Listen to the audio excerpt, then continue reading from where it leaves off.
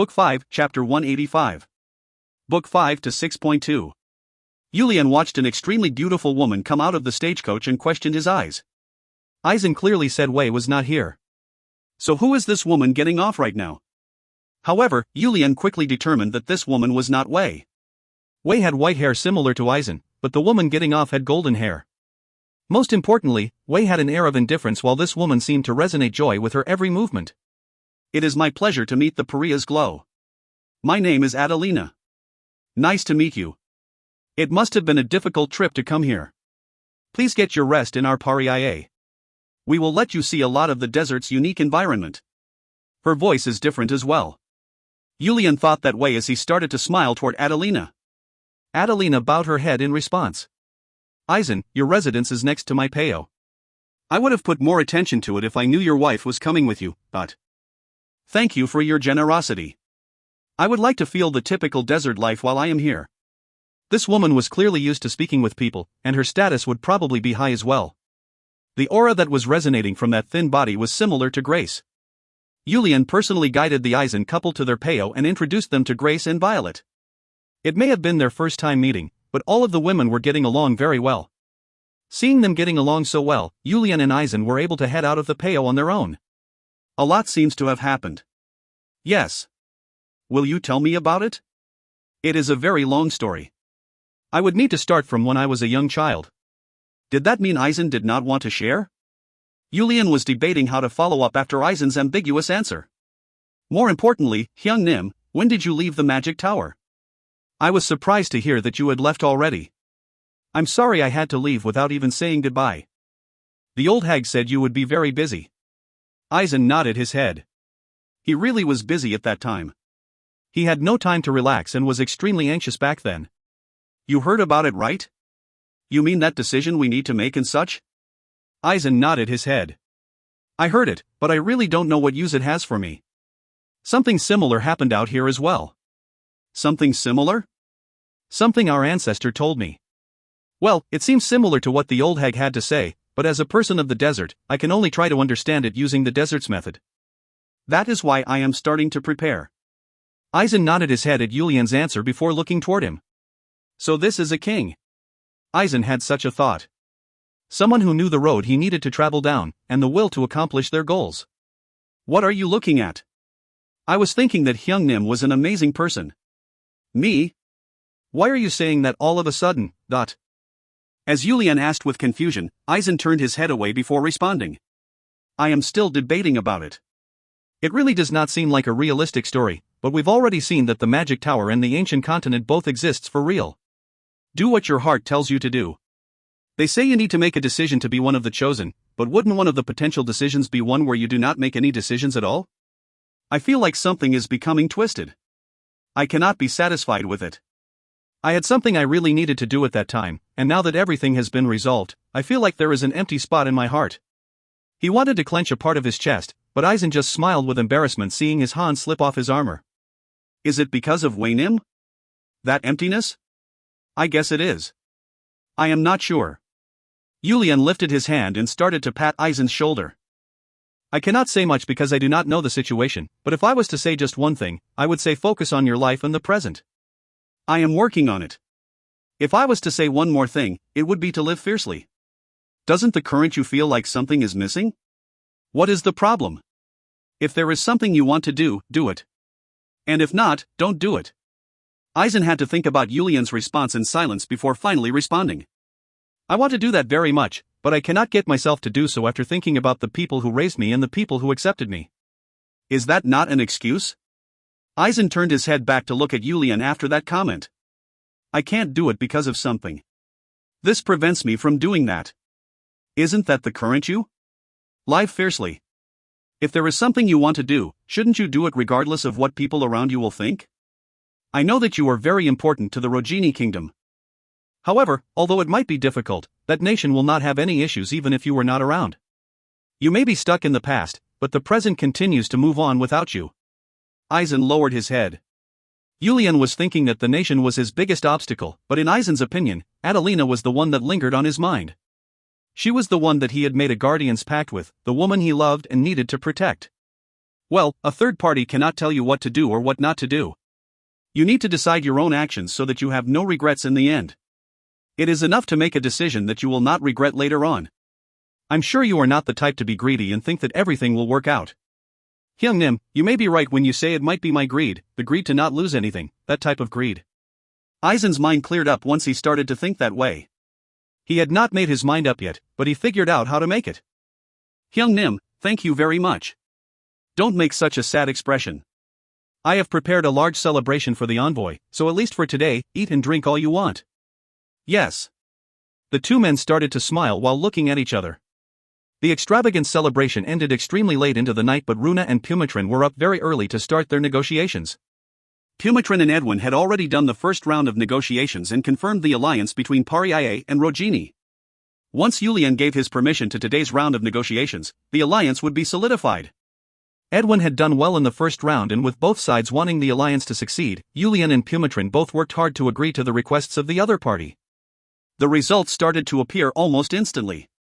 The thing that both sides were lacking. For Pariae, they were lacking food and materials, while the Rogini kingdom was lacking military might. The Silence Empire had been sitting as the strongest nation in the eastern continent from a long time ago, and even though the Rogini kingdom might not lack much compared to them, it was still true that they were behind. They may be maintaining the balance with quality, but when it came to the number of soldiers, they were definitely lacking. If it was a direct confrontation, they could definitely make up for the difference of 300 or 400,000 soldiers, but the Rogini kingdom had to divide up their soldiers to many different areas they needed to protect. That was where the danger came from. We will use our warriors to put significant pressure on our border with the Silence Empire. It will be significant enough that they will need to be serious in their defense. If they look down on us, we just need to sweep a couple border towns to set the tone. Seeing a solution come out so easily from Runa's mouth, Pumatrin wanted to jump up and down in joy. He did not think that the Rogini would lose to the Silence, but he couldn't help the fact that he was a bit nervous. But if Pariae was pressuring the Silence properly, the number of soldiers should even out on both sides. Most importantly, Pumatrin was extremely satisfied to see that Pariae showed a strong amount of hatred for Silence. However, in order for us to do that, we need a significant amount of materials. A minimum of 30,000 warriors will need to live in the border area, and such an expedition is pretty difficult for Pariae right now. Of course, Runa's statement had a degree of lie in it. Since they are moving for our alliance, I think it is natural that our Rogini will take on that burden. If you will allow us to, we want to continue to send enough support for 50,000 warriors to move. Both were very aware of each other's situations right now. They just needed to help each side save some face in the process. The basics were already determined with Edwin and Pumatrin met, the only thing left was to make the final decisions.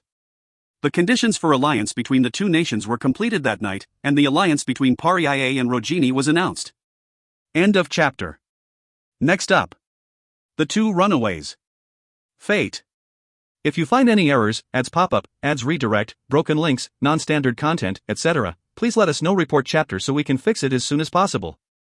Book 5, Chapter 186. The Two Runaways. Fate. Book 5 to 7.1. It is amazing and feels wonderful. Thank you to Yulian Nim and the crew for giving me such an opportunity.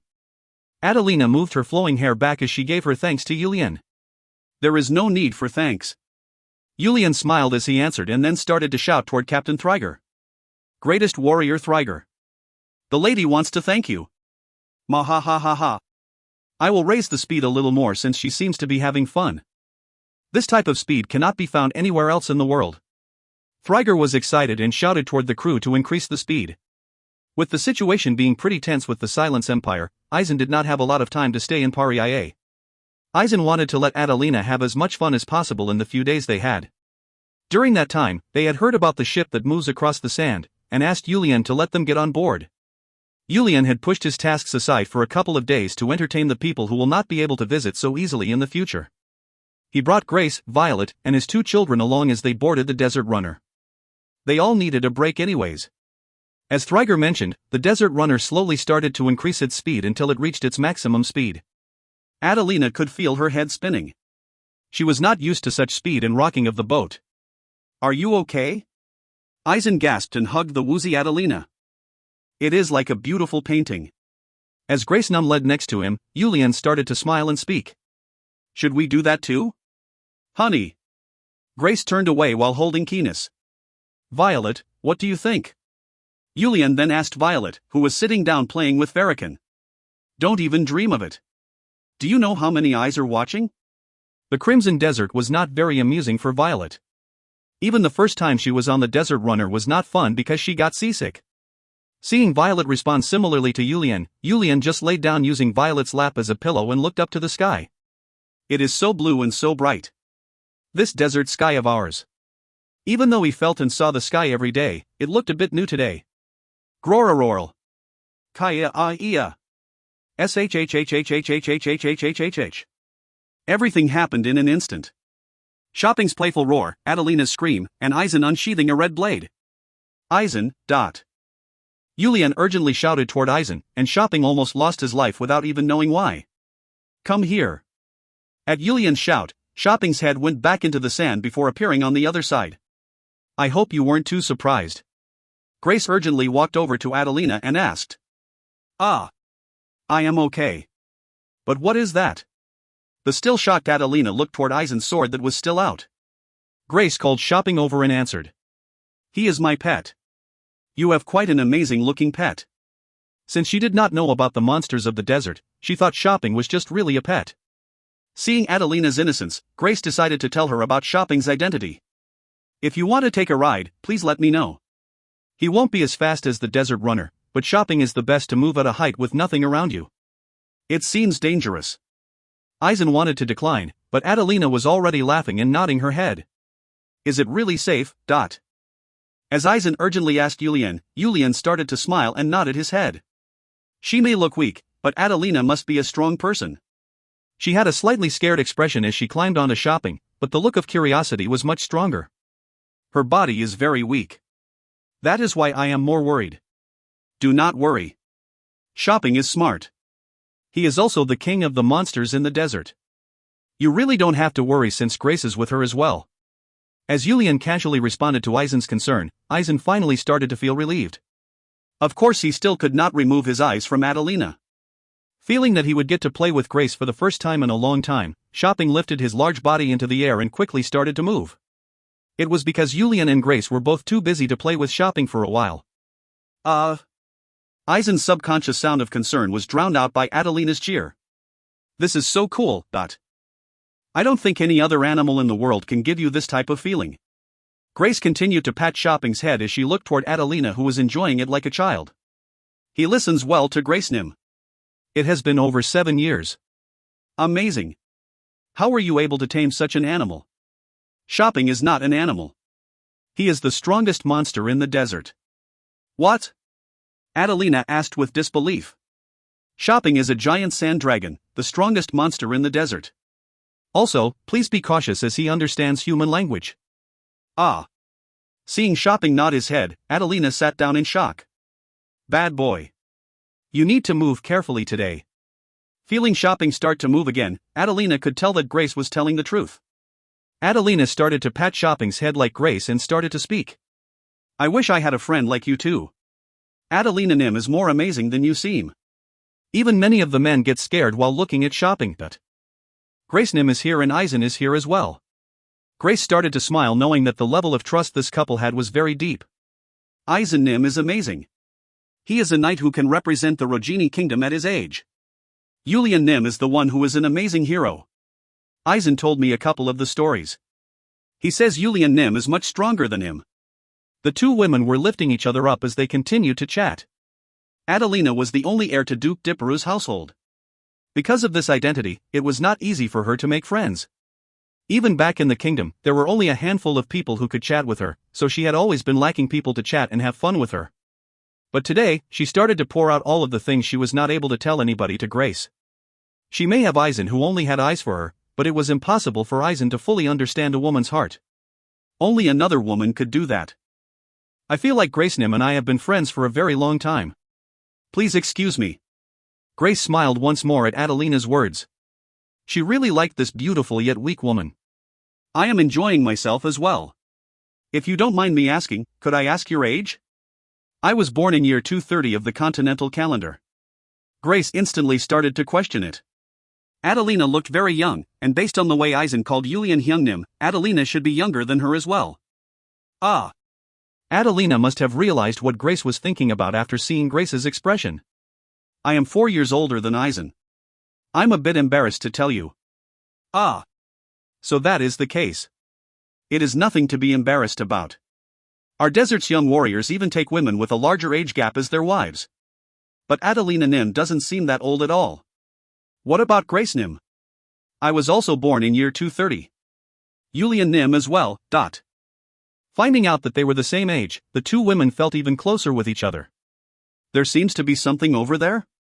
While chatting for a while, Adelina pointed to something in the desert. There should not be anybody who dares to approach the quicksand river. Grace thought it was odd and looked out to see two people riding horses as fast as they could, with a large group of people on horses chasing after them. If you find any errors, ads pop-up, ads redirect, broken links, non-standard content, etc., please let us know. Report chapter so we can fix it as soon as possible. Book 5, Chapter 187. Book 5 to 7.2. Shit. The young man who was drenched in desert sand and sweat shouted out after looking at the quicksand river blocking his way. Although he did not know much about the desert, he still had a good foundation. This may be his first time seeing the quicksand river, but he could easily tell that falling into this place would mean his immediate death. Petrie Nim. The man turned his head around at the disappointed voice behind him. What should we do? Petrie was scolding himself while looking at the woman who did not lose her elegance even in the face of danger. It's because I'm so stupid, because I am not strong enough. It made him think about how he should not have listened to her in the beginning. The men surrounding her were people who had power that he could never even dream about. They were also obsessed with her to the point that they would go to war for her, so there was no way they would have put her in a difficult situation. Petrie Nim. Petrie came back to his senses after hearing the lady call out his name one more time. Princess Nim. Petrie called out to her, but they were at the worst possible situation. However, he still made up his mind to do everything he could. As long as it is what she wants me to do. Petrie confirmed his resolve. I cannot decide what will make her happy. I just followed her will because that is what she wanted to do. Petrie pushed his remorse away and turned toward the south as he once again started to ride along the edge of the quicksand river. Unfortunately, their chasers had reached right behind them. PSSSSSSSSSH. A couple of arrows cut through the sky and started to land around Petrie. The owners of these arrows seemed to be extremely talented, as the arrows all landed around Petrie even though they were shooting while riding. I have no choice. Petrie was worried that a stray arrow will cause her harm and started to speak toward the woman. Princess Nim, this seems to be as far as I can serve you. If you do not want to go back, please continue riding forward. I will hold them back. No. The woman responded almost immediately after Petrie finished his sentence. You absolutely cannot leave me alone. Did you forget who I am to you? Princess Nim, but you cannot get away from me even if it means we will die together. Sigh. Petrie let out a sigh internally at her stern command. He did not know what to do. No, there was only one possible decision. I need to fulfill my duty. I will fight to the death. Petrie took the sword out of his side and turned his horse around. Petrie. Please forgive this terrible guardian knight of yours. This seems to be all I can do now. Petrie. As the two people stopped and were looking at each other, their chasers stopped in front of them as well. Princess Nim, why are you running away from us? One of the chasers who was wearing an eloquent chainmail stepped forward and asked the woman. I should be asking you the questions. Why do you continue to chase us when I asked you to stop? Do you not care about the Knight's Code? The head of the chasers was a man named Shermax, the leader of the Narrate Empire's Royal Knights. Shermax shook his head at the woman's retort and responded. We have received an order to escort Princess Nim safely back to the country. We ask for your understanding. I have already told you that I do not want to go. The woman turned to face Shermax. Princess Nim, you should know how important you are right now. Are you not aware that many young men are dying because of you? Is that my fault? Or is it the fault of your prince? Princess Nim. Please return and deliver this message. I, Europe, have not made any type of preparations yet. Shermax lightly bit down on his lips. He did not like this task from the beginning. Why did he, the leader of the Royal Knights, have to chase a woman all the way out here into the desert? My prince, why would someone as wise as you do such thing? Shermax sighed internally. Yes, Princess Europe who was standing in front of him right now was definitely a beauty that could make you fall in love with her at first sight. But that was it. Men needed to know when to step back too.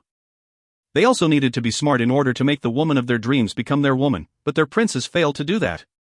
They might have been nervous because there were some serious competition around them. However, Shermax still could not understand a war breaking out over a single woman. Princess Nim, I hope that you will quietly follow us after putting your citizens and the citizens of the continent in consideration. If you listen, I will pretend that I did not see that knight next to you. Petrie stepped in front of the princess and started to speak to Shermax, the sword master of the Narrate Empire. Master Shermax, I am the princess's guardian knight. You should know better than anybody what being a guardian knight means. The things you just said to the princess is a threat, and a severe insult to me. I believe it would be better for you to discuss everything after I am dead. Master Petrie. Do you really not know that the path you have chosen is the worst possible path? While you have been running away with the princess for a year, many people have already died. If it continues any longer, that number might pass the thousands into over 10,000 people that have died. I am a knight who must according to the will of the Princess Nim, even if it causes the destruction of the world. You should know that. Shermax nodded his head. Yes. It makes sense because you are the guardian knight for the Princess Nim. Then I guess there is nothing left to say. Even if you are dead, we will safely escort the Princess Nim back. Please make sure that the Princess Nim suffers no harm because of your fighting. I ask that you pay close attention to her. Do not worry. Petrie looked up to the sky for a moment. There were a total of 4 teams chasing after the princess and himself. Their home country of Stellina, the Narrate Empire, and the Inama and Litmus Kingdom's royal knights or national knights. Petrie was still just worrying about the princess's safety even with his death potentially in front of him. He was worried that the person he was supposed to protect may be harmed because of their battle. No. Princess Erope pulled the arm of her guardian knight and shouted toward Shermax. I have no desire to fight with a knight who is just fulfilling his duty. If Princess Nim wants her guardian knight to live, please order him to back away. Everything will be resolved if Princess Nim comes with us. Master Shermax. Petrie shouted out loud. Petrie. I'm sorry. It seems you lost everything because of me. Erope quietly whispered as she hugged Petrie's back. Princess Nim. Please forgive this terrible woman's greed. Even in this moment, I do not want to leave your side, please forgive me for pushing you to your death. Princess Nim. Petrie was anxious. The princess had just confessed her love for him. A gust of sand blew across. However, nobody even blinked an eye. They may be on opposite sides of this chase, but they were all knights. They would do the same if they were in Petrie's shoes. As nobody moved an inch, Petrie turned his head and looked toward Erope. He knew. He knew ever since she asked him to be her guardian knight. However, he could never show it. A lord with no background like himself who only had a small plot of land in Stellina could not do it. It was something he should never even dream about. I love you. In the end, Erope hugged Petrie tightly and said the words that had been tightly hidden in her heart all this time. What about you? Petrie, do you not love me? Stellina was a small nation and did not care about a person's background as much as other nations do, but the two of their backgrounds were too far apart. However, Petrie decided not to hide it anymore. She had gathered her courage to tell him she loved him.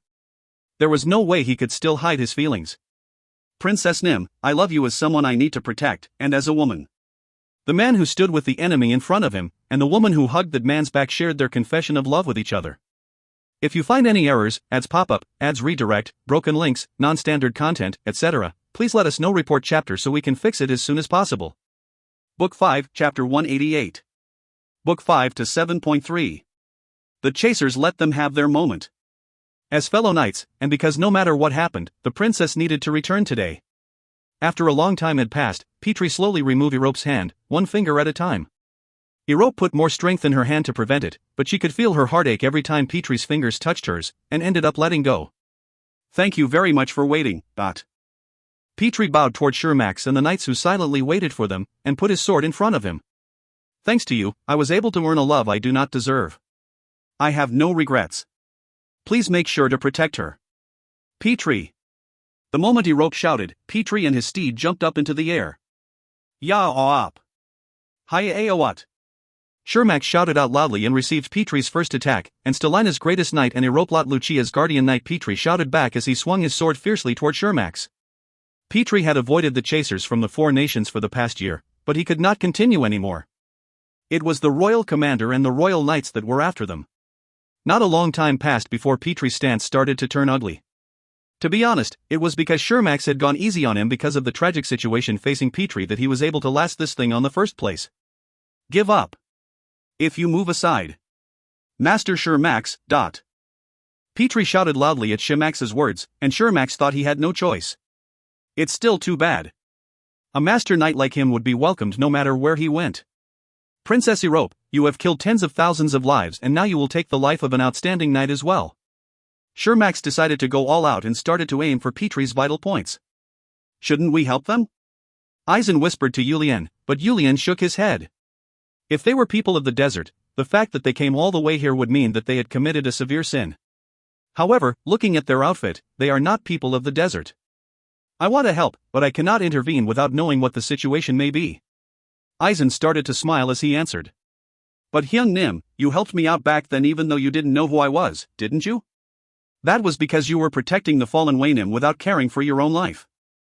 I didn't have any time to consider things before deciding to help. One of them is a woman as well. Indeed. Should I help them? Based on their outfits, they seem to be knights from the continent. The other could only blankly look to see what those tiny dots were doing, but Yulian, Eisen, and a couple of the Red Storm warriors were able to even tell some of the people's facial features out. If they were people of unknown origin it may be one thing, but is it okay for us to intervene in a matter of foreign knights? Both Yulian and Eisen had important identities, and this was not a situation they could just randomly intervene. Let's just watch for a moment. Yulian nodded his head and ordered Captain Thriger to bring the ship close to shore.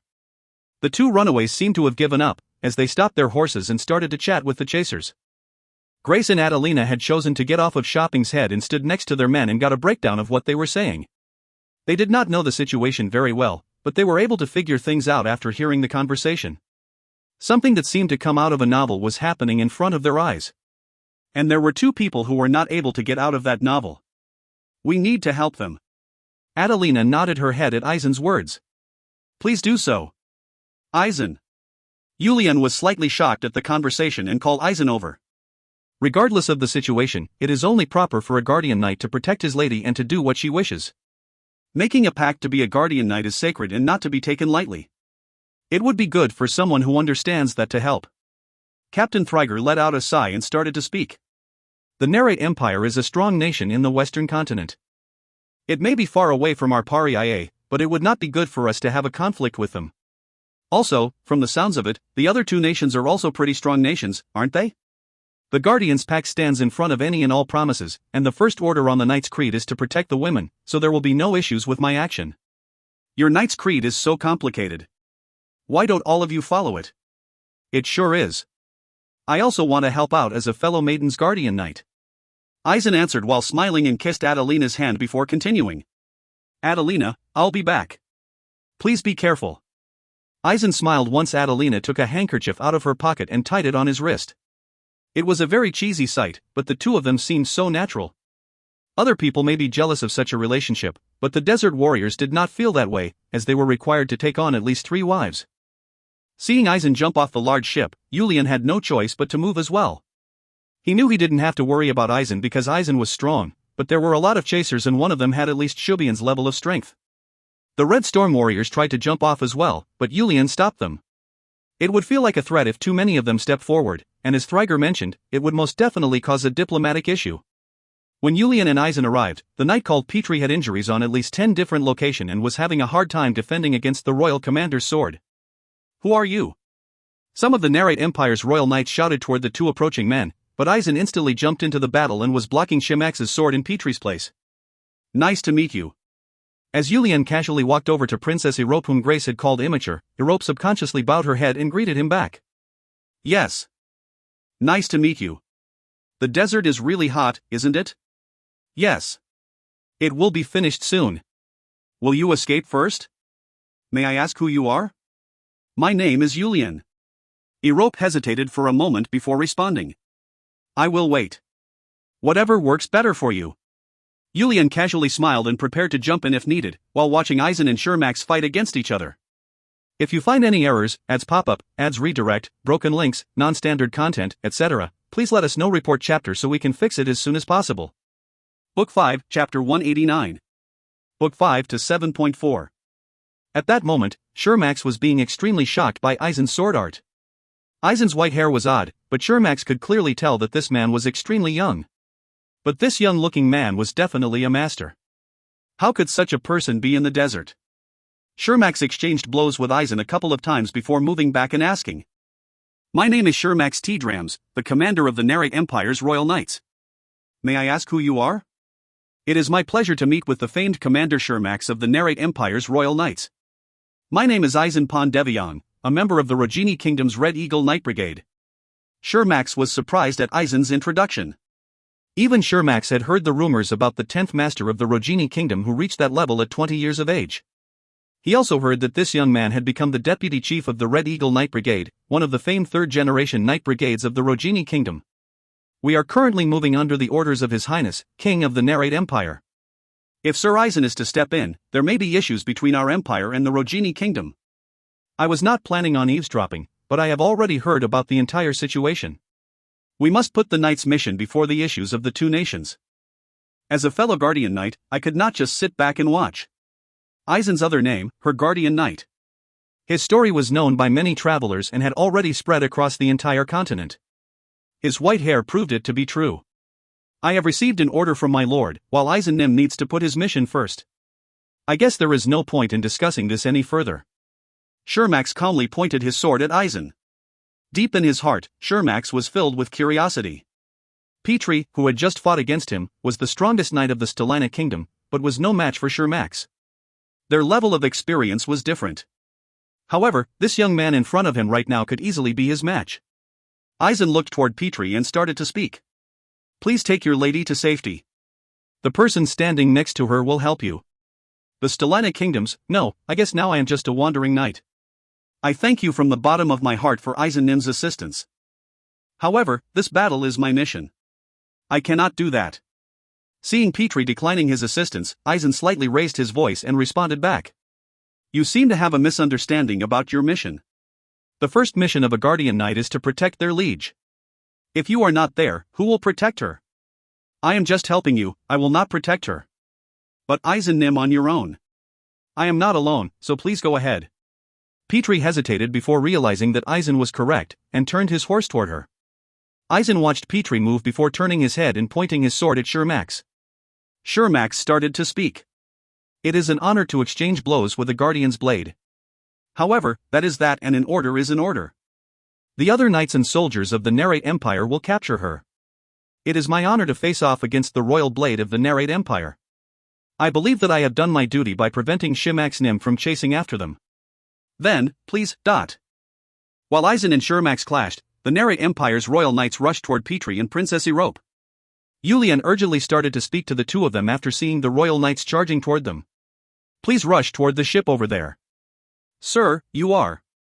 Did you not take Eisen's word to heart? Do not worry and go. Yulian shouted like that before grabbing both of the greatswords from his side and rushing forward toward the Narrate Empire's royal knights. Ooh! Yulian's loud shout echoed across the desert. The Narrate Empire's royal knights hesitated for a moment while watching Yulian, who was running toward them, but they continued to charge as they had an order to accomplish. Slay-a-walla-way-a-wush. There was a loud wail of a blade before the Narrate Empire's royal knights' charge was stopped in an instant. Yulian's two greatswords had made the four knights in the front fall off their horses. It happened in an instant, but these knights were representatives of their nation. The knights in the rear rushed forward to attack Yulian, but Yulian used the strength of the greatswords to easily defend against them. Yulian had no desire to kill them. They were all knights and warriors focused on their duty. Yulian was planning on respecting the fact that they were abiding their orders and just broke their swords or pressured them to the point that they no longer attacked. May I ask who you are? One of the knights shouted out to Yulian. Pariah's glow, Yulian provoke. I respect the fact that you are abiding by your orders, but you are no match for me. I believe it would be wise for you to step back.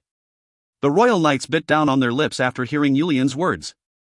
They were very strong and had no equal other than the Empire's masters and their respective knights. That was how they were able to become the Empire's royal knights.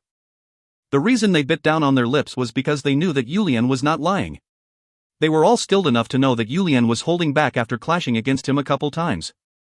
We thank you for your understanding, however, a knight with an order cannot retreat. One knight answered and clenched his teeth as he picked up his sword and rushed toward Yulian. Yulian admired their will but still made sure not to hurt them. He just defended and made them fall off their horses to push away their desire for battle. At that time, Eisen was pushing Shermax back quite a bit. Hot it! Eisen let out a short shout before using his sword to land a strong blow on Shermax's steel gauntlets, and Shermax ended up dropping his sword from the impact. Kill me! Shermax shouted out with shame and shock, but Eisen put his sword away as he answered back. We are not enemies. It was not a fair battle as neither of us fought with murderous intent. All I ask is that Shermax Nim returns at this moment. Shermax's body started to shake at Eisen's words. He had heard that the Guardian's blade was strong, but he never expected that he would lose so miserably like this. I guess the rumor that the Rogini kingdom is the strongest in the eastern continent is not just because of their reform. Their knights are also extremely talented.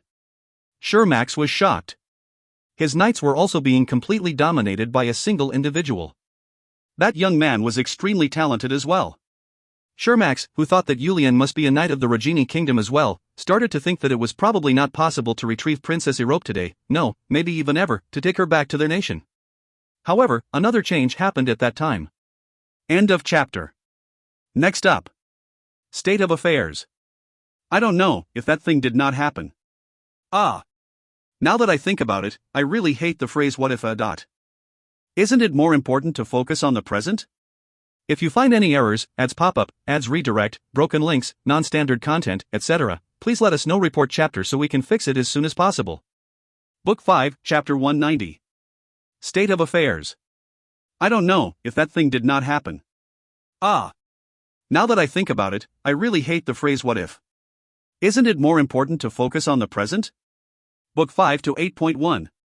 They couldn't be accurate because of the dust clouds, but based on their experiences with war, that much dust usually meant about 100 people were rushing in their direction. And based on the fact that they were wearing metal armor that was rare to find in the desert, it was easy to tell that they were not from a desert tribe. They seemed to be well trained as they were rushing forward in proper formation, with the sun reflecting off of their armors. They instantly arrived and started to surround the individuals. Damn. Yulian saw that Petrie and Erope, whom he had instructed to head to the boat, were surrounded and clicked his tongue toward the two of them. Why were they still in the same spot? TSK. To be honest, the blame should not completely fall on Petrie. Petrie was a knight as well, in fact, an amazing knight who had reached the beginner master level. After seeing Eisen easily handle Shermax and Yulian easily stop the charging of the royal knights, Petrie could not move his feet. No, to be more specific, Petrie could not even think about moving. He was completely shocked after seeing such a warrior who transcended all imagination. Yulian, who could have no way of knowing about that, grumbled internally before moving his perma and approaching Petrie and Erope. Didn't I tell you to head to the ship? Why are you still here? I'm sorry. Seeing Petrie quickly apologize, Yulian sighed internally as he clicked his tongue once more and asked. TSK. Are they chasing after you as well? Two men stepped forward from the encirclement before Petrie or Erope had a chance to respond. My name is Paise La Ropond, a royal knight of the Litmus Kingdom. Delaropon Wanax, knight of the Yanama Kingdom's Winged Knight Brigade. Seeing the two men respectfully greet him, Yulian bowed his head as well and introduced himself before asking. I am Paria's Glow Yulian Provoke. May I ask why you are surrounding us? The Yanama Kingdom's knight, Galero, looked toward Petrie and Erope before responding. We are here to escort one of those two individuals back. May I ask if Yulian Nim has any relationships with the two of them? I do not. Galero and Paise's faces lit up at Yulian's answer, while Petrie and Erope's expression did the opposite and turned dark. In that case, we will open up a path for Yulian Nim to exit. The reason that Galero and Paise, these two famed knights, were being so respectful and cautious around Yulian was because they had witnessed the majority of what happened here on their ride over. Neither Galero or Paise could block the charge of the Narrate Empire's royal knights like Yulian had done. That will be a bit difficult. What reason is there? Didn't you say you do not know the two of them? I indeed do not know them and do not wish to stay here for a long time as it is not my territory, but there is nothing else I can do in this situation. At Yulian's answer, Galero and Paise naturally turned their heads toward Eisen and Shermax. Galero and Paise started to contemplate their actions once Eisen ran over to them and revealed his identity. They knew Eisen and Yulian were strong, but they would not be able to lift up their faces if they came all the way to the desert and returned empty-handed. Especially because they were currently completing a mission. We are all knights who are completing an order from our liege. We have seen the two of your strength with our own eyes, but please understand that we have no choice but to exchange blows with you. I also need to inform you that the relationships between our nations and yours will definitely turn negative as a result of this as well. Eisen shook his head and responded. The Knight's creed is the same throughout the continent. I do not believe that the relationship between the nations will suffer because a knight is adhering to the Knight's creed and fulfilling his mission. Paisei stared at Eisen before moving his gaze over to Princess Erope and enunciating every word of his response. That mission is about to take the lives of tens of thousands of people. It will definitely be the case if the Princess Nim does not return, but based on what I have heard, shouldn't you blame the stupid men before blaming that Princess Nim? It's natural that something like this would happen when you try to forcefully capture someone who does not want to go. At Yulian's interruption and statement, the two masters shouted at the same time. Watch your words. This time, Eisen started to speak instead. The conclusion is the same regardless. I need to help them and the two of you must take the Princess Nim back. I heard that the Rogini Kingdom is a strong nation of the Eastern Continent, but will any good come out of ruining its relationship with the three nations of the Western Continent? To repeat what I have said earlier, the thing that matters the most to me is the Guardian's Pact. I guess we have no choice. We saw how you fought against the Narrate Kingdom's royal knights earlier. We ask for your forgiveness at the fact that we cannot fight you fairly one-on-one because we are following our liege's orders.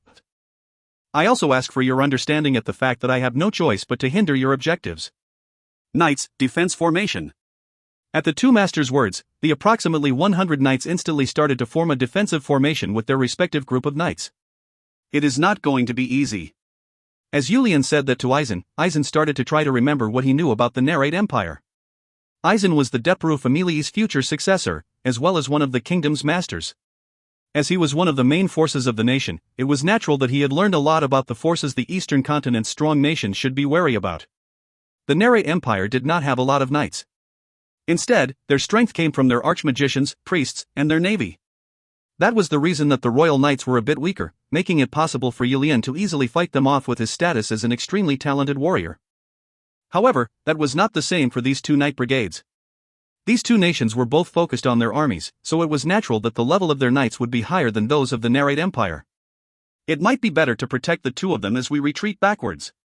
As Eisen whispered to Yulian, Yulian looked at the knights who were forming the defensive formation and started to think to himself. They seem to be similar in level with our lead warriors. While Yulian was contemplating about what to do, the approximately 100 knights had successfully completed their perfect defensive formation. Can you really not just return to your nations? As Yulian asked Galero and Paisei one more time, the two people looked at each other before shaking their heads at Yulian with certainty in their eyes. Now that things have turned like this, I do not think we can nicely end this. Now that our Pariae has completed our alliance with the Rogini Kingdom, I cannot just sit back and watch while Eisen falls into danger. We have to apologize for our actions once more. Yulian seemed to have made up his mind after hearing Galero's words and started to speak to Eisen. Protect the two of them and head toward the ship. Eisen asked in shock. What are you planning to do? Fight them, of course. It is too much. Do not worry, as I will not be fighting alone. Yulian smiled as he answered and shouted loudly. Ooh ooh oh. Galero and Paisei took Yulian's shout to be the signal for battle and ordered the knights to charge. Do not worry and protect the two of them. Yulian shouted once more before swinging his greatswords and heading toward the knights. Eisen hesitated for a moment, but believed that Yulian must have had a reason for saying what he did, and quickly rushed his perma toward Erope and Petrie. If you find any errors, ads pop-up, ads redirect, broken links, non-standard content, etc., please let us know. Report chapter so we can fix it as soon as possible. Book 5, Chapter 191. Book 5 to 8.2. Ooh woo. Yulian let out a long shout as he charged through the knight's formation. Nobody was able to prevent him from pushing through. In addition, the knights had no other choice but to lose all courage, as Yulian was able to overpower them without killing a single one of them. All he did was push and make them fall down, or hit them with the side of the sword.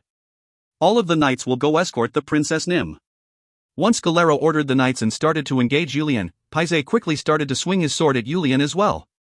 It would be shameful if someone found out that someone interfered while a master was fighting one-on-one, but Galero did not seem to mind as he focused on attacking Yulian.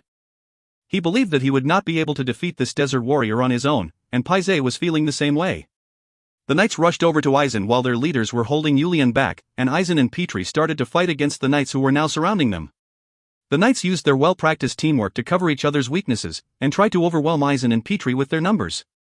However, Eisen parried each and every one of their attacks with his amazing skills, while purposely only injuring the knights a little bit at a time. Unfortunately, Petrie's situation was not good. Huff huff. Petrie let out some rough breaths. He was also a master, but he had used up a lot of stamina while running away this whole time, and was not yet at a level to overwhelm these royal knights. He would easily defeat any of them one-on-one, but this was a battle where he didn't even have time to think. He just had to slash and stab almost instinctively. If Eisen had not helped him, he may have already fallen off his horse and ended up captured. Petrie's sword seemed to be losing its strength and his body looked weak. It was at that moment. Ooh! A group of people arrived while shouting out loudly. Each of them had large greatswords in both hands, and rushed into the battlefield with enough force that made it seem like they wanted to crush everything in their way. Hold back while you attack. Yulian fended off the two masters' swords while shouting without even looking back. Ooh! The Red Storm responded to Yulian's words and followed Yulian's example of controlling their strength and using their skills to make the knights fall off their horses one by one. This makes no sense. Paisei watched his subordinates falling off their horses without being able to do anything and started to mumble with disbelief. The royal knights of the Yanama and Litmus kingdoms were the best of the best even in the western continent. The fact that they could not fend off a group of desert warriors who were half their number was a large shock to all of them. Ag! Paisei then was punished for losing focus and breaking his rhythm. He could feel an intense pain pierce through his chainmail from the side. Paisei soon felt his body lift up in this air, before Yulian assisted him and ended up sliding down Yulian's greatsword to lightly fall onto the sand. Masters of the continent. Isn't this enough? We are not enemies who need to kill each other. As Yulian started to speak toward Galero, Galero bit down on his lips. It was their complete defeat. There were 2 masters and 100 knights, but they were defeated by less than 50 individuals. Did you say you were Yulian Provoknim of Paria? Yulian nodded his head at Galero's shaky question. This Galero will remember Yulian Nim going easy on us. However, Galero put strength into the hand holding the sword. There will be significant repercussions on a national level. For both the Rogini Kingdom and Yulian Nim's Paria. I understand. However, there is nothing I can do as Paria is an ally of the Rogini Kingdom. As the glow of Paria, I will not avoid it. However, I wonder if we will have to shed blood for no reason. Galero stared intensely at Yulian's response, before getting off his horse and supporting Paisei up before shouting toward the knights. Knights! Stop battling and return! The knights all let out a sigh at Galero's command before retreating toward their masters. Even the Narrate Empire's Shermax, who had been watching all of this from the side, let out a sigh before moving with them. None of them would hold a grudge as they lost due to their lack of strength in a fair battle, but it was true that they were all extremely angry. This incident will definitely affect the Western continent, but will also end up affecting the state of affairs in both the desert and the Eastern continent as well. I don't know whether to say they are amazing or extremely immature. Yulian scratched his right cheek while watching Princess Erope and Petrie quickly eating while maintaining their proper posture and dining etiquettes. If he was in that situation, he would never throw away his nation for his own happiness. If you were born as a princess and lived in happiness your whole life, you naturally have to take responsibility for that happiness. Although both Yulian and Grace could not understand, Eisen and Adelina thought a bit differently. While it was true that their action was a bit irresponsible, they showed a lot of courage to do what they had done. It was slightly different, but Eisen and Adelina could see a bit of their past selves reflected in Petrie and Erope. That was why their gaze was full of concern. So what do you plan on doing from here on? Yulian finally asked once they were done with their meal and were sitting around drinking a cup of tea. Well, not yet. Petrie answered like that and looked toward Erope, but there was no way Erope had any type of plan either. They were barely able to successfully escape their chasers. When would there have been any time to think? If you don't have a plan in mind, come with us to our kingdom. Erope cautiously asked at Eisen's response. If we go to the Rogini Kingdom, there will be a lot of diplomatic issues for you. You've already done so much for us.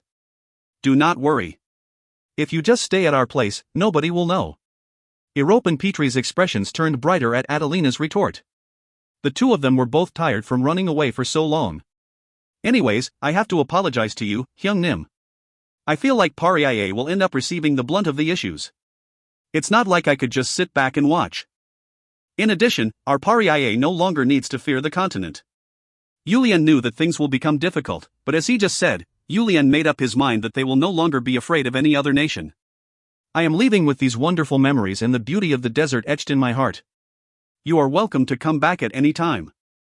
Hyung Nim should visit our kingdom as well. It will feel very different compared to the desert. I'm sure it is.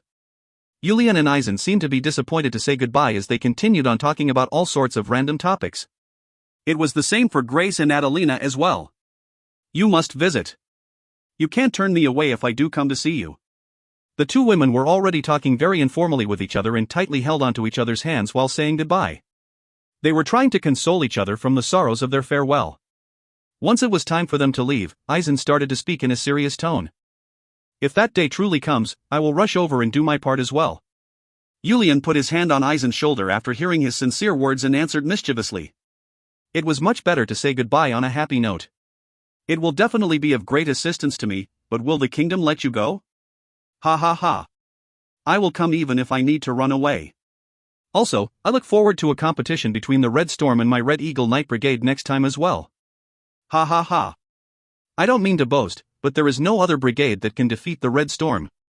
As Julian shrugged his shoulders and answered, Eisen started to smile as he responded. I also thought that my brigade was the strongest before meeting the Red Storm. Well, that thought hasn't really changed though. Ha ha ha. I look forward to it. I presume we will meet again soon. Eisen's two eyes started to sparkle as he nodded his head. Then please be well until that day. You be careful as well. I presume you'll be fine with your level of skill, but you never know what may happen. I have already faced many life or death situations. Julian hugged Eisen before speaking. It really is difficult to say goodbye. The two of them hugged each other before saying goodbye, knowing that they will meet again in the future. If you find any errors, ads pop up, ads redirect, broken links, non-standard content, etc., please let us know. Report chapter so we can fix it as soon as possible. Book 5, Chapter 192. Book 5 to 8.3. The 6th month in the year 260 of the continental calendar. The official announcement of the alliance between Paria and the Rogini Kingdom finally came, and this quickly changed the state of affairs of the continent. The desert nations that all of the continent's nation had considered to be barbarians living in barren land had started to affect the state of affairs in the continent. For these nations on the continent that had considered the desert tribes to be their provinces where they could trade small amounts of steel for large amounts of war materials, this was a significant turn of events. They also had nothing to say, as the first nation to acknowledge a desert tribe was the Rogini Kingdom, the strongest nation in the eastern continent. This led to the larger forces of the eastern continent visiting Paria to get a sense of strength of this Paria that had managed to unify the eastern desert, and this only led to them becoming surprised even more. They had over 10 master-level warriors, as well as thousands of warriors who would be accepted as talented knights no matter which nation they would go to. Once they figured this out, this fact alone was enough to make Paria one of the strong nations of the continent. Some of the nations tried to use Paria's critical weaknesses of population and lack of materials for their benefit, but there was no way the Rogini Kingdom would just watch and let that happen. The Rogini Kingdom believed that they had gained a strong ally and large amounts of materials were frequently delivered to Paria, while Paria moved their warriors as promised. They left 70,000 warriors to defend against any potential attacks from the western desert and 70,000 warriors to protect all of their oases, while the rest of their warriors were all moved to the borders of the Silence Kingdom and their allied forces. Just this alone was enough to hold back a significant number of the Silence Empire's army, allowing the Rogini Kingdom to prepare their strategies in a much more advantageous position. Narrate Empire's Emperor's Office. Marquis Norton of the Narrate Empire started to speak to Emperor Klein I with a smile on his face. This might actually be an opportunity for us. What do you mean by that? Marquis Norton had an even greater smile on his face as he answered Klein I. To be honest, wasn't this a war nobody wanted in the first place? It was a war that was started just for the Crown Prince's pride. But it isn't like we can just back away. If you think about it, it is a pride that does not matter if our empire does not have a significant amount of strength compared to the Anama Kingdom or the Litness Kingdom. I'm sure the Anama and Litness Kingdoms feel the same way. Klein I seemed to be interested, as he leaned forward from his seat and asked. Put it into simple terms for me. Didn't you just say it, Your Majesty? We have no choice but to be in war. I'm sure the two other kingdoms do not want this war either. The problem was that we had nothing that could put an end to it while saving face, but now we have something we can use. What? Marquis Norton's eyes started to sparkle. Don't we now have a common enemy? You mean, Yes. We need to turn our empire's blade elsewhere. There will be much less damage than now, and in fact, it may even bring us large gains in the long run. Klein I started to smile at Marquis Norton's answer. It was quite burdensome going against a nation with a similar level of strength, let alone going up against two of them at the same time. However, if things go as Marquis Norton just mentioned, it should lessen the headaches he has been having lately. It shouldn't be that hard to wipe out those barbarians of the desert. As the Marquis mentioned, it may bring us gains in the long run. The desert tribe that receives our help will not be able to go against us in the future. Klein's expression changed as he asked Marquis Norton once more. If we are the first to bring up this issue, won't we look like the losers? Marquis Norton approached Klein and whispered quietly. You leave that to the workers like me. There will be no damage to your fame, Your Majesty. All three countries will come to the same decision at the same time. Klein's expression turned brighter once more. But which desert tribe will we be helping? It is a famous tribe in the desert. It is also the only tribe in the western desert that can fight against them. I have been investigating the desert these days because of the Anama Kingdom's large tax gain and have started to gain some interest. Please trust me. Klein's expression started to turn even brighter. I wish to hear greatest warrior Venersus's opinion. The Shwari's glow-hangry Elbata pushed aside the others around him and calmly asked Venersus. Venersus let out a long moan. It was not a problem that could be decided upon easily. After contemplating it for a long time, Venersus decided to ask. For what reason did they suddenly decide to assist us? They did not want to say why they wanted to help us. All they said was that they had a reason they needed to do so, but... Venersus started to contemplate once more at Hangry's response. It is too sweet of an offer. However, it is difficult to accept without knowing their reason. Hangry started to speak again while Venersus was thinking. Based on the information I was able to gather, they took a hit to their pride. In fact, all three nations took a hit on their pride. What do you mean by pride? I have no way of knowing the details. However, it must have been big enough for them to make such an offer. I have thought about it, but the fact that it was three nations and not one that came to us with the same offer shows that they have already internally struck a deal with each other as well. Venersus could not come up with the reason no matter how long he thought about it. Just what must have happened to them that they wished to assist the Shwari? The deal was that they knew the Shwari were bitter enemies with Paria and wanted to help them take Paria down. Paria is not located in the western desert. With them being in the eastern desert, it is difficult for something to happen between them. Say something. Hangry seemed to be frustrated seeing Venersus just silently think, and urged Venersus to respond. And you mentioned that the Anama Kingdom wanted us to keep it a secret that they were involved? Yes. One of their merchant guilds have a monopoly on the eastern desert trade route. They have a deal with Paria. Thanks to that, the Anama Kingdom is able to collect a significant amount of taxes, so they could only ask us to keep it a secret. I really wish I clearly knew why they want to recruit us to pressure Paria. Hangry thought about it for a moment before responding. In my opinion, is it possible that they want us to defeat Paria and take control of the trade route that Paria currently controls? I feel like they might want to increase their gains by taking control of that route. If they assist us, it will be difficult for us to deny their requests. I feel like it is a problem we need to think over very carefully. If people know that an outsider got involved in a fight between desert tribes, all of the other tribes will point their fingers at us. That is why I am asking for your opinion. Venersus seemed to have made up his mind as he answered. Let's meet with them once more. That way, we can figure out their reason. In addition, if we do get assistance, we need to make sure it is in materials such as steel and food, not soldiers. Venersus said that before realizing that materials alone were not enough for the current Shwari to move. Their number of warriors were extremely low right now. They needed at least 5 years to have enough warriors to go back to war. Venersus urgently started to speak. No, even if we were to get reinforcement of soldiers from them, we need to get reinforcements similar to how Paria has made an alliance with the eastern continent's Rogini kingdom. That is the only way for us to have an excuse to get reinforcements from them. In addition, even if we are to get reinforcements from them, our first target will not be Paria. Then? I think it will be best if we met with them once more first. Let's do that. Hangry answered before quickly sending a messenger to call the envoys of the three nations. Second month of year 262 in the continental calendar. The Rogini kingdom and the Silence Empire finally started to clash after preparing for such a long time. The small-scale border battles had finally tugged the lines of war. The two large nations who had been preparing quite a bit for the war brought everything they had to face off against each other, and the eastern continent was swept up in the fires of war almost instantly. End of chapter. The burning flames of war. A devastating flame started to rise into the air. If you find any errors, ads pop-up, ads redirect, broken links, non-standard content, etc., please let us know. Report chapter so we can fix it as soon as possible. Book 5, Chapter 193. The Burning Flames of War. A devastating flame started to rise into the air. Book 5 to 9.1. Load. 1,000 warriors cocked their bows at the lead warrior's command. Fire. Sway-ish. It was a feat to launch 1,000 arrows almost instantly, but the lead warrior who had given the command started to frown. They did not manage to reach the distance he was aiming for. The lead warrior turned his head to look toward the glow and assistant warrior who were watching. They had already tried over 10 times, he was waiting to see if they would have him try once more. Julian raised his hand to the commander to order the warriors to rest, before turning to Runa who was standing next to him and speaking. It does not go as far as we expected it to go. I suppose there is a limit to human strength. But be satisfied with this.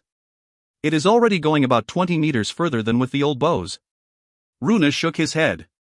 We need to change our methods in order to fight on the continent.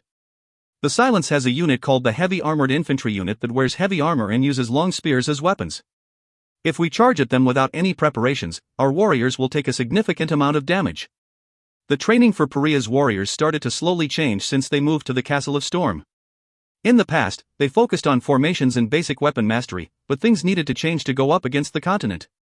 The variety of warriors was the biggest issue. Compared to the desert where all of the warriors fought on permas, the continent had cavalry and infantry, and even the infantry was divided into different types. Armored cavalry and light cavalry, heavy armored infantry and light infantry, as well as archers and, while rare, some magic brigades as well. To take on all of these types of soldiers with only what the continent would consider to be light cavalry and light infantry would definitely lead to a lot of damages for Pariah. But it was not possible to divide the warriors into different types of warriors like the continent. No matter what, desert warriors needed to put the needs of fighting in the desert first. That was why Runa had created longbows that could shoot further than regular bows, as well as siege crossbows. The arrows that our warriors shout are the best. I think that we would be able to get quite a lot of success if they do not attack them head-on and attack them from the side while riding the permas. What do you think? I think we will need to be satisfied with just that level for now. Seeing Runa still looking like he was not satisfied, Julian tried to console Runa. You made it so that they could shoot 20 meters further than what they used to be able to do. 20 meters with a bow is not something that can be ignored. It is not much better though, since the accuracy falls quite a bit. Man, you sure are greedy. Runa could not help but worry at Julian's words. Pariah may have a lot of warriors, but warriors were men, and Pariah's number of men was extremely disproportionate. They needed to maintain as many warriors as possible in order to maintain their status as a nation and help it grow. We will have no issues if the Silence Empire face us with their light cavalry, but we also need to consider the situation that they do not. The armor and spears of the heavy armor infantry are the worst possible opponents for our warriors. We need to guide them to the type of battle that is advantageous for us. It is also not easy to move the heavy armor infantry, so we just need to use our agility to avoid them. If they decide to focus on agility and send out their infantry, there is no way for our warriors to lose. I will do my best. You are not the only one who is nervous. I am nervous, as well as many of the other greatest warriors. It is a new battle for everyone. We will just follow your strategy. Aren't you our Pariah's secret weapon? Runa could not help but be filled with admiration for this glow of his who trusted him with full sincerity. Isn't there a saying that men will put their lives on the line for those who understand them? This Runa, no matter what happens, will bring a plan for complete victory to you. I trust that you will. Julian patted Runa's shoulders to console him before starting to head to a different training ground. In the other training ground, they were currently training to become used to horses instead of permas. Glow. Haisha saw Julian and headed over. How is it going, Dot? As Julian looked toward the training warriors and asked, Haisha confidently answered. I do not think there will be much issues. If permas are rough and extremely strong, the horses of the continent are swift and sophisticated. You do not need to worry about us getting used to them. The Rogini Kingdom has a lot of expectations for us. I didn't expect them to treat us so well even with our alliance. I heard that these war horses were extremely expensive in the continent, unlike our permas, but they gave us 5,000 horses to use. To be honest, I do not think permas will be a problem either. They are just not as mobile as the horses. Julian shook his head at Haisha's response. No.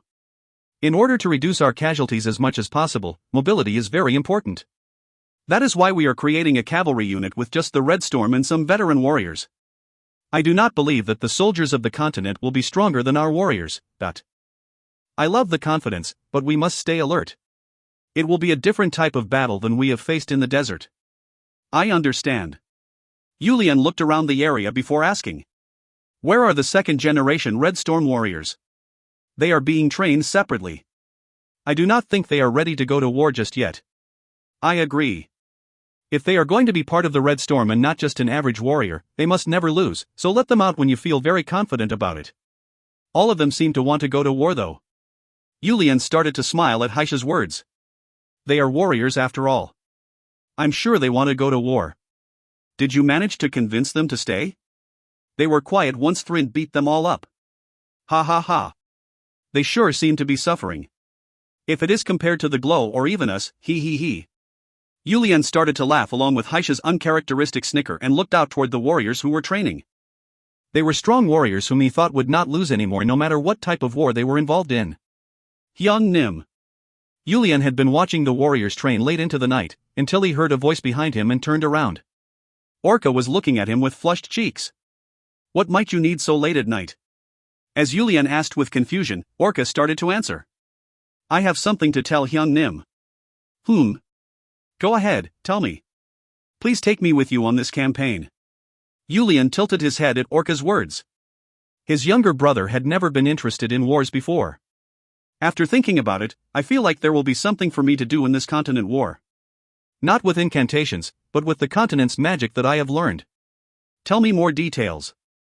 I was thinking that it would be beneficial for you to stay behind with Per and the greatest warriors to help defend like you did in the last defensive battle with the Shwerii, but I'm sure there is a reason for your request.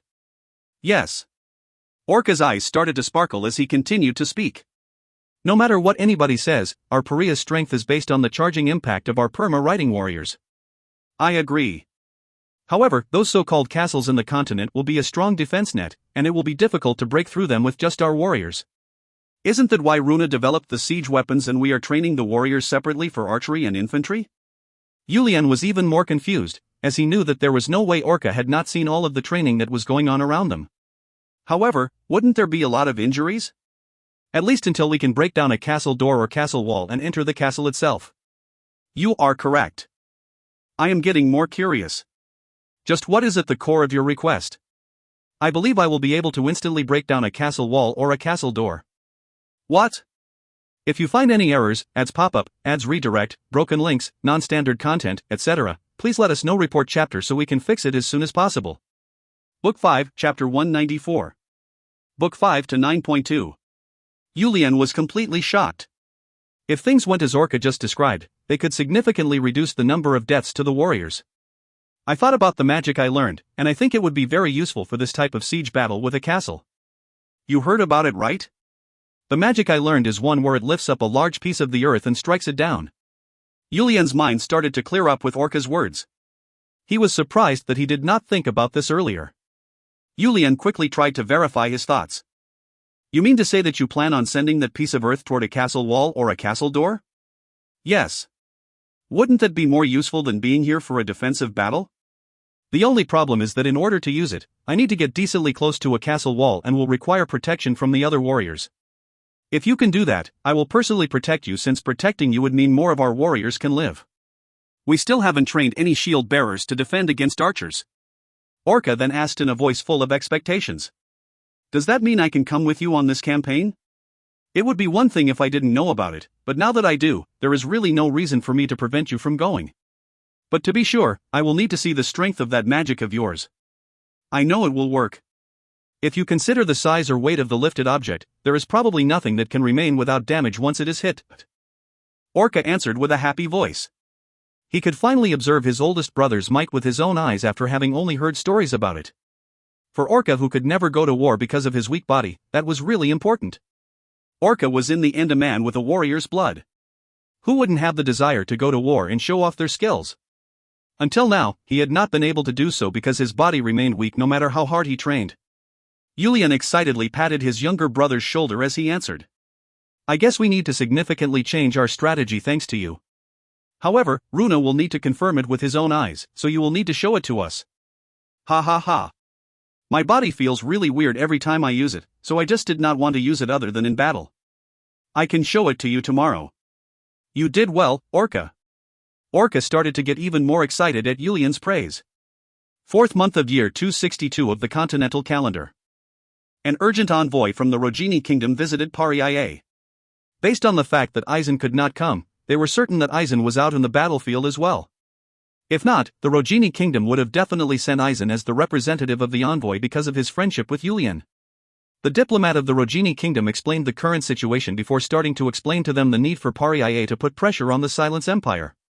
They had already discussed this in advance and the Rogini kingdom had previously sent a lot of materials, but this was done to remove their uncertainty, as well as save Pariah's face. Julian ordered the envoy to rest before gathering everyone for an urgent meeting of greatest. The request for us to move has finally come. However, it has come earlier than I expected. I was hoping for more of the Silence Empire's soldiers to move away from the southern area. Who knows? But in my opinion, they would never lower the amount of soldiers located at the south since the devious Borea knows about the strength of our warriors. After Julian and Runa talked back and forth, Again confirmed the information they had previously discussed for this situation. Then the people to leave on this campaign are the Glow and Runanim, two greatest warriors Metro and Gubaham, as well as Orcanim and Violetnim, while the rest of us defend against the Shwerii tribe and other tribes in the west? It is because we trust greatest warriors Again and Vibli that we can send such a large group to attack the continent. I leave it to you two greatest warriors. As Julian looked toward the old greatest warrior and showed sincere trust, Again started to smile as he answered. Even if it is Venersis, it should no longer be possible for him to invade Pariah. At least until he has a minimum of 100,000 warriors for sure. Do not worry about us and please take care of yourself. You cannot forget that the center of our Pariah is you, Glow. Julian smiled at the wise warrior's concern and nodded his head before speaking to the people gathered together. Runa, check our strategy one more time. Greatest warriors Metro and Gubaham, check the status of our warriors one more time. As for you Haisha, check on the status of the Red Storm and the 5,000 cavalry soldiers and make sure they are prepared. All of them showed sharp gazes at Julian's command, before they all headed out to complete their respective tasks. Once everybody left, Julian closed his eyes and leaned his body back. They will need to move around crazily from here on, so you could call this the last moment of calm for Julian. Finally, is it finally time? Julian kept his eyes closed as he clenched his fists. Quickly enter and quickly win. We do not have much time. Venersis gathered the greatest warriors as he seemed to be confirming it for himself. We need to take over the majority of the western desert before Pariah's forces that are heading out to the eastern continent return. This is especially true of the Ribble tribe, since they are certain to be an ally of Pariah. We cannot give Pariah a foothold in the west anymore. All of the greatest warriors started to focus on each and every one of Venersis's words. The situation was so terrible that they could not even feel anger or jealousy toward Venersis. Seeing Pariah unify the eastern desert and start to become stronger was enough to automatically draw out their survival instincts. They may have been able to achieve victory over Pariah in the last war against Pariah, but when Venersis called it his defeat and shed tears in front of their Glow asking for punishment, the rest of the Shwerii warriors all cried as well. Venersis was that type of warrior, and things became much easier for Venersis after that. This is our last chance. I hope all of you give it everything you have, as if we miss this opportunity, the Shwerii can be said to have no future. Venersis's last words riled up the courage in all of the warriors and their eyes started to sparkle with anticipation. 6th month in year 262 of the continental calendar. A large change started to appear. The Shwerii's war for the unification of the western desert. Many tribes had expected the Shwerii to use the opening once Pariah's forces headed toward the eastern continent to strike, and Pariah had expected the same. That was why greatest warriors Again and Vibli were left behind in the tribe to defend against that potential attack. Surprisingly, the Shwerii's decision was not to attack Pariah, but the other tribes of the western continent.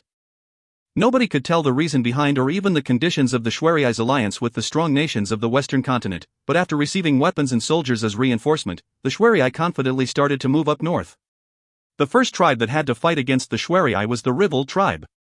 Pariah's commanding warrior Again was gathering the reserve warriors to deploy some reinforcement, as he urgently sent a messenger to the eastern continent to inform Julian of the situation and ask for them to return. However, the 50,000 warriors at the border could not return because of their promise with the Rogini kingdom.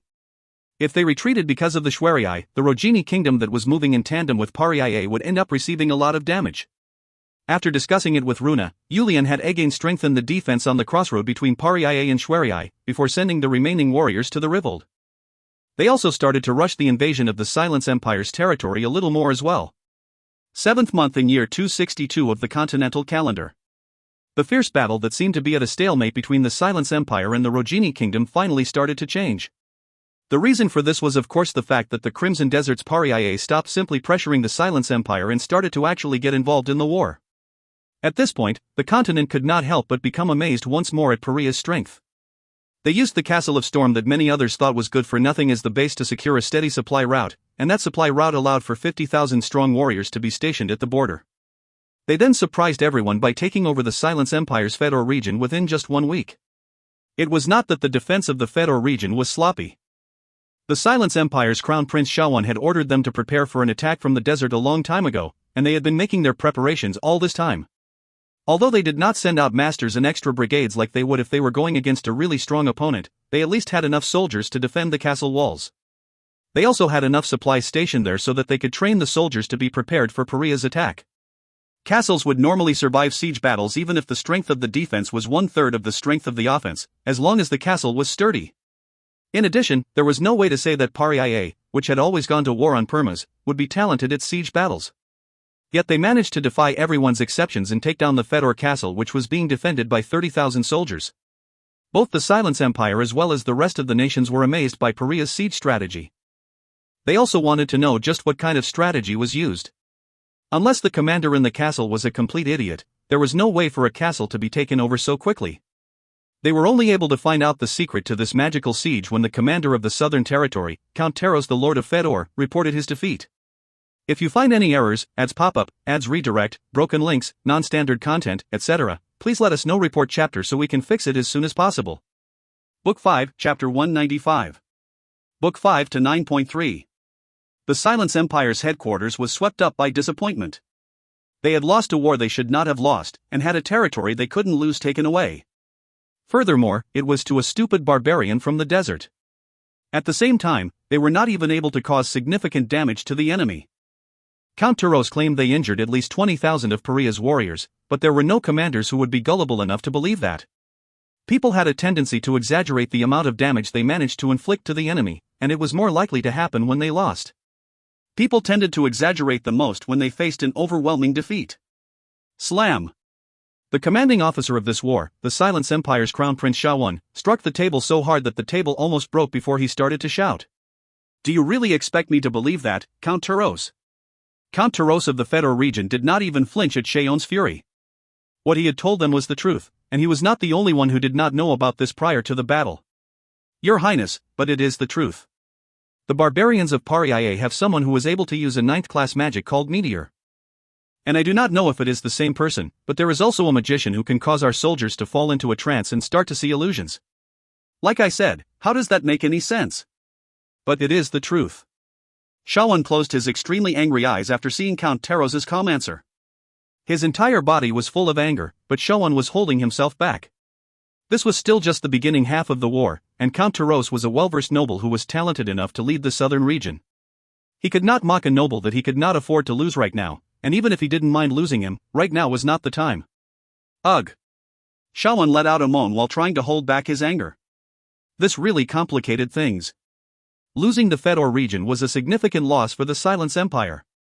Those barbarians of the desert would have gained a significant resource to pressure the Silence Empire. In addition, if they really had such a high-leveled magician as Count Taros explained, it would be difficult to even take the castle back.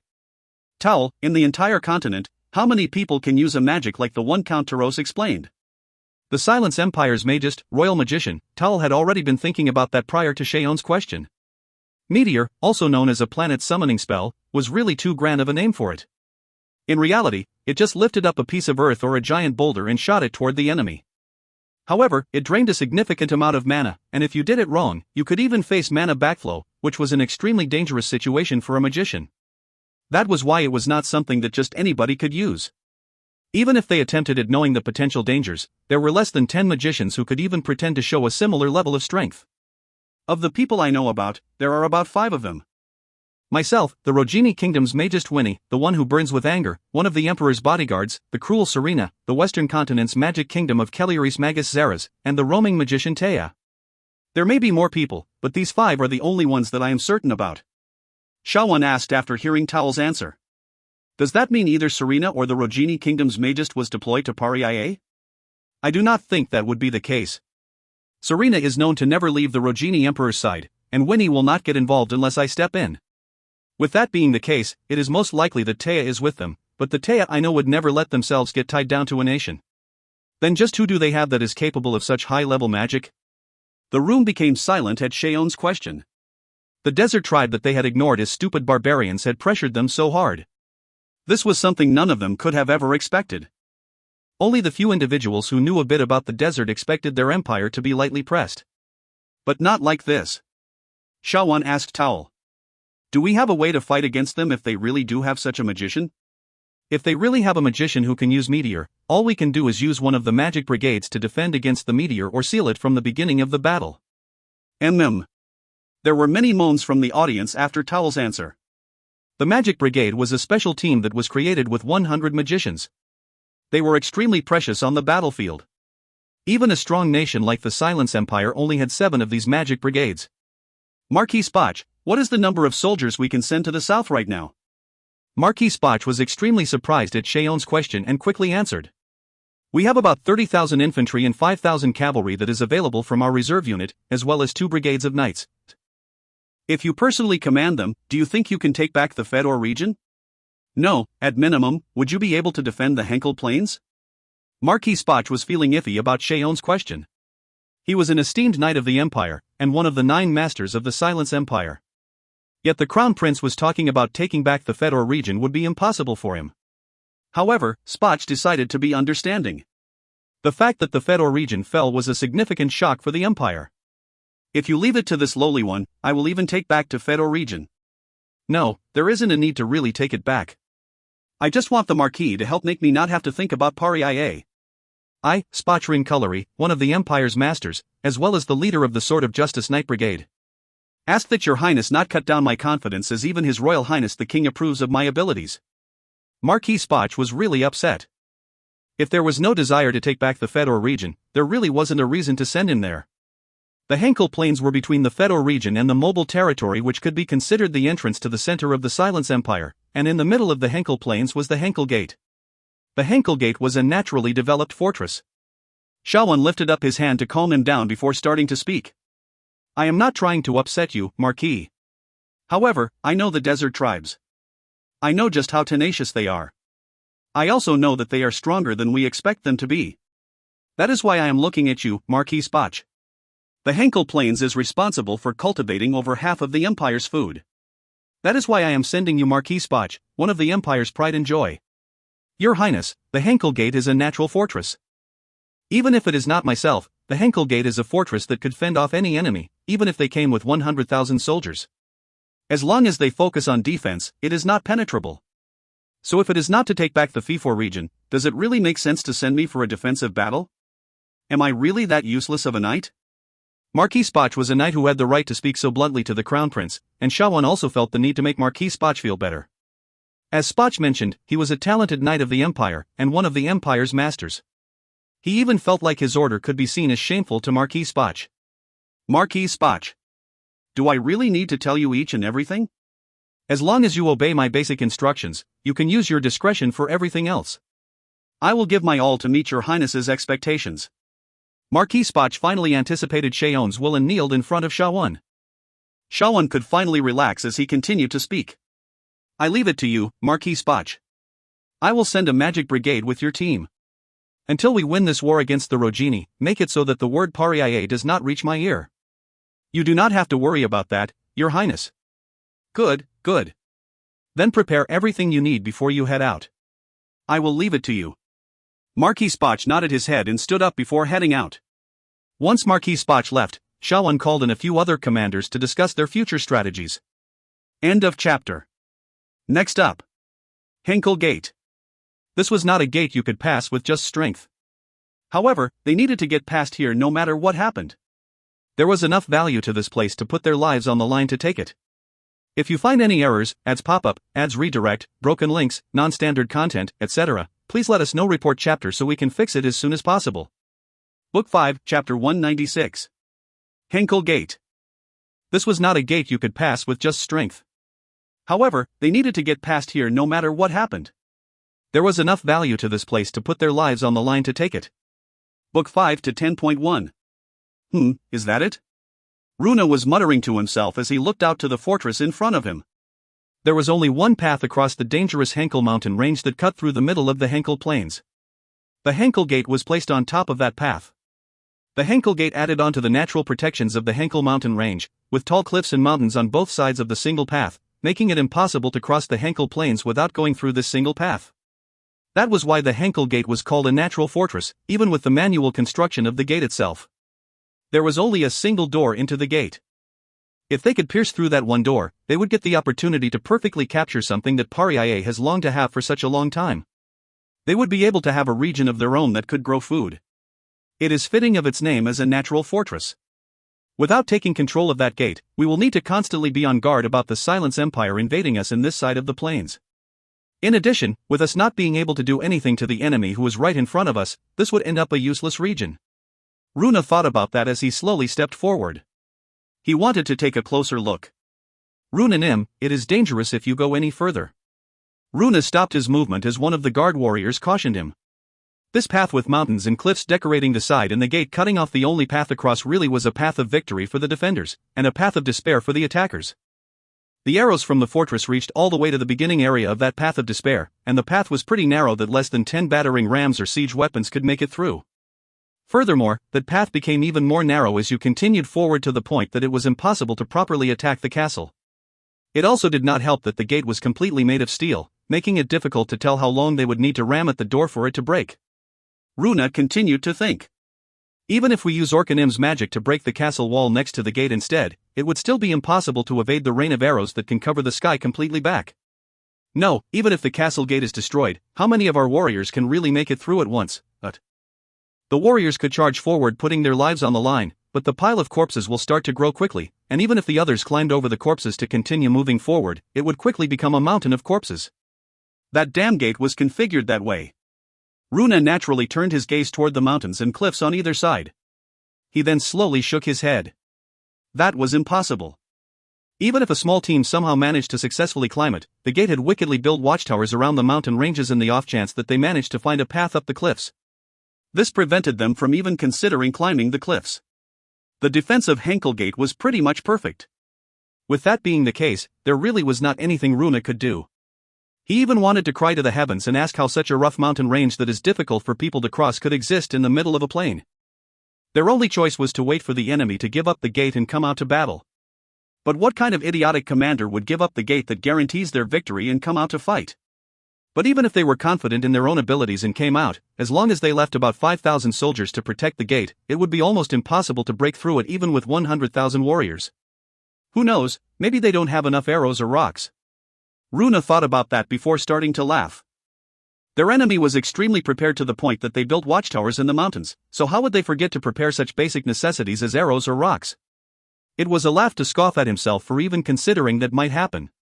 They had the Glow whose martial arts transcended everyone's imaginations, as well as a strong group of warriors called the Red Storm. They even had tens of thousands of warriors who were stronger than the soldiers of the continent. Finally, they had him, someone that even the Glow, who was the overall commander, trusted with all of his heart. But for them to face a battle they could still not win. No. No. There has to be a way. Runa vigorously shook his head as he got rid of the negative thoughts and tried to calm himself down. There had to be a method somewhere. A method to at least make this half of the plains perfectly under Pariah's control. Runa had to do everything he could to come up with that method. 10th month in the year 262 of the continental calendar. An year had already passed since the fires of the Continental War started to burn. The Silence Empire and the Rogini Kingdom. The war between these two powerhouses drew in all of the nations of the Eastern Continent. That was how strong the influences of the two nations were in the Eastern Continent. There was no way there would be any neutral nations as both sides found it easier to consider anyone who wasn't an ally to be an enemy. The situation slowly started to turn in the Rogini Kingdom's favor. The reason for that was of course the impact of Pariah. Nobody had expected this desert tribe to completely pressure the Silence Empire. But after seeing it happen, they had to believe it. For example, Master Spoch, one of the strongest cards of the Silence Empire, was not sent to battle with the Rogini Kingdom. Seeing that he was instead sent to take care of Pariah, people could see the level of impact Pariah was having on the Silence Empire. But the Silence Empire was not being completely oppressed by the Rogini Kingdom because of their large number of soldiers and talented individuals.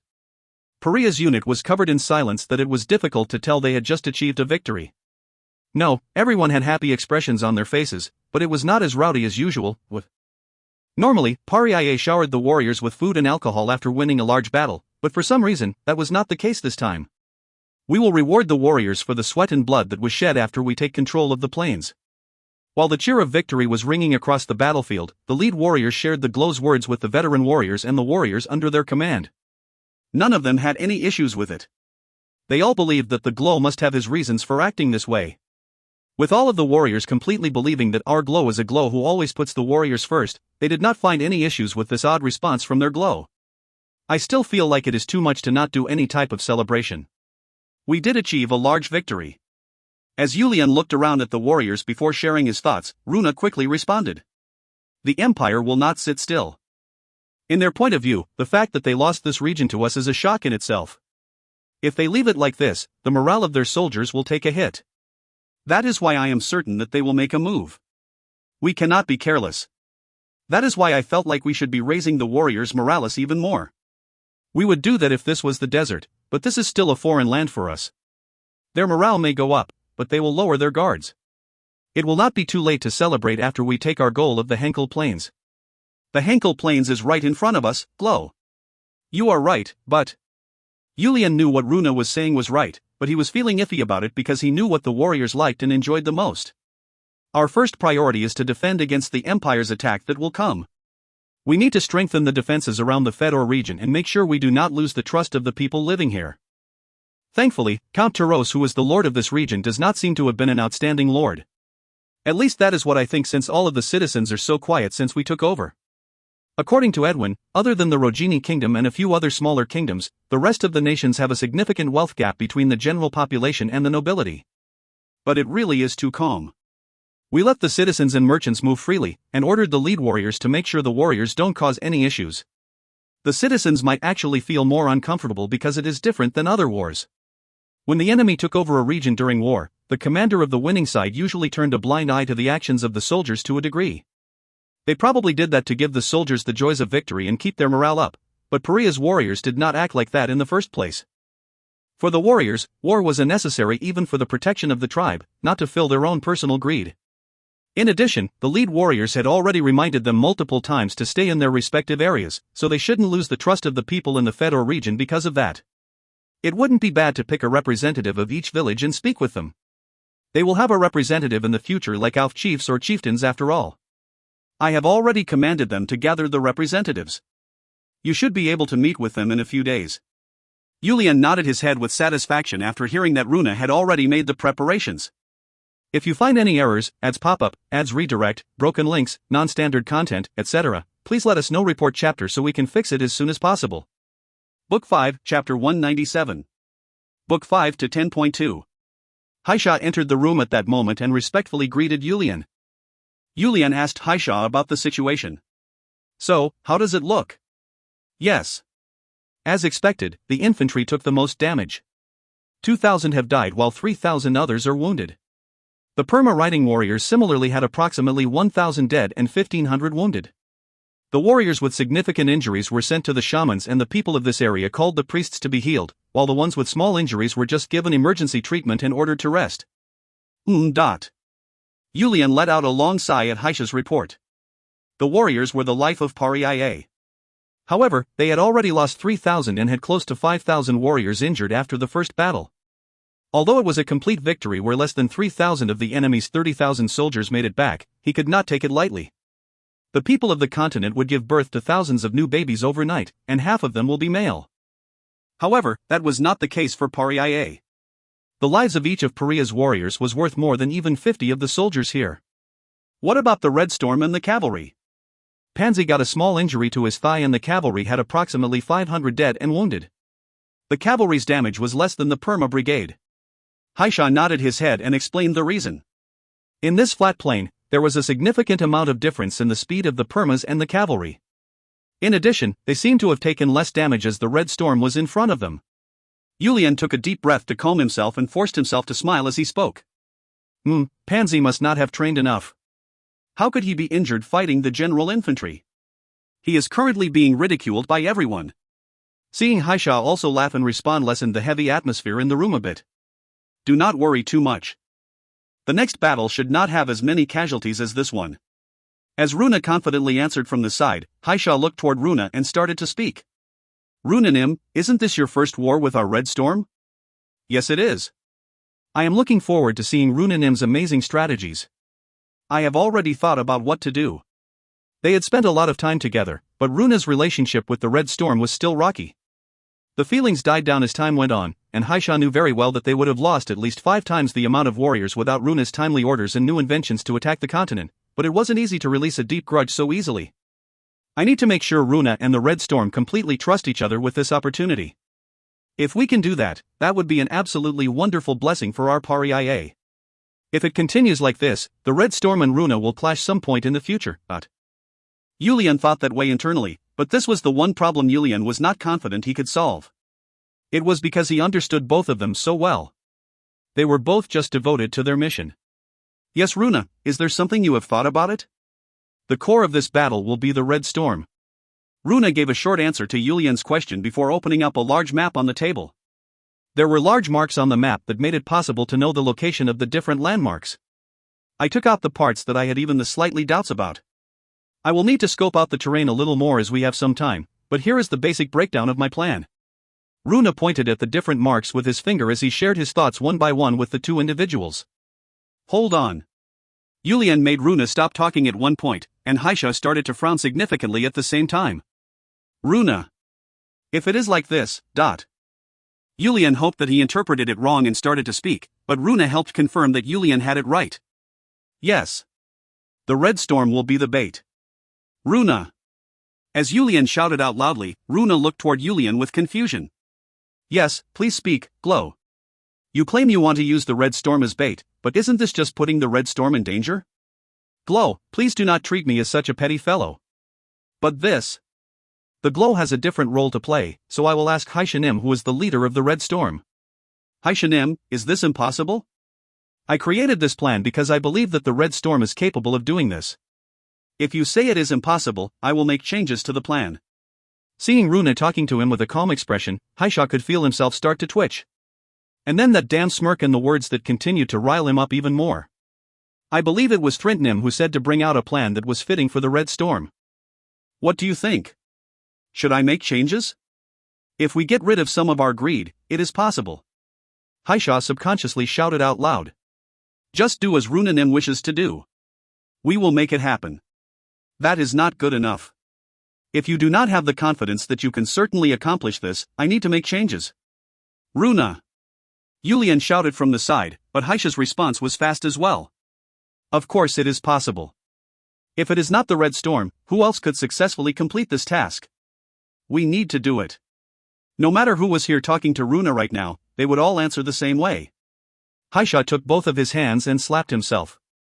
It was to stop the twitch in his face. Then I will put my trust in you. We still have a couple of days. Please go plan out with the rest of the Red Storm about how you can raise the chances that you can succeed. I plan to do so. Haisha bowed to Yulian before quickly walking out of the peo. Runa, just what are you thinking? As soon as Haisha left, Yulian asked in a slightly shaking voice. Runa started to smile toward Yulian. Wouldn't it be more safer with my riling them up a bit like this? But this is too much. I would understand if it was a location where the Red Storm can move freely, but even if it is the Red Storm, they cannot last that long while they are surrounded. No, it may be possible if all of them were there, but you want to cut that in half and only send 30? This is impossible. However, this is our only method if we want to completely take control of it. This is still not too late. Paria will not have any issues with just this half of the plane. Runa's inner thoughts were in turmoil right now as well. If greatest warriors Again or Vibli were here, they wouldn't need to do such a reckless move. No, he would at least not think about splitting up the Red Storm. However, they needed warriors who would pierce through the enemy soldiers in order to draw out the enemy's main unit. The Red Storm warriors may all be extremely strong warriors, but none of them had the leadership that Vibli or Again had to pierce through the enemies. That was why at least 10 Red Storm warriors needed to stand in the vanguard.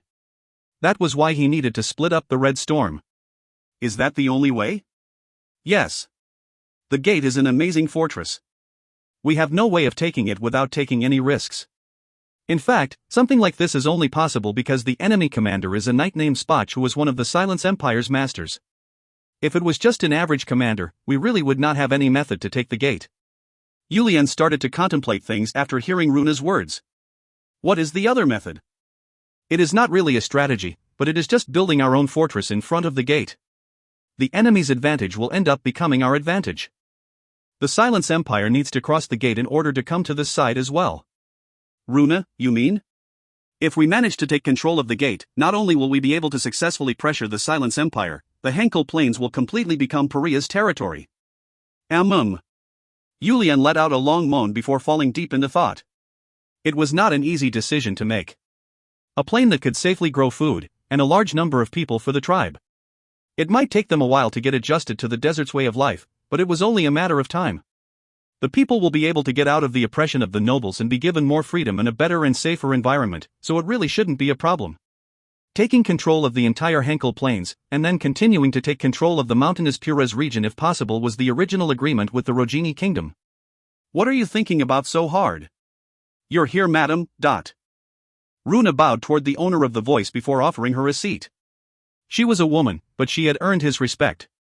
Violet, are you done praying? Yes, but what are you so worried about? As Runa explained everything that had happened, Violet seemed to be thinking about something. Do you have any good ideas? Yulian saw that Violet was not frowning and quickly asked, knowing that she had some type of plan. Do not worry too much. Runanim's plan will not have any issues. How so? Violet put on a slight smile on her stoic expression as she answered. I will go with the Red Storm. If you find any errors, ads pop up, ads redirect, broken links, non-standard content, etc., please let us know. Report chapter so we can fix it as soon as possible. Book 5, Chapter 198. Book 5 to 10.3. I need only 30 of you who wants to die with me. The Red Storm warriors looked around at each other at Haisha's unexpected statement before asking why Haisha was acting so weird. I said it wrong. I need 30 of you who are confident you won't die. Be more specific. What the hell does that mean? Why are you speaking nonsense in the middle of the night? Shubian was the one to ask what everyone was thinking. Runa. Assistant warriors order and test for us. We will take over the gate with just 30 of us. He's crazy. Shubian's face turned pale as he shouted out loud. The first thing the Glow, Runa, the greatest warriors, and the Red Storm did after taking the Fedor region was to verify the infamous gate of the Henkel Plains with their own eyes. All of their heads dropped at that time after looking at the small but mighty gate. The Red Storm warriors had approached the gate both individually and as a group multiple times to try to find a way to take it. However, none of them could come up with a method. The only thing they figured out was that the Red Storm was able to safely reach the wall of the gate. Shubian shouted once more. Runa, that bastard has finally gone crazy. How dare he talk such nonsense like this? Thrint quieted everyone down before looking toward Haisha and asking a question. Haisha, explain in detail. Just what is going on? Sigh. Haisha let out a short sigh before explaining everything that just happened with Yulian and Runa. All of the Red Storm warriors' expressions changed. They also understood why Haisha said they were able to do it. If that is the only method, who else but the Red Storm would be able to do that? Good job. There is no need to worry about it. All of them took Haisha's side before stepping forward to say they will take part in this mission. But isn't that expression about having confidence to not die too much? I don't think it fits us, Haisha. Ha ha ha. All of them started to laugh at one of the warriors' comment. After that, all of the warriors almost simultaneously stepped forward. 20 of you will not take part. You will need to create the charge line with the other warriors. Seeing all of the Red Storm warriors stepping forward, Haisha reminded them about only needing 30 of them. This did not seem to do anything as none of them stepped back. None of them wanted their comrades to go into danger. In fact, they were all looking around, hoping that their friend would step back.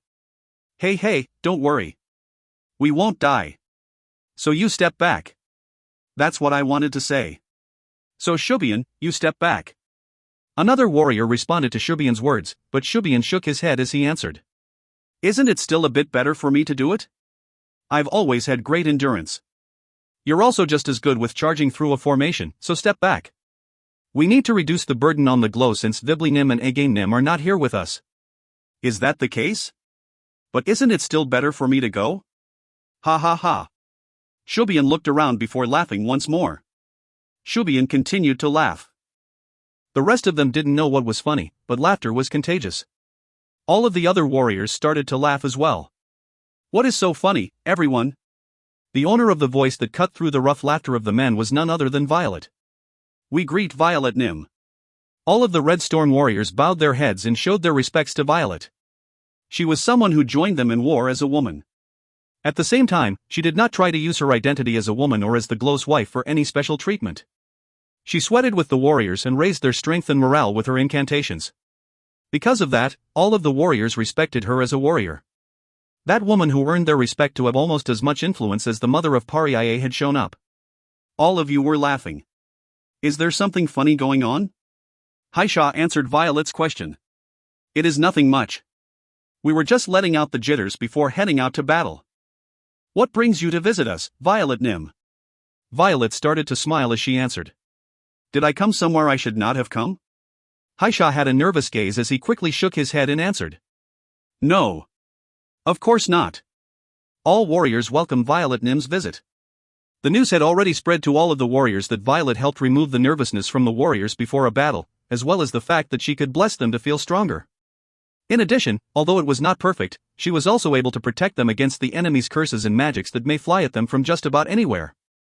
Haisha and the Red Storm thought Violet had come to visit them to bless them before the battle. Have you decided who will be going? However, her words made them feel like that was not the only reason she had come to visit them. We are discussing it right now. That was the only answer Haisha could give. Then may I watch from the side? What? I will be going with all of you. You cannot do that. All of the warriors shouted at Violet's response. Once Marquis Spotrincullery arrived at the gate, he started to inspect the soldiers while also sending out a lot of scouts to keep tabs on the enemy's movement. Marquis Spotch was a master and had studied a lot of different strategies, and after having been involved with even the small-scale battles for the Empire and the Allied nations, he truly could be considered a wise leader. It prevents a lot of enemies from entering, but it also does not allow us to have a lot of defenders. That was Marquis Spotch's first thoughts after taking a look around the Henkel Gate, this natural fortress that he had heard so much about. The narrow width of the gate made it impossible for them to station a large number of soldiers around it. Thankfully, the three-tiered construction of the gate with higher and higher heights made it possible to station more troops than the enemy, as well as giving them the opportunity to station even more troops behind them. They would always have more troops than the attacking side. Marquis Spotch looked out to the Henkel Plains that missed its opportunity to harvest the wheat and clicked his tongue. He was certain that the price of wheat would rise significantly next year. That was because this was not a war that will end in just a few days. Although it did not matter to Marquis Spotch whether the price of wheat went up or not, as the commander during a war, he needed to pay attention to all of these small details. Rations were one of the most important necessities of war. I am just glad that there are a significant amount of wheat that was purchased this year still remaining in the gate. Marquis Spotch thought about that before gathering a few knights and starting to inspect the area between the fortress and the start of the Road of Victory. You can start. Marquis Spotch gave the order and a knight signaled the flag-bearers. Once they received the signal, the flag-bearers quickly started to wave their flags in the air. As the flags started to wave, tens of arrows started to fly from the gate. Ting! Ting! Ting! As a couple of the knights knocked down some of the falling arrows, Marquis Spotch started to frown. The momentum behind the arrows is too weak. Have the archers not been trained properly? Viscount Sturther, who was the defensive leader of Henkelgate, had a look of disbelief as he answered. Not at all. The distance of our arrows is 50 meters. The distance between the fortress and this area is around 70 meters. Our current archers are all veteran archers. That is the only reason they are able to send their arrows this far. To be honest, at this distance, the arrows are just an obstacle. If the enemy gets a bit closer to the gate, they will be able to do significant damage. Marquis Spotch was not annoyed at the fact that Viscount Sturther, someone many ranks lower than him, made toward him. It was because he was a marquis who knew that a knight like Sturther was the type of knight you needed in war. I like it. Please let me know if there is anything else I need to know. Just in case the enemy sends small detachments to climb through the mountain and hit the side of the fortress, we have put watchtowers on the mountain ranges on either side of the fortress. It is a good amount of preparation. We prepared it just in case it was needed. There are not many archers in the watchtowers, but it should be enough as the enemy will need to send a small detachment in order to invade through the mountains. It should be able to completely seal off the line that could be used to attack through the mountains. Anything else? Originally, we planned on putting a watchtower in the middle of the Road of Victory to fend off the front area as well, but if you find any errors, ads pop up, ads redirect, broken links, non-standard content, etc., please let us know. Report chapter so we can fix it as soon as possible. Book 5, Chapter 199. Book 5 to 10.4. Marquis Spotch finished Sturther's sentence. But if you do that, the enemy could use their numbers of siege weapons to destroy the watchtower. Or, even worse, the watchtower may be taken by the enemy, giving you an even bigger headache. Yes. You are right. That was why we only installed it around the fortress. That was the right decision. We also took into consideration about the situation where a siege weapon manages to make its way in and have created small traps across the road. They are easily visible, but they will end up taking a lot of damage from our archers if they try to fill the traps. Marquis Spotch nodded his head. That is also very good. You prepared quite a bit. Shouldn't a knight who was not in the front lines at least make this type of preparations properly? Although this area has now become the front lines. Marquis Spotch had a pretty satisfied expression on his face as he started to speak. We will use the gate to give those barbarians a significant hit. After that, I will give you the position of vanguard when we go over to reclaim the Fedor region. If we also manage to take back Fedor, come with me to the front lines. I will help you. Viscount Sturther was very happy. He had managed to take charge of the Henkel Gate because his abilities were respected, but Sturther thought he did not deserve to be stuck somewhere like this. His battlefield was beyond this gate in his eyes. If Marquis Spotch, the most respected master of the Empire, recommended him and took him to the front lines with him, he would be able to show everything he has had to suppress until now. Thank you very much, Marquis Spotchnim. Good. Now we just have to wait for those barbarians to attack. If we break their morale and counterattack, it is an easy trek to Fedor. Spotch Ringcullery had a look of confidence on his face as he turned to look toward the plains where the enemy was located. Tom, who was shooting arrows from the first wall of the famous 3 walls of Henkelgate, was thinking that his luck was extremely terrible. If he was lucky, he would be stationed at the impregnable 3rd wall. What the hell are they doing? Tom looked out at what was going on in the plains before mumbling in confusion. At first, he thought they were installing a siege weapon. It was, after all, the most effective weapon to attack the gate that he was defending. However, believing that the weapon will be destroyed long before it arrived at the gate, and also believing that his luck was not so bad that he would be killed by an unexpected boulder flung toward the gate, Tom was not too worried. Maybe they were trying to make fun of Tom's speculation, but it was not a siege weapon. It was not high, but slowly, a wall was being built in front of Henkel Gate. I just can't figure out what those barbarians are thinking. Count Chabon, who had followed to assist Marquis Spotch, started to mumble to himself while watching the wall starting to be built on the other side. Viscount Sturther answered his question. Isn't it obvious? They don't dare to hit our gate, so they are trying to restrict our movement. So they are building a castle wall in the middle of a war? It is because they know the few situations that would make us open the gate and head out. But one of the disadvantages and potential weakness of Henkel Gate was that each of the 3 iron gates of the fortress were tall and heavy beyond comparison. Their size and weight made it take over an hour to close it back once they opened the gate. Although it was true that they would still be able to defend a good amount of the enemy's attack even if the gate was opened, it was not a good idea once you thought about the potential crisis that may arise. We will need to secure the entrance region. As Marquis Spotch coldly answered after looking around, Count Chabon agreed with him. Yes. However, I am worried that we are unable to anticipate any of the enemy's movement. Even if our formation is broken because of the enemy's counterattack, we just have to come back. We should not need to worry about that. Marquis Spotch turned his head to glare at Viscount Sturther. You think I will fall to those barbarians' attack? It was only then that Viscount Sturther realized his mistake. He could not say something like that as long as Marquis Spotch was the commander. Of course not. I am just trying to prepare for all potential situations. Something like that will never happen. Of course not.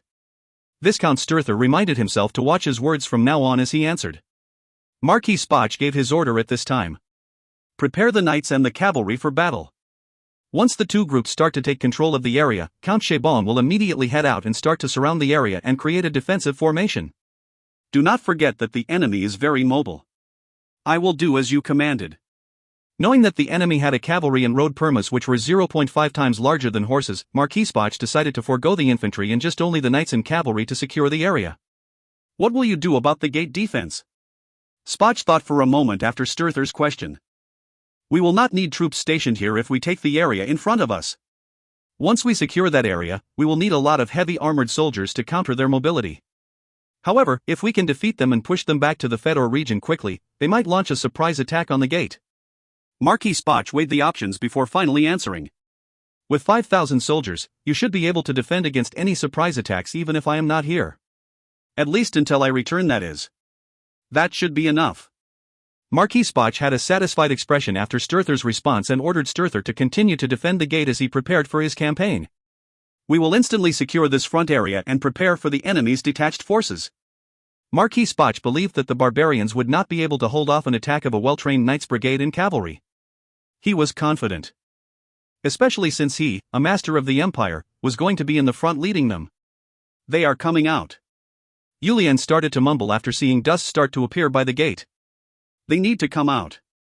Runa started to smile as he answered. Didn't they choose to walk out with their own 2 feet? Everything will go naturally.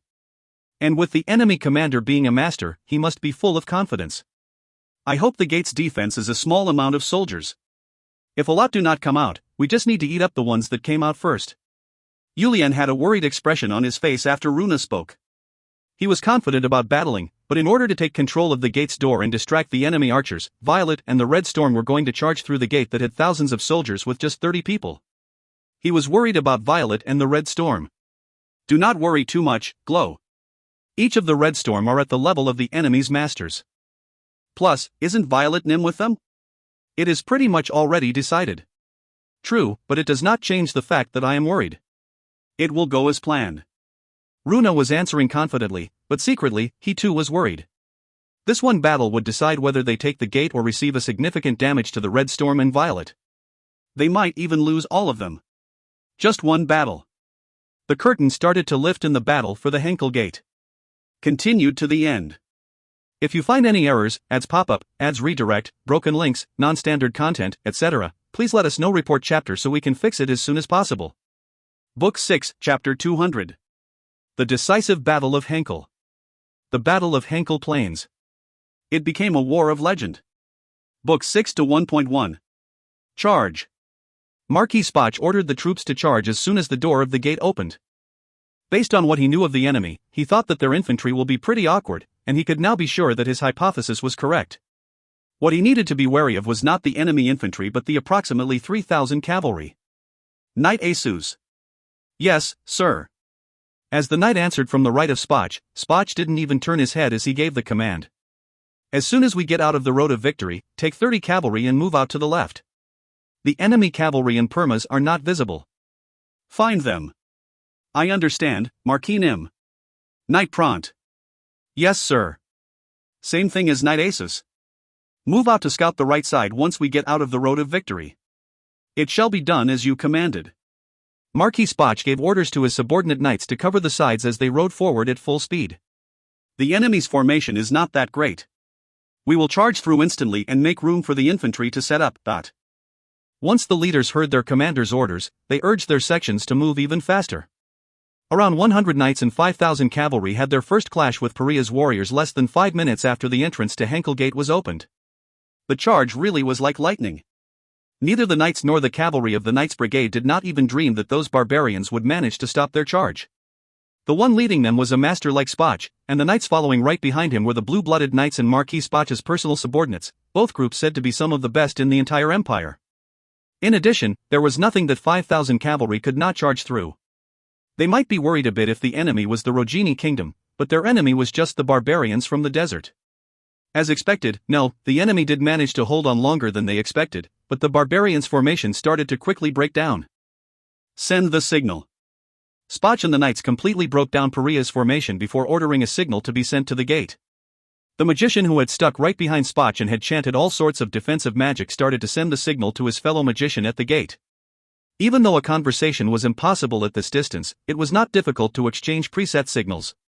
The magician accurately delivered Spoch's message, and 30,000 infantry soldiers poured out of the gate to verify the message was received. The infantry quickly set up fences and traps in the area that their ally cavalry had cleared for them. At the same time, the remaining warriors from Paria started to retreat as they were worried for their lives. A bit later, a large number of Perma riding warriors appeared in the rear. As expected.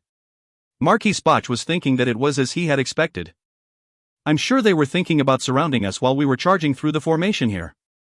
Their numbers seem to be over 20,000 while we are barely over 5,000. Spotch leisurely looked toward them while explaining to his subordinate knights. One of the tasks of a leader was to explain a bit of strategy and tactics during calm moments of a war. But they seem to have looked down on us too much. The cavalry and infantry here did hold on for a decent amount of time, but we managed to set up our defense before the rest of their troops were able to surround us. Spotch nodded his head and answered. I'm sure they are getting anxious right now. How could Count Taros have lost the Fedor region to those barbarians? The Lord of Fedor, Count Taros, and his knights are not terrible, but they have lived too peacefully in the rear. In the end, they were not able to fend off those barbarians and lost their castle, But it is also true that we are much stronger than Count Taros and his knights. One of the knights proudly answered. You should not be egotistical, but he felt like it was okay to say that much. They had gone through this monster like Master Spotch's difficult trainings. You are right. All of you are different. Marquis Spotch did not scold the knight either, and agreed. His long war experience let him know that even that type of excessive confidence was required at a time like this. The enemy is starting to set up their formation once again. Where are our heavy armor infantry? All of them are ready. The enemy will not be able to charge through and just end up dying by our spears. Everyone to your locations. The important thing for us is how we win. Do not forget that our real enemy is not those barbarians. We need to return with as many soldiers as possible in order to cut the life out of those damn Rogini bastards, but... All of the knights had confident expressions after hearing Marquis Spotch's words. They all headed back to their locations. Phew. The moment he thought the enemy cavalry was going to move, Spotch started to frown at the numerous arrows flying their way instead. For being barbarians, their archers have been trained well. They can shoot quite far. Arrows endlessly continued to fly at them, however, Spotch did not give any special orders. Arrows will run out eventually, and the heavy armor infantry's shields and armor prevented serious damage from happening. As expected, the enemy's arrows started to dwindle as time went on, and they started to fix up their formation. Ooh. They then heard an odd shout before a straight line of cavalry with infantry behind them started to rush out from Paria's side. Those idiots. They are trying to pierce through an area that has already set up its defensive formation. Kite lust, chaos. Spotch clicked his tongue at Paria's stupidity before calling a few knights over to take some cavalry to go around to the left and right to attack from the side. Spotch would personally lead the heavy armor infantry and 500 cavalry to defend against the enemy's charge. The moment the enemy's formation starts to break down and Knight Pront and Aces confirm there are no hidden enemies on the sides, we will move forward. Spotch started to smile as if he had already won. As a veteran of 100 battles, he was suspicious at the fact that things were going so well, but he didn't think he was being conceited. The enemy held off better than he had expected, and other than this useless charge line in front of them right now, the way the enemy used their archers was quite advanced as well. But it was clearly visible to him that the enemy had never gone against heavy armor infantry before. Since they said that the castle walls and gate at Fedor were destroyed by the enemy's magic, they were unable to prevent the enemy's cavalry and perma warriors from charging through. So this should be the first time the enemy has fought against heavy armor infantry. Spotch started to smile once more. He reaffirmed his belief that it was just a matter of time to send those barbarians back to their lands. I hope they fall for it. If not, I will not be able to forgive myself, Runa. Runa did not move his eyes from the battle as he responded to Yulian's extremely heavy voice. There is no way they will not fall for it if the enemy is brave and smart. I do not believe that a master of the empire will be dumb. The straight line of cavalry that led Paria's charge was instantly broken down, and the warriors started to fight against the spear soldiers. The warriors must have been able to show their strength in this physical battle, as the empire's front line started to break down. Boom! Boom! Boom! The sound of drums could be heard from the empire's formation before their cavalry moved to the front and started to kill the warriors. All units, charge! Yulian bit down on his lips before ordering the prepared warriors to charge once more. He really wanted to stand in the front and destroy the enemy's formation. You must hold back. In order to make it better for us in the future, you need to hold back now so that we can reduce the amount of sacrificed warriors in the future. Runa also had a pale expression as he urged Yulian to hold back. They could see the blood pour out from every fallen warrior.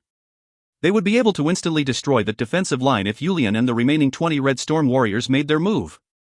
However, the war would return to a stalemate if the enemy returned to the gate. They needed to hold back and hold back some more, in order to take the gate. Suddenly, the enemy's cavalry started to attack from both sides, leading Pariah's formation to start to crumble. Pariah was being completely overwhelmed right now. Glow, it is time. Yulian started to run toward the battlefield almost instantly. He had been waiting for this moment. He needed to run as fast as possible and kill at least one more enemy soldier to save as many of his warriors as possible. The moment Yulian and the greatest warriors joined the battle, Pariah's formation started to quickly recover. I am the glow of Pariah. If you find any errors, ads pop up, ads redirect, broken links, non-standard content, etc., please let us know. Report chapter so we can fix it as soon as possible. Volume 3. Book 6, Chapter 201. Book 6 to 1.2. Yulian shouted out loud like a wild animal as he endlessly swung the two greatswords in his hands. Each time he swung his sword, 2 to 3 of the enemy soldiers were killed, automatically opening up a path in front of him.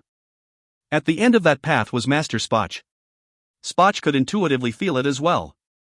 He could tell that the enemy's formation was going through a big change. I will kill you and obliterate everyone who came with you. Yulian lifted up the greatsword in his left hand as he pointed toward Spoch and shouted. Humph, apparently even barbarians speak the language of the continent. Spoch snorted as he started to walk over as well. The two men's auras started to shoot toward each other. Both of them clenched their fists strongly as they stood up straight to not give each other any openings. Ooh-woo. Yay-a-wai-a-wop. The two commanders shouted once they felt like they were close enough to each other and started to quickly run toward each other. Yulian's ki and Spoch's mana were wrapped around their individual weapons as they clashed. I will kill you to console the souls of the dead warriors. I will teach you that you should just play with the sand in your puny desert. Spoch was a sword master. In addition, he was a knight among knights. He had a mental fortitude as high as his strength, and normally, he was a knight who was focused on being respectful to everyone. However, for some reason, he could not be that way right now. He clashed his sword against someone else without even revealing his identity. But Spoch's mind was only full of the thought of defeating Yulian that he could not pay attention to anything else. Boom! Another loud thunderous noise rang out as the two men's battle became more intense. Both Pariah's warriors and the Empire's soldiers could not even turn to look toward the two men's battle. The two men's battle would be what you would call fierce. Spoch wildly swung his sword to pressure Yulian back, but Yulian was able to defend well against Spoch's attack. You must not kill him. Yulian thought about parrying Spoch's attack and slicing his neck off. Spoch was only at about Thrint's level of skill. However, he remembered Runa's words and just barely managed to make this sword miss. What was that? Spoch felt a sudden fear before it suddenly disappeared. He stopped his attack for a moment and looked toward Yulian. Huff, huff. Yulian was sweating a lot and having a hard time breathing. Yulian was having quite the trouble forcing himself to sweat. Spoch felt like something was weird, but he would have found the thought of losing to that barbarian to be even weirder. He then started to attack Yulian once more. Yulian slowly weakened his attack like someone who was running out of stamina, before retreating as if he could not take any more. He then shouted toward his warriors. Retreat! All units retreat! The lead warriors who had already made up their resolves led their warriors to retreat, making their formation look a bit weak as they moved. Spoch started to think while looking at the retreating Pariah's warriors. What an amazing bastard! If we cannot catch him this time, I may not be able to move to the front lines. Spoch believed that he was right. For someone to fight him, one of the continent's highest-ranking masters, almost evenly, the enemy's level was definitely at the master level. As long as a master has shown up, there would be too much damage if another master did not face off against him. He could finally start to figure out why the Fedor region fell so easily. The enemy, no, at least the enemy commander, had enough abilities to make that happen. Marquis Nim. At that moment, Knight Pront and Knight Asus who had gone to scout the sides returned. How did it go? Spoch quickly asked. We ran quite a bit to the left but did not see any hidden enemies. We did the same to the right but there were no signs of the enemy either, but... Spoch thought for a moment about the two knights' reports before calling over the knights and leaders to give his command. Infantry move in the center while the cavalry spreads out to the left and right. We will chase after the enemy. I do not mind if we move slower, make sure that your formation stays tight as we move. The Silence Empire's army started to move forward at Spoch's command. I don't know whether it is because they kept winning or it is because they are not trained properly, but the enemy has no order as retreat. That means that we cannot miss this opportunity. Marquis Spoch's eyes started to sparkle as he watched the backs of the retreating Pariah warriors. I'm relieved. The enemy has enough abilities to do that. Yulian gave his command once Runa responded. All units, retreat without even looking back. Lead warriors, pay special attention to your formations. A chase on the wide plains started with Paria's warriors being chased by the Silence Empire's military. It was not that difficult to remain hiding in the middle of the plains. It was possible because they were not a large army, there were only 30 of them. The scouts have returned to the main unit. As one of the Red Storm members with the greatest eyesight notified them, Haisha turned his head toward the enemy's main unit before quietly answering. Not yet. We need to at least wait until the main unit gets far away from here. Let's plan on starting in 4 hours. The Red Storm warriors nodded their heads as they leisurely laid back down. Make sure to save your stamina. Today will be a long and even longer day. Even without Shubian mentioning it, everyone had already taken out their dried meat and started to eat. They were starting to prepare for the upcoming events of the day. Violet Nim, please eat some of this. As Haisha offered Violet some meat, Violet started to smile as she responded. Thank you. Unfortunately, I am not allowed to eat anything right now. Ah. Yes. Haisha retrieved his outstretched hand with an embarrassed expression before sitting back down. Violet looked toward the warriors and started to speak. All of you truly are amazing warriors. This Violet will trust all of you and do everything I can to help. There is no need to do that. We will quickly crush all of the enemies. Violet Nim can just sit back and watch. As Shubian smiled and answered, Violet started to smile as well. Oh ho ho, fine then. I will sing the song of courage for everyone except Shubian Nim. That was not what I meant. Put. Ha ha ha. The warriors and Violet all started to laugh to lessen their anxiety. Even though the speech was dull and boring. Anyways, I really wonder how the counts who are knights of the continent could fight wearing these heavy armors. One of the warriors lifted up their arms while starting to speak. The sunlight that bounced off the iron plates made the armor look cool. They had gathered these after the last battle. Originally, they were planning on melting it all to make weapons, but they had brought it from the rear just for this strategy. All of them were the highest quality because they were originally worn by the Fedor region's knights. But to the Red Storm warriors, it was just too much and too heavy. In return, it is pretty useful when you think about a charging cavalry. It should be able to handle a stray arrow or a weak attack. That is not our fighting style. The enemy will not be able to even get near us. Haisha interjected into the warriors' conversation. You can individually decide how to best use the armor once we enter the gate. But in my opinion, it would probably be better to have it on because we will have arrows pouring on us this time. It might be straining, but it will help us not have to pay attention to the trivial things. But do we even need to worry about the arrows with Violet Nim here? The reason Violet was involved with this battle was so that she could use her incantations to block off the arrows and increase the chances of the Red Storm warriors' survival and their success. She won't be able to obstruct the archers too much from a far distance, but once they enter the gate, she should be able to easily destroy the archers' bows. It might feel weird, but put it on. This time, it is not a battle where we are charging forward on our permas or horses. Even we cannot defend against all of these arrows. In addition, must Violet Nim use her power to kill people? It is better if we can do all the killing if possible. As Thryn stoically answered from the side, none of the warriors could say anything else. I wish to reduce the burdens on your shoulder in any way I can, so please fight in your most confident form. Just remember that I should be able to buy you some time to at least catch your breath. All of the warriors decided to put the armor on after hearing Violet's words. To be honest, this much weight did not put much strain on them anyways. It was just that their movement was a bit restricted while wearing it, but the goal of this mission was destroying the device that moves the gate's entrance and holding on until the glow arrived. They didn't need any specific strategy for it. Silence filled the area. Even these warriors who were said to not have any fear did have some fear deep inside their hearts. They knew that it really would be a long, long day. They all had the fear that all of them really may die today. But they still had to do it. They were the only ones who could do it. While everyone was preparing to do their best, the sun started to set over the plains. Around 3 hours must have passed from earlier. It is time to move. Once Haisha got up and informed them, all of them got up and got on their horses. I believe all of you do not have any doubts either. As long as we persist, the glow will come. All of them had confident expressions on their faces after Haisha's words. We are the Red Storm. Let's show our strength to that arrogant bastard Runa. Whoa! The Red Storm ignited their courage, even forgetting that Violet was beside them. Time to go. Ooh. We will persist. Ooh woo. Let's go. Let's show them who we are. The Red Storm warriors all started to move their horses forward. If you find any errors, ads pop up, ads redirect, broken links, non-standard content, etc., please let us know. Report chapter so we can fix it as soon as possible. Book 6, Chapter 202. Book 6 to 1.3. What is that? As tens of cavalry rushed in through the Road of Victory, Centane, who had been stationed as an archer at Hankel Gate for the past 15 years, started to get nervous. Based on their outfits, they were their allies, not the barbarians. There's no way they were all killed and those are the only survivors? Centane mumbled to himself in disbelief as he started to shake his head. This damned mouth of mine. Centane tried to focus on the approaching cavalry. That much equipment should meant they are at the night level. Why are they rushing forward in such a large group?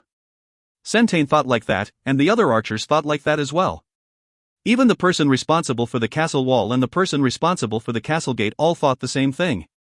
That was why the cavalry was able to safely kill the tens of soldiers around the castle gate and destroy the pulley system that controls the entrance to the gate. It's the enemy. Centane turned pale as he shouted out loud. I can see a dust cloud. A Red Storm warrior named Melruta saw the dust cloud in the distance and started to shiver. Behind him were his Red Storm peers, along with 2,000 warriors who were also looking in the same direction with stiff expressions.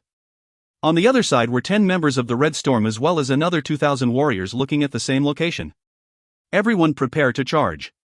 The warriors instantly moved to the charging formation. If they cannot wipe out the enemy, the rest of their Red Storm peers who were attacking the gate would be in danger.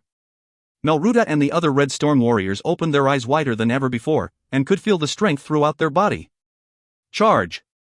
Ooh-wah-oo! Wah-ah-wah-ah! The cries of the warriors and the Red Storm echoed throughout the plains as they rushed forward at full speed. As expected, there was an ambush waiting for us in the middle, but Spoch had a look of confirmation on his face as he heard the enemy shouting from the left and right. He was thinking that this was too easy based on the strength of the enemy commander. Spoch looked to the left and right before leisurely giving an order. Knights will lead the cavalry and defend against the enemy ambush to the left and the right. Archers support the cavalry, and the infantry 1st Brigade will slow down the chase and try to go around and surround the ambushers. 2nd and 3rd Brigade set up defensive formations to prevent the enemy's counterattack. The formation already had infantry in the front, archers in the back, and cavalry to both sides, and since they focused on maintaining the formation instead of trying to move as fast as possible, the Empire's soldiers quickly and efficiently switched their formation. Archers, fire when ready. Cavalry, charge! You cannot be pushed back until the infantry can take care of the sides and the rear. But Spoch used mana to make sure his men could hear the command, before taking a look at both sides and turning his horse to the left where the battle seemed to be fiercer. He was planning on instantly taking down the enemy. All units, halt! Fix your formation! Yulian shouted urgently as soon as they left the ambush area.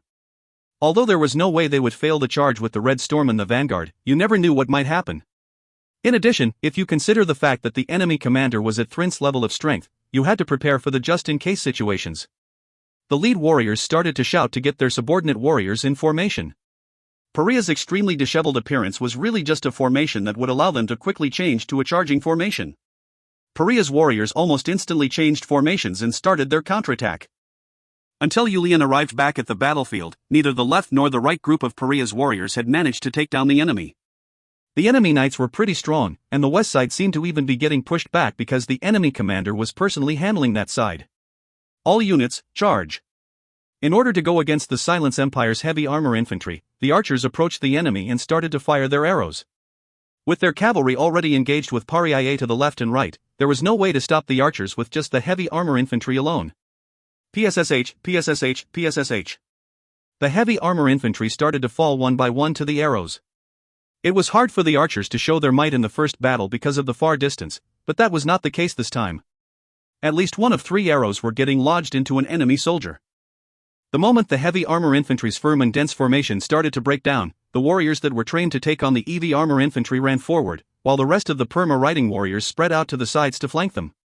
The enemy is starting to falter. Kill them all. As the lead warriors recognized that they were taking the advantage and started to shout, the Perma riding warriors started to attack the heavy armor infantry from a diagonal. Their armor might be strong, but a trained Shamshir on top of a Perma basically ignored the armor as they took the heavy armor infantry down one by one, before stomping them with their Permas. Once the 5,000 warriors from the flanks completely pierced through the heavy armor infantry line, it was pretty one-sided from there. We will go reinforce the center. Leave the battle here to the infantry. Perma riding warriors, get into formation. 10,000 warriors got into formation at Yulian's command. Based on Yulian's observation, there were not many enemy infantry soldiers left on this side, so the remaining warriors should be able to hold down this side without any issue. That was why he left a greatest warrior in charge before personally taking the 10,000 warriors and heading to the chaotic central area. I am here. Yulian shouted out loudly as he tried to boost the morale of the warriors who were having trouble in the center. The right part of the center had a slight advantage while the left part was definitely being pushed back. Yulian's shout made the right side start to push forward even faster, while the left side started to stop being pushed back and held their position. Based on Yulian's observation, the enemy's knights and cavalry were in charge of the majority of the battle. The infantry were next to them, slowly increasing the pressure to support the knights and the cavalry. Hit the center and then merge to both sides. Go warriors of Paria. As Yulian lifted up his greatsword high into the air and gave the command, the warriors shouted out in response and started to charge. Yulian split apart from the formation on his own and rushed toward the warriors who were having trouble. The Silence Empire's infantry tried to block him after seeing him split off on his own, but 3 to 4 of them started to fall with each swing of his blade, creating path for Yulian. Uma, what is your Shamshir that is stained in sweat doing? Sharu, why are you hesitating when you are the most vicious of the Red Storm? What are you all doing? I commanded you to charge through the enemy formation. Yulian finally got to the front and started to call out each of the Red Storm warriors' names and shouted at them. The Red Storm warriors started to bite down on their lips until they started to bleed, as they started to crazily swing their greatswords. With Yulian also joining in and instantly slashing one of the enemy knights, the warriors' morale shot right back up. While the situation did not instantly change, Paria's warriors were now slowly starting to push forward. Spoch started to become anxious. He could see the enemy start their counterattack, but the battle was fierce everywhere that he could not move any troops to reinforce the heavy armor infantry in the front. That was a mistake. The heavy armor infantry fell almost instantly, and now the infantry was in danger as well. Spoch could tell that the enemy's change was because of Yulian. Spoch valiantly approached Yulian and blocked his attack before shouting out, "Chief of the barbarians, let's finish our battle from earlier. My name is Spoch Rincullery, a Marquis of the Great Silence Empire, and the commander of the Sunset Knight Brigade." Yulian smirked while responding. Why do we need to talk in a battle? Warriors only speak through their strength. However, I will let you know as well. My name is Yulian Provoke, the Desert Conqueror and War God, and the Glow of Paria. This time, I will really show you the strength of the desert. The two men both let out a lot of fierce aura as they clashed once more. If you find any errors, ads pop up, ads redirect, broken links, non-standard content, etc., please let us know. Report chapter so we can fix it as soon as possible. Book 6, Chapter 203. Book 6 to 1.4. Since coming back from the Hero's Land, Yulian was confident that he could defeat anyone other than his master in a one-on-one clash. He was confident that even that Venersis would not be his match anymore. Earlier he had to hide his strength for the sake of their strategy, but right now, he just needed to kill the enemy as soon as possible. That was the only way to save the 30 members of Red Storm and his wife Violet, who were most likely shedding a lot of blood to take the gate right now. He needed to get there to save them and take the gate. Ooh!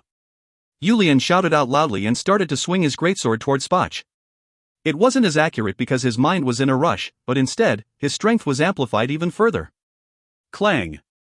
A loud noise of metal clashing could be heard before Spoch flinched. This was not the same opponent he faced a couple hours ago. His strength seemed to be multiple times stronger than before. You were hiding your strength. Spoch shouted sharply and tried to strategize, but Yulian's other greatsword was already aiming for Spoch's side. Klayawa-ea-ang. Clang clang.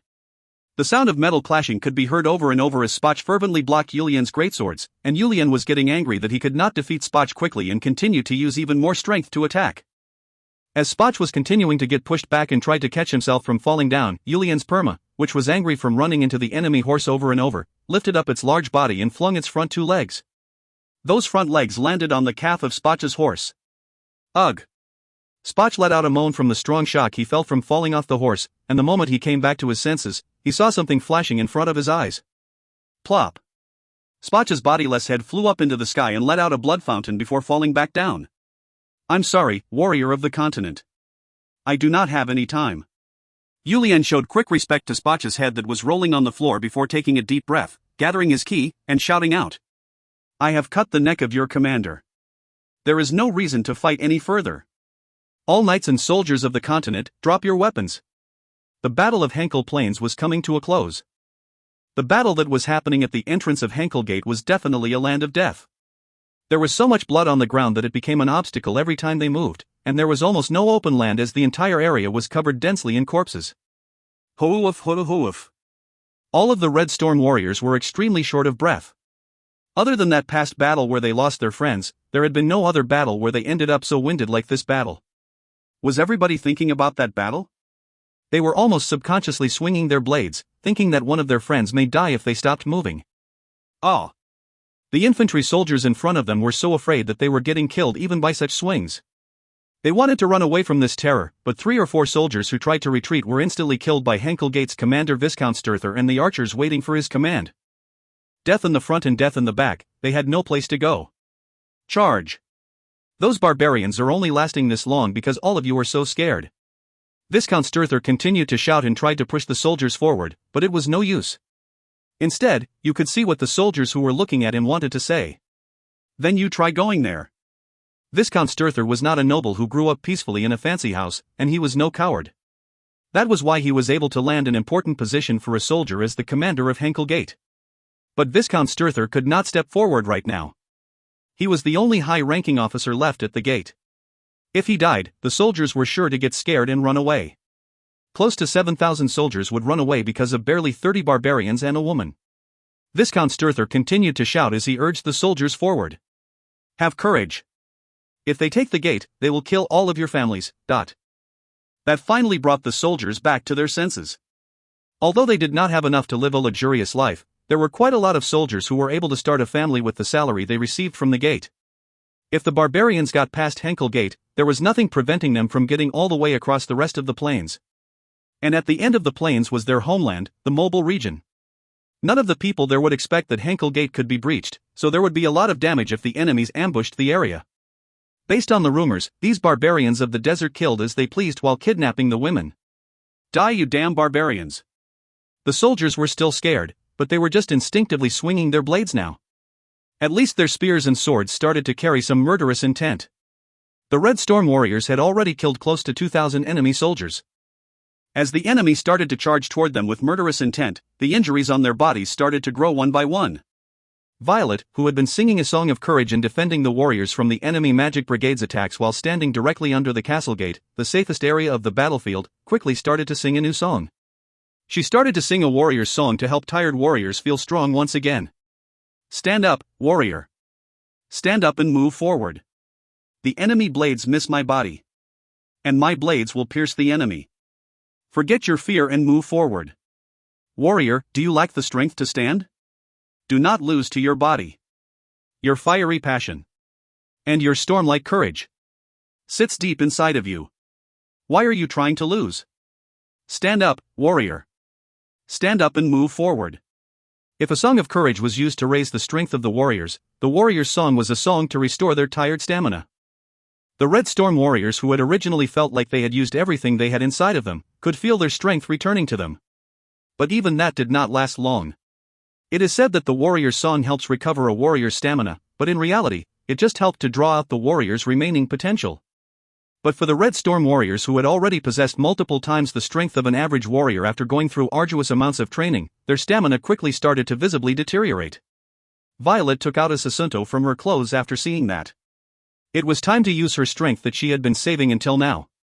The warrior's song was not enough to get them out of this situation. She didn't know how much longer they would be able to last with her strength, but she knew that Yulian and his warriors needed to quickly defeat Marquis Spotch and hurry over. Violet closed her eyes to calm herself and confirm her resolve. If she had the time and luxury, she would have brought some incantation tools to help her quickly perform incantations, but the situation did not allow for that. That was why she could only rely on her own strength to make it happen. She knew the dangers before coming out here, but it would be a lie to say she was still not scared. But she needed to do it. If you find any errors, ads pop up, ads redirect, broken links, non-standard content, etc., please let us know. Report chapter so we can fix it as soon as possible. Book 6, Chapter 204. Book 6 to 1.5. The Susunta cut across her white arm. Spread, my strength. My incantation. As she started to chant her incantation in a quiet voice, her flowing blood spurted out like a bomb and started to create a fog of blood around her. Violet Nim. Some of the Red Storm warriors were shocked at what was happening and called out to her. At that moment, her staff was lifted up from the ground while her other hand was raised up in the air. Wake up. The power that comes forth from blood. Show your strength through my blood. What I desire is darkness. The chaos that stems from darkness. The fear that rises from chaos. Violet's expression started to turn odd. Her hair started to rise up into the air, and her eyes that suddenly opened were completely bloodshot.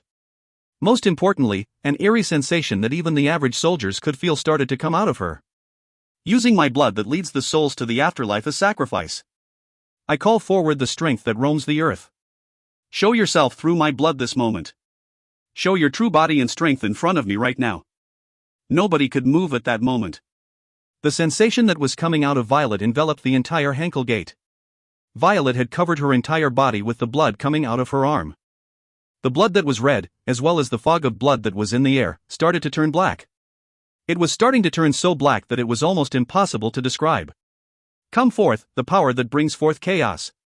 As Violet suddenly shouted out, that pitch-black fog of blood instantly started to surround the black gate, and the gate was now filled with darkness. Neither the light of the currently setting sun nor the light of the now rising moon could pierce through that darkness. Nobody could see anything. Everybody started to become afraid. This fear was so strong that it could even make some of the Red Storm warriors flinch. A feeling of being pressured by something surrounded all of the soldiers at the gate. Save me. What happened to my eyes? I can't even see my own hand. The soldiers started to scream in fear. They started to shake in fear. And fear tends to spread easily. I don't want to die. Oh, Lord, please save us. The soldiers started to fall into the chaos. There were some soldiers who curled up on the ground while covering their heads with both of their hands, as well as some who were lifting up prayers to the gods they believed in. There were even some soldiers who dropped their weapons and started to run, without even knowing where they were running. In fact, there were even some soldiers who were committing suicide because they were overwhelmed by the fear. The scariest thing was that they started to kill and die by the swords and spears of their own comrades. Screams suddenly shot up in the air from multiple locations. All of the soldiers started to swing their weapons in all directions. If they stood still, they were going to die. The smart thing to do was to swing their weapons so that nobody could get close to them. That sight was even scarier than the sight of war. The entire gate was now full of screams and cries. It literally looked like the definition of complete and utter despair. It looked like a scene straight out of the depths of hell. The only ones to not fall into chaos within that darkness was Violet herself, the Red Storm warriors, and the highly skilled magicians of the Magic Brigade, Viscount Sturther, and a couple of the soldiers who had strong wills. Please use this moment to take a short break. The Red Storm warriors flinched at Violet's voice, which had also changed. Plop. Violet Nim. Haisha shouted out and rushed toward her, and the rest of the Red Storm also gathered with Violet in the middle, killing any soldiers who approached them like crazy lunatics. Are you okay? Violet barely managed to open her eyes and speak. 5 minutes, just 5 minutes. I don't think I can make it last more than that. I wish I could give you more time, but I am lacking too much strength. The warriors looked at each other. They had never even heard about an incantation like this. But they could all recognize that this incantation was not an easy one. Violet Nim? Haisha called out to Violet, but Violet had already lost her consciousness. Violet Nim did everything to buy us this time. Everyone, recover as much stamina as possible. Everyone nodded at Haisha's words and started to control their breath. The situation was still not good, which was making all of them nervous. But they knew that such nervousness did them no good, and forced themselves to calm down and take as many breaths as possible to recover their staminas. But that only lasted an instant. The 5 minutes Violet mentioned had not gone by, but strands of light started to appear in the darkness, weakening the effect slowly. It was the enemy's Magic Brigade. Burning Pillar. Push Light. The magicians of the Magic Brigade were each using their own spells to add some light into the darkness. Thanks to that, the 5 minutes Violet mentioned quickly shrank to a little over 2 minutes. The moment Violet's incantation was broken, Viscount Sturther started to shout. They are not humans. They are the devil. Our gods will surely protect us. Do not be afraid and push forward. Prevent those devils from approaching our cities. There were not many soldiers who were in their right state of mind after being scared by the darkness. Fear, terror, and the sadness that followed had paralyzed them. That was why they were like dolls and just started to listen to the voice that told them to move forward. They could not think for themselves right now. End of chapter. Next up. The changing continent. The continent was starting to change. And Paria was at the center of it. If you find any errors, ads pop-up, ads redirect, broken links, non-standard content, etc., please let us know. Report chapter so we can fix it as soon as possible. Book 6, Chapter 205. The Changing Continent. The continent was starting to change. And Paria was at the center of it. Book 6 to 2.1. If there was a definition of pitch black and eerie, it would be this place. It was a place where even the tiniest speck of light could enter from outside. The only sources of light were from some shining ores that were providing just barely enough light for humans to see. Shine. The odd red symbol on the ground could not spread out. It was just roaming around the height of a person's knee. It was red enough to look like fire, but was just light. Damn it. The man standing in front of it started to curse as he stretched out both of his arms. A blue light started to pour out of his two hands and started to suppress the red strand of light.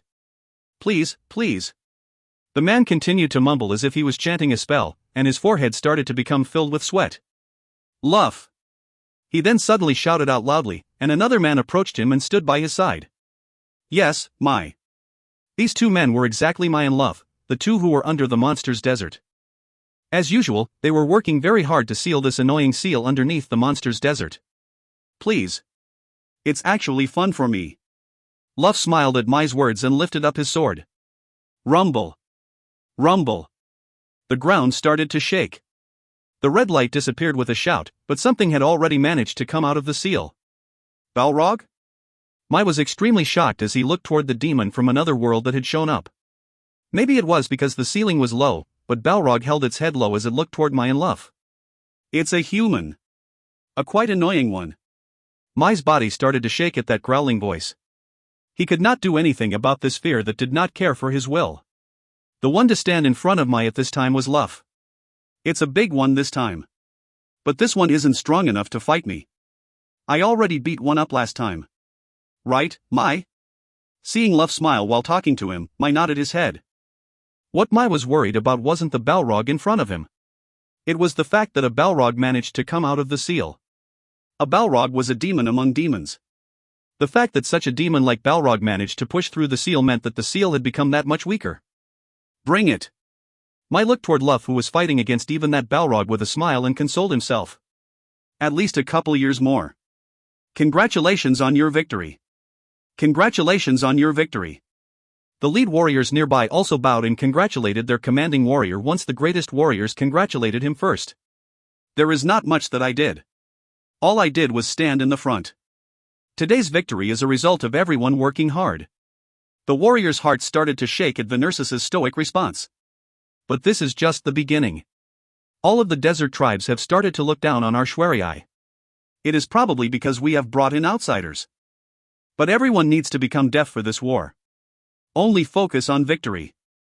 We will deal with the rest after the war. Yes, sir. It will become difficult if the other tribes start to unite like in the Eastern Desert. I urge you to remember that we need to move very efficiently to prevent that from happening. Please do not worry. It will happen as you said. The Nursus looked out toward the greatest warriors and lead warriors who finished well with him today and was pleased at what he said. Great. For today, relax and drink all you want. Wah-ha-ha. The greatest warriors and lead warriors started to cheer. It was okay to do that today. It was the day they managed to completely take over the Rivold, the largest tribe in the Western Desert. The bloody battle at the gate had already continued for many hours. Their stamina really surpassed the limits of humankind. But the situation was not favorable for the Red Storm. The Empire's soldiers were tired and the Red Storm were tired as well, but the Empire still had many more people than the Red Storm. Hey bastard, hurry up and get up. Shubian shouted loudly as he approached his comrade who had fallen and started to slash the spear wielders who were trying to pierce the fallen Red Storm warrior. Shubian. The warrior's body started to shake as he called out Shubian's name and looked toward him. Bastard, hurry up and get up. Shubian continued to shout while slashing the continuously approaching soldiers of the Empire, but Shubian was aware of it as well. It was difficult for a completely exhausted body to get back up. More than that, there was too much blood flowing from the arrows that managed to get through the cracks in the armor. This warrior could not live much longer. I'm sorry. Bastard, if you're going to say something like that, just go ahead and die. If you don't want to just die, then get up. You're going to let your kids be fatherless children? You want to put that sadness in the hearts of your friends once again? Shubian really didn't even have any strength to shout. But that damn bastard was irritating him so much. I'm sorry. The fallen warrior looked toward Shubian, who was burdening himself to defend against the enemy and protect him. He could see that Shubian's injuries were growing and put on an apologetic smile for Shubian. Stop saying the same thing and hurry up and get your ass up. What is that expression of yours? Fix your face and hurry up and get up. Shubian suddenly felt uncomfortable and started to take more peeks toward his fallen comrade. Every one of them was in a line with Violet behind them. All of them were worried. The two warriors next to them moved forward to take some burin off of Shubian. They wanted to give Shubian some time. But the fallen warrior did not think that way. The entire Red Storm was being burdened because of him. For someone who probably did not even have any strength left. In the end, they would all end up dying because of him. And it would happen quickly. Damn it. I'm sorry, everyone. Please don't die. Anne? I leave it to you. The warrior slashed his own throat. Hey, you fucking bastard. Shubian gasped and shouted, and the other warriors around him were shocked as well. This. Shubian was trying to say something, but he felt like something was stuck in his throat. He then became extremely angry. Ooh.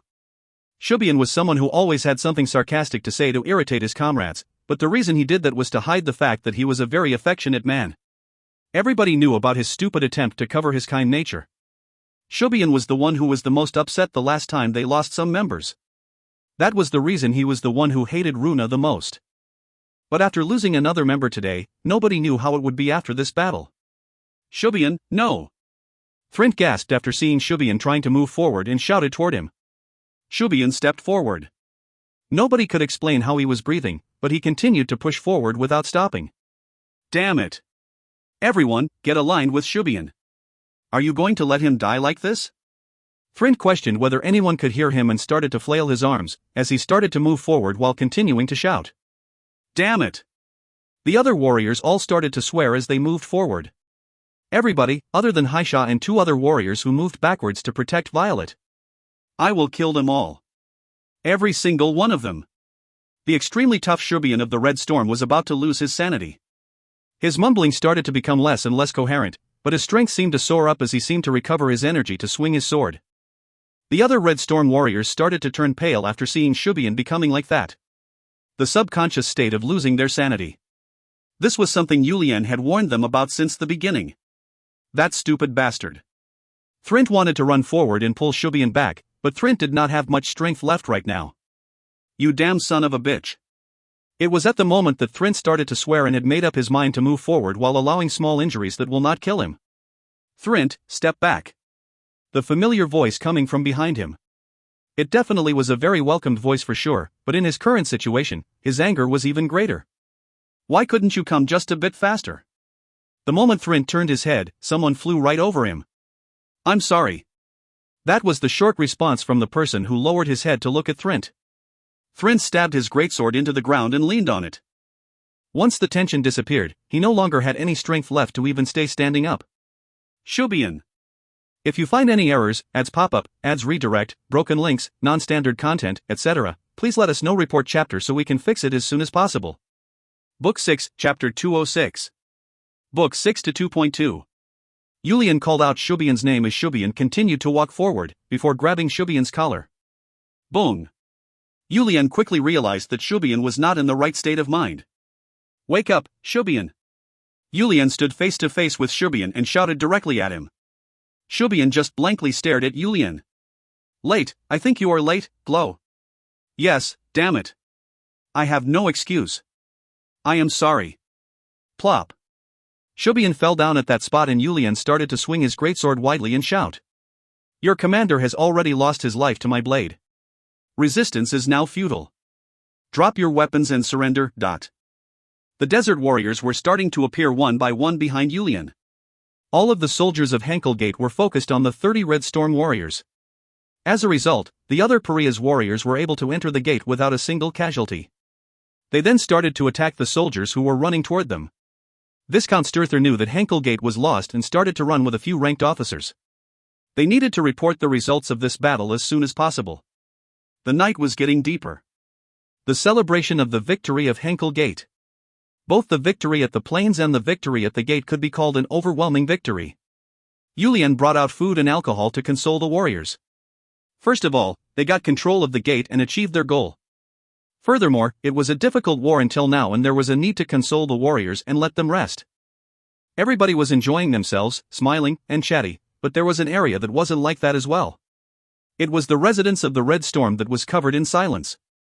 Even though the battle was over, the Red Storm had not been able to get up and just flopped right where they were sitting. They had all used so much energy that they had reached their limit. Even Thrint, Haisha, and Shubian, the strongest of the Red Storm, were no exception to this. All of them were laying down in a residence inside the gate and could not move. All of the shamans were gathered together to restore their staminas, but maybe it was because they not only used up their stamina but their hidden potential as well, but they needed to rely on natural healing to recover. Groan! With a quiet moan, Thrint suddenly sat up. Only the small light in the corner of the room was flickering to brighten Thrint's view. Groon! Thrint let out another moan and lifted his upper body. He could feel the emptiness in his body and his head was aching. Click! He heard the door open and one person walked in. Glow! Thrint quickly tried to straighten his body, but Julian quickly stopped him and held him there. It's okay. Stay there. I am embarrassed. The person who should be embarrassed is me, Thrint, not you. Thrint started to frown. He remembered the battle now. The battle that they had once again lost a friend. You are right. Glow, you were a bit late. Thrint did not hide his grudge. His voice and his gaze were both cold. You are right. I was late. I was very late. Julian thought it would be difficult if they fell into silence and continued to speak. How is your body? It is okay. But based on how empty I feel, I probably need to recover for a while. Where are the rest of the group? You are the first to wake up. I see. Then get some rest. As the conversation continued to be awkward, Julian told Thrint to rest before turning around. There were a lot of things he wanted to say, but it was difficult for him to say anything right now. Epari's death. That damn bastard felt like he was going to cause us harm and killed himself. He disobeyed your order by dying, but I hope you can forgive him. Was he able to say it because they weren't looking at each other face to face? Julian's heart was breaking, listening to Thrint's voice that was hiding his deep sorrow and pushing back his tears. He really did not know what to say at all. Wanana did not wake up either. However, the thing he ended up saying in the end made Thrint go blank for a moment. When all of you fainted and we moved you inside, Wanana's life was already gone. Did Wanana? There was an arrow in his chest. I presume. He must have pushed forward even stronger so that we would not notice. Seeing Julian not being able to say anything, Thrint turned away from looking at Julian's back. I'm sorry. It is my fault.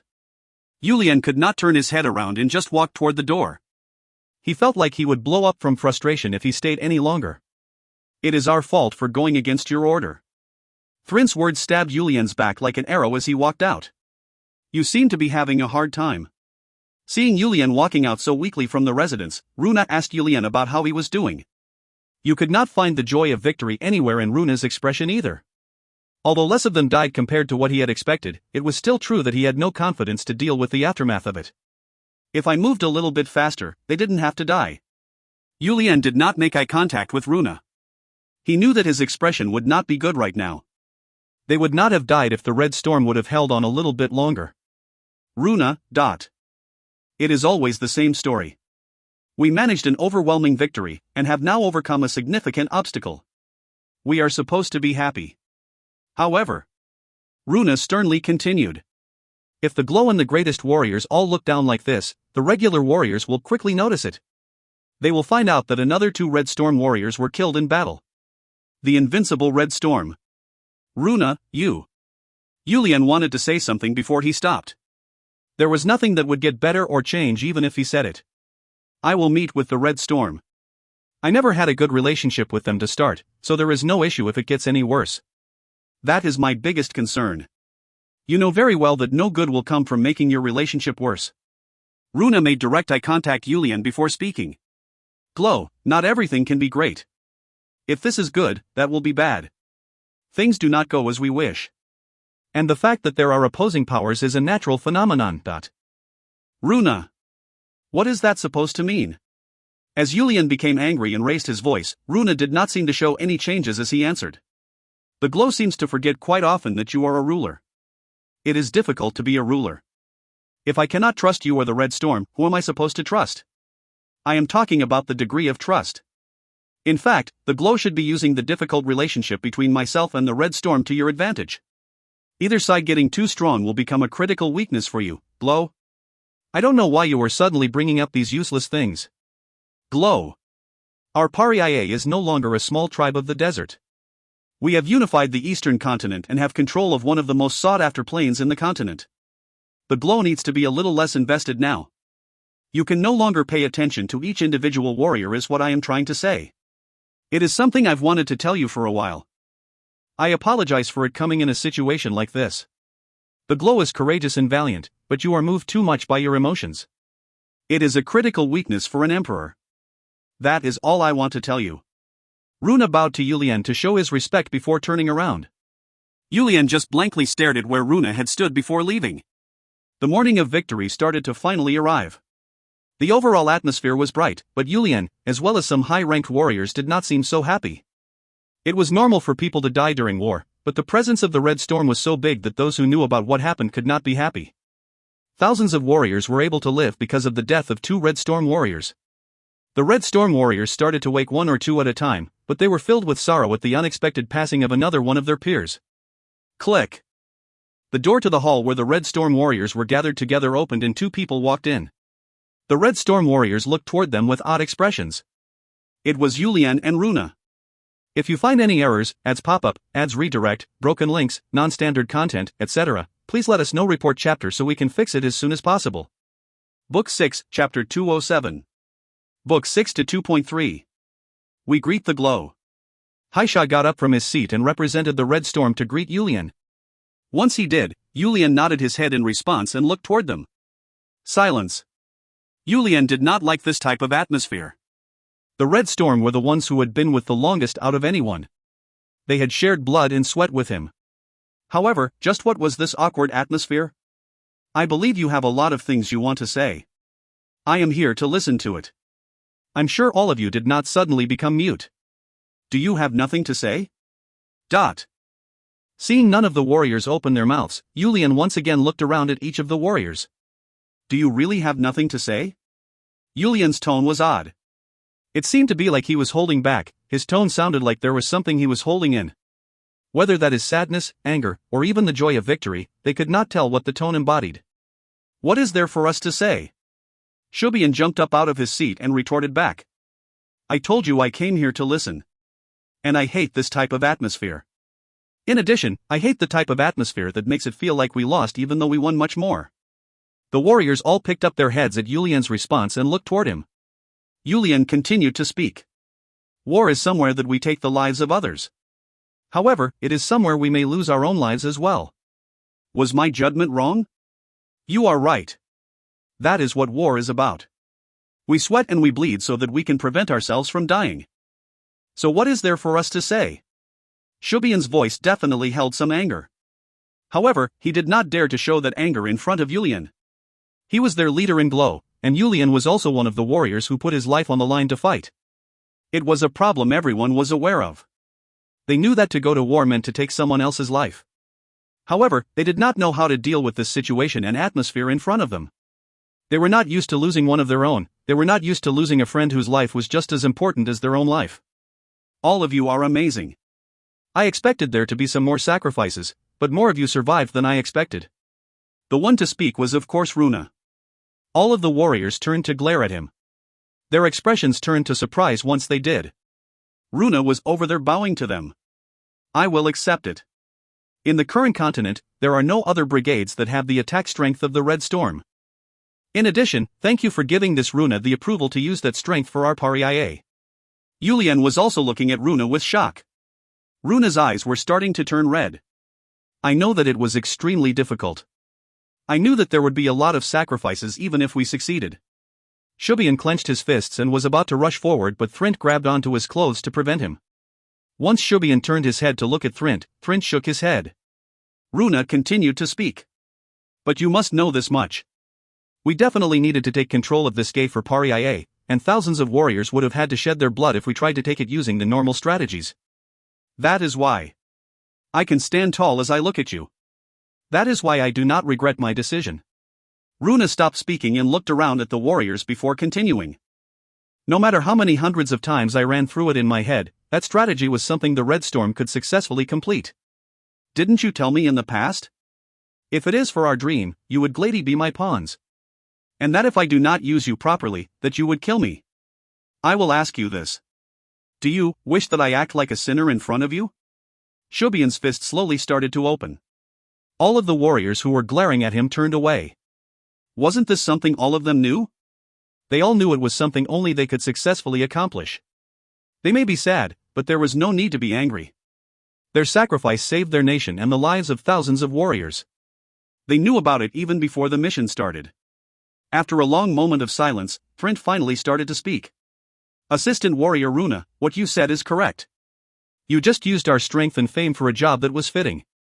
Yes, it is better than being used for something that is not fitting for our strength. Please continue to use us properly. Everyone, get rid of your frowns. We have one. In order to show our respects for our friends that have gone before us, let us not blame ourselves. Everyone nodded at Haisha's words and looked around at each other and started to smile. Although it was a forced smile, this was the time to smile. Glow, we apologize for causing you so much headache. As Haisha approached and bowed, Yulian shook his head. Right now, Yulian was feeling overwhelmed by Runa's words and the warrior's words. These amazing warriors were his subordinates. Shubian, it's all your fault. I couldn't say anything because it might cause you to go off again. As one of the warriors jokingly answered, Shubian started to smile as he responded. Damn it, I know, but I just couldn't say anything because I felt sorry for the bastards that left before us. Is this enough to resolve things for now? Shubian thought that to himself while looking at the now smiling Glow and Red Storm warriors. This is why I like all of them. Runa wanted to be involved in the conversation as well for a moment, but in the end, shook his head and sneaked out of them. The Silence Empire was obvious, but even the Rogini Kingdom started go wild at the fact that Paria had conquered Henkel Gate. First of all, the Silence Empire became completely shocked at this surprising news. The Henkel Gate that they had considered to be completely safe had fallen, which meant that the other half of Henkel Plains was no longer safe either. Most importantly, the death of Master Spoch was really unexpected. Spoch had ranked in the upper echelon of the Empire's masters, yet he was unable to defend against a single barbarian tribe and died. The Silence Empire quickly entered a state of emergency. They quickly sent reinforcements to the mobile region, while gathering people for strategy meetings that lasted for days. During the meeting, there were many discussions internally among the Silence Empire that they needed to send an envoy to Paria to call for an armistice. Of course they were careful about bringing it up to not anger their Royal Highness. The reason they were pushing for an armistice was because they did not have many units to move to the back as they were in a fierce battle with the Rogini Kingdom. Crown Prince Shawan had no choice but to send a diplomatic envoy to Paria, while putting their plan for the mobile region at the forefront of their discussions. On the other hand, the Rogini Kingdom was extremely excited. Although they did not originally expect much from Paria had taken victory after victory to significantly oppress the Silence Empire. To be honest, the Rogini Kingdom never expected Paria to be this great of an ally. Some of the nobles had even complained about what kind of help the barbarians could give them, indicating that they didn't need Paria's help to start. Surprisingly, Master Eisen and Master Winnie had pushed them to create the alliance with Paria. It was because of the two of their level of respect that they had given such a significant amount of materials to Paria. But now, the situation had turned 180 degrees. They wanted to create an embassy in Paria, and create an embassy for Paria in the Rogini Kingdom as well. That way, they could always share opinions with each other and create a path of communication. They also needed to create a diplomat who would focus all of their time on Paria, while making sure to increase the level of support for Paria. Basically, they needed to do whatever they could to keep this alliance strong. The Rogini Kingdom's Emperor Fin Rogini III agreed with all of these suggestions and ordered an envoy to be sent to Paria to discuss everything. If you find any errors, ads pop-up, ads redirect, broken links, non-standard content, etc., please let us know. Report chapter so we can fix it as soon as possible. Book 6, Chapter 208. Book 6 to 2.4. Anything more than that is impossible. Runa shared his thoughts in a stern voice in front of Yulian, the greatest warriors, and the Rogini kingdom's diplomatic envoy. The amount we have right now is enough to pressure the Silence Empire, and I believe we have shown our sincerity to the Rogini as allies. The Henkel Plains have become ours and we are holding back a significant amount of the Silence Empire's forces in the rear as a result. Am I wrong? But Runanim, right now. The moment that Pumatrin, the diplomat who was named to be in charge of the Rogini kingdom's envoy, tried to say something, Runa cut him short. Are you aware that we have an envoy from the Silence Empire here right now? Pumatrin flinched. Why would the Silence Empire send an envoy to Paria? No, Pumatrin quickly realized that there would be only one reason for the Silence to send an envoy. Is Runanim perhaps trying to use that to threaten me? Pumatrin, who felt like he couldn't back down, pushed a little strongly, and the moment Runa was about to respond, Yulian interjected. Enough. Runa, Pumatrin, both of you need to take a step back. Runa closed his mouth and Pumatrin also bowed his head. No matter what, the decision was in Yulian's hands. I am aware of Mr. Pumatrin's reason for the request, as well as what Runa and the greatest warrior's concerns are. Mr. Pumatrin. Please speak, Glow Yulian. We have already decided to send back the envoy from the Silence Empire, so you do not have to worry too much about it. We return sincerity with sincerity, and betrayal with betrayal. That is the type of people we are. Since the Rogini kingdom has shown its sincerity to us, we will also respond in kind, but... Pumatrin's expression became brighter. There will be no armistice with the Silence Empire. We will continue to pressure them and hold their forces here. However, as greatest warrior Runa just mentioned, we are in need of maintenance. Doing something like Mr. Pumatrin is asking for and pushing forward is not possible for a while. But Glow, in order to return to stability, it is best to quickly finish this war. Rogini and Paria, our two nations have enough strength to put this war to an end. I just want to let you know of that. Runa retorted back from the side. I do not believe that the Rogini kingdom cannot defeat the Silence Empire that has lost the Henkel Plains and a master that they were so proud to flaunt. In addition, the fact that we will be pressuring the Silence Empire from here will not change. We also have the desire to continue to push forward and increase our territory, but our main base, the desert, is not stable right now. Mr. Pumatrin needs to keep that in mind as well. Pumatrin realized that no good would come from continuing to push for his agenda. Didn't he at least hear straight from the Glow that there will be no armistice with the Silence Empire and that they will continue to pressure the Silence Empire from the side? I understand. I will let His Majesty know that you have sent back the envoy from the Silence Empire and will continue to maintain the alliance between our two nations. Runa added on to Pumatrin's words. Of course. Paria has not forgotten the sincerity that the Rogini kingdom has shown us. We also believe that the Rogini kingdom will absorb the Silence Empire quickly like a storm. As Pumatrin nodded his head with a satisfied smile, Runa continued to speak. There is also something we would like to request from Pumatrin Nim. Please speak. We heard that the reformation of the eastern continent started from the Rogini kingdom, and that the reform has become stable in Rogini. That is true. It is the reason for the strength of our kingdom.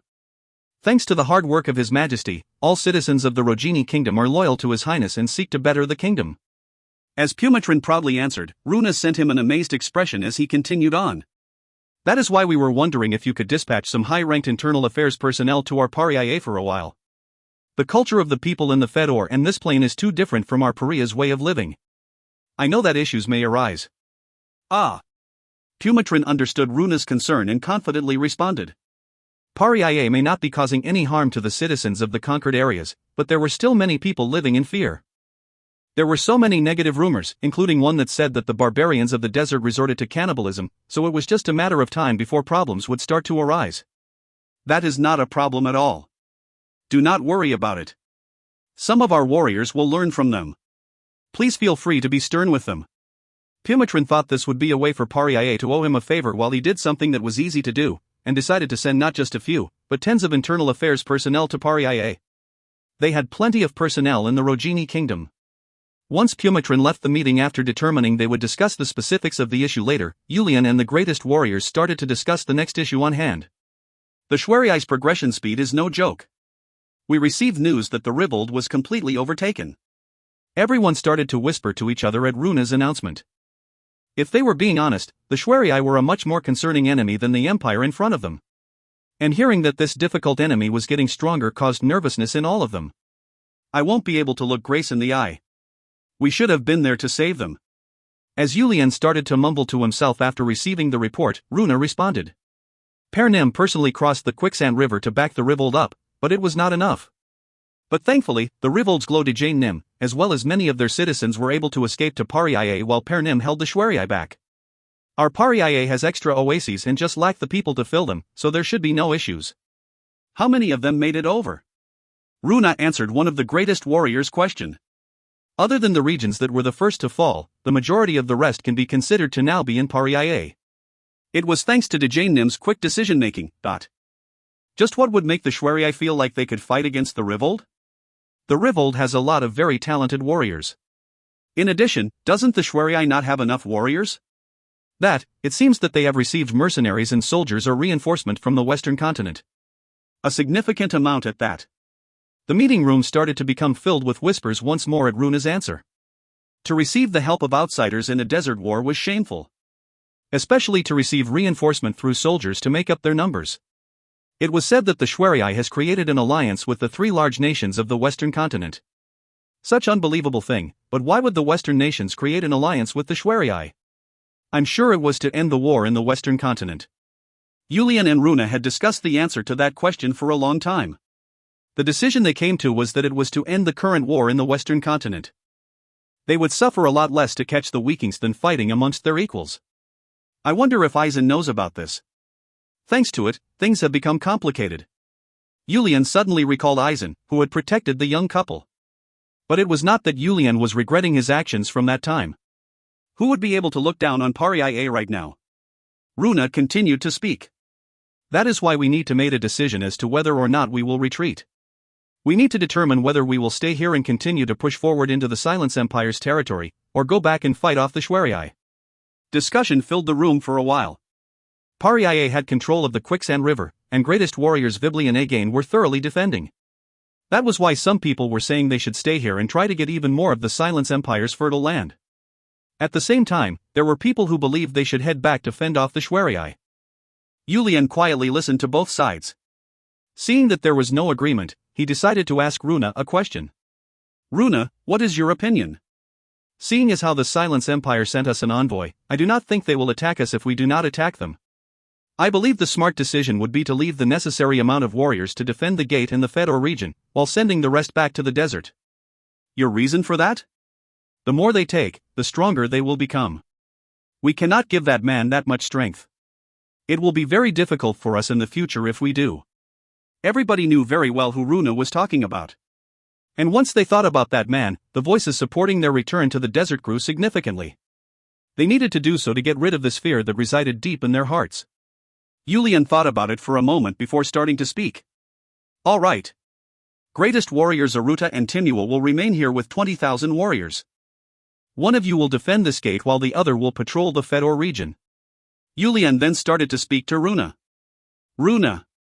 You will determine the warriors who will learn from the internal affairs personnel from the Rogini kingdom. I understand, Blow. In the end, Yulian decided not to attack the Empire anymore and to return to the desert. End of chapter. Next up. Truce. The water that seeped into the sands started to evaporate. If you find any errors, ads pop-up, ads redirect, broken links, non-standard content, etc., please let us know. Report chapter so we can fix it as soon as possible. Book 6, Chapter 209. Truce. The water that seeped into the sands started to evaporate. Book 6 to 3.1. After returning to Pariae, Yulian ordered the warriors to rest as he gathered the Oasis chiefs and greatest warriors for a meeting. These busy days continued for a while. There was just too much to do. While Yulian was gone, a mountain load of items requiring Yulian's approval had built up. However, he did not have the time to thoroughly go through them right now. He delegated most of it to different greatest warriors before preparing to go back to war. There was no time. I'm sorry for your loss. Yulian bowed to his father-in-law, Dejane. Sigh, he sure lived up to his name as the war god of the desert. He definitely deserves it. There was nothing we could do. Although his age was close to 60 now, Dejane had enough vitality to rival a young warrior for a long time. However, this old warrior in front of Yulian was no longer that energetic warrior. The deep wrinkles on his forehead, the extremely thin cheeks. All of this showed just how much worry and concerns Dejane had suffered until now. I'm sorry, Glow. I should have helped you. Dejane was someone who had taken care of Yulian for a long time.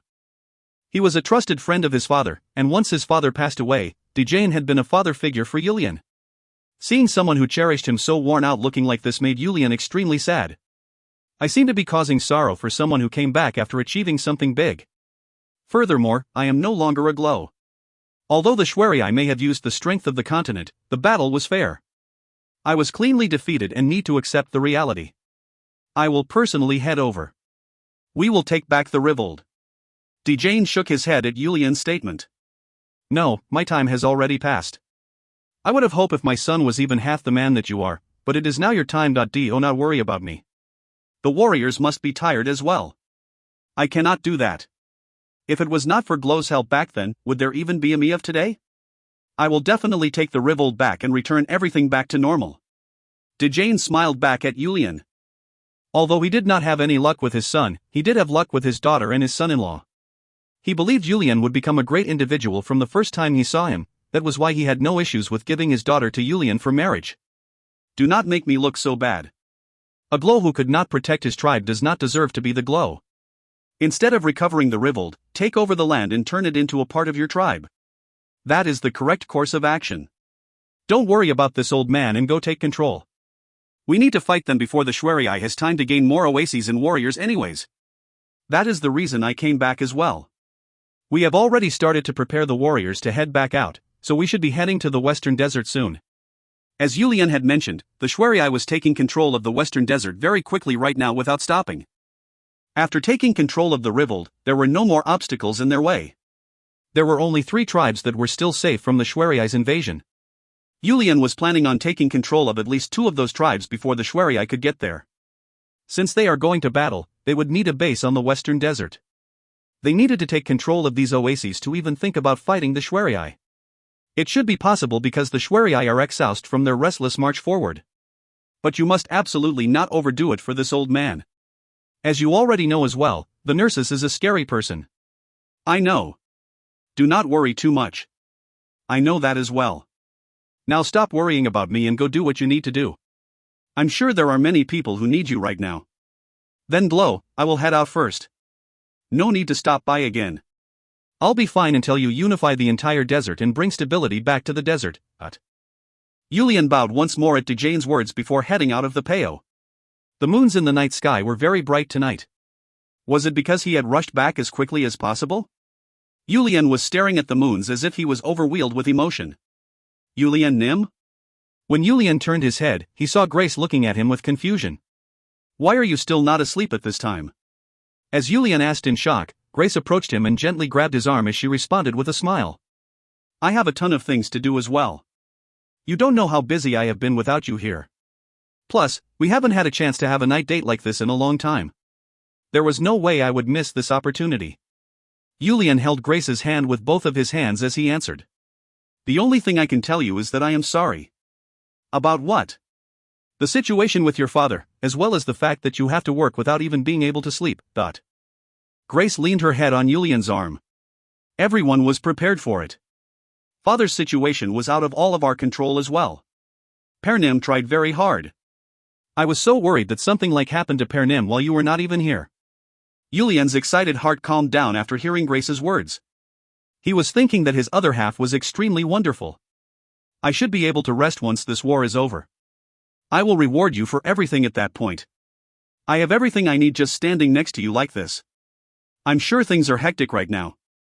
Yulian nodded his head and answered. I need to prepare the warriors to head to the Western Desert. The warriors who came back from the continent will have to be moved to defend our tribe, and we also need to include the heavy armor infantry as Runa suggested. There are a lot of things to figure out. But you need to take care of yourself as well. You know you look much thinner, right? But I am still making sure to eat every meal, so don't worry. You think I would starve myself while I work? I wish you could come home at least once a day to eat with us and see the children, but I guess it is still too soon for that. Sorry. Grace quickly shook her head. I didn't mean it like that. Let's go home. I should rest a bit tonight. Only the moonlight remained once the two of them left. The 14 desert runners, 3 more had been built in the last few years, started to ride the quicksand river up to the north. The first trip would transport 30,000 warriors.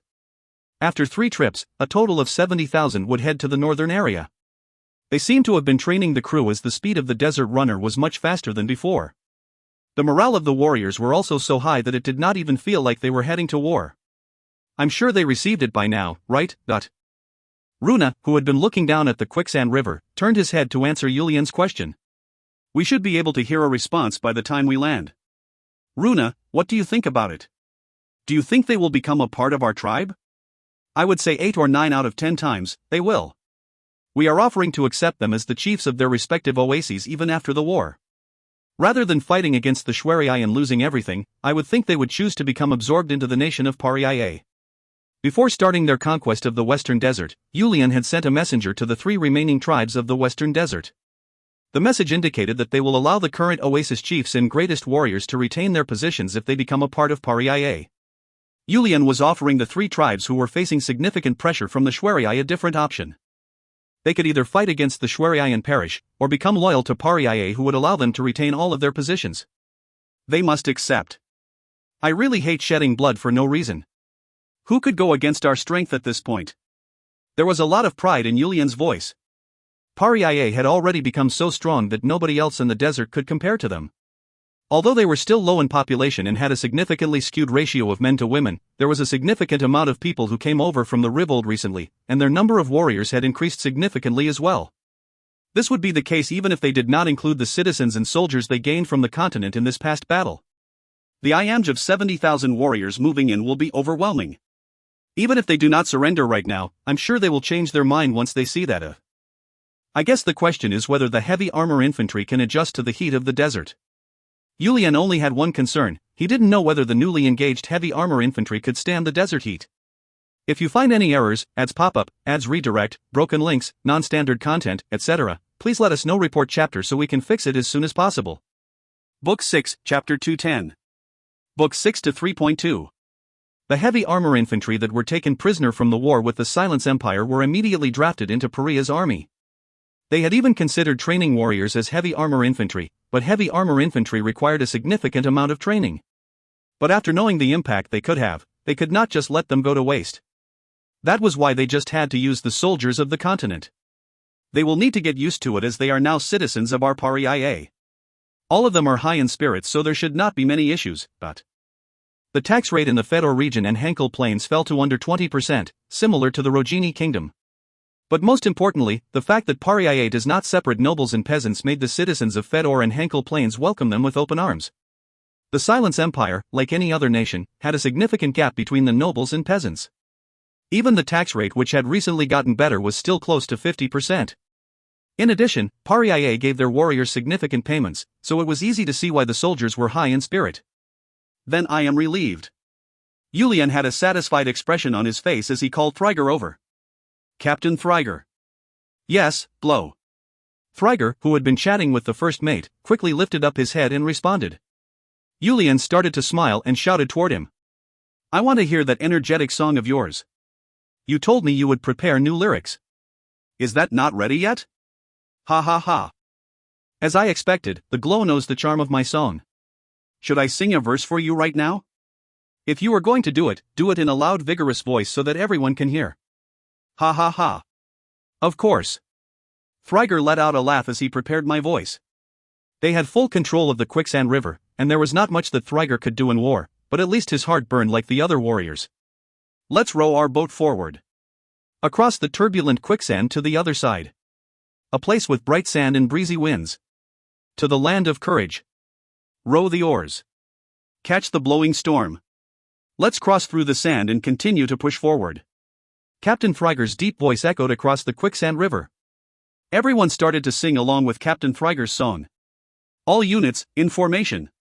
Once the greatest warrior gave the command, the warriors who had gotten off first set the tone as the rest of the warriors got in formation behind them. 30,000 warriors in formation really looked powerful. Forward. The warriors started to move forward in formation. In the front with the red flag was Yulian and the Red Storm. They could see the first oasis of the Kiraping tribe, the most northern tribe in the western desert, after less than a day of moving. By the time the greatest warriors prepared the troop to attack, 3 individuals rushed toward them on permas. The 3 men who quickly stood in front of Julian and the greatest warriors looked around before approaching Julian and giving him the warrior's gesture of respect. He intuitively had determined who the glow and overall commander was after looking around. Warrior Shirsai greets the Pariah's great glow Julian Provoknim under orders of the Kriping's wise glowy Dona Mononets. Warrior Kutao greets the Desert Conqueror, Desert War God, Julian Provoknim under orders of the Gutida's glow Eli Schultz, but Warrior Shiapa greets Pariah's great glow, Julian Provoknim under orders of the Idera's glow Mototat Karichi. Speak. Once Julian gave them permission to speak, the Kiriping Shirsai started to speak. Glow Eli Schultz has indicated that he wishes for Gutida to become loyal to Julian Nim. Once Shirsai went, the other 2 men shared similar messages. After hearing their messages, Julian had a bright smile on his face. The thing he was most worried about had disappeared. If they were to receive an opposition from the Kiriping while they were here, the Shwerii would be able to completely take control of the Idera tribe and start to attack the Gutida tribe. But Julian was happy seeing all 3 tribes accepting Pariah's condition for their surrender. To be honest, this decision was a calculated one by the 3 glows. If they were going to have to surrender in the end anyways, they would have to pick either Pariah or Shwerii. Picking Pariah was hands down a much better decision for them. The different reforms that Pariah attempted had gone past Pariah and resonated with the other tribes' warriors and women. In addition, Pariah was safer than other tribes, especially with their recent campaign into the continent where they gained the plains and no longer had to worry about food. No matter what, the scale tilted in Pariah's favor over the Shwerii. Pariah quickly started moving south, gathering each of the 3 tribes' warriors along the way to increase their numbers. What did you just say?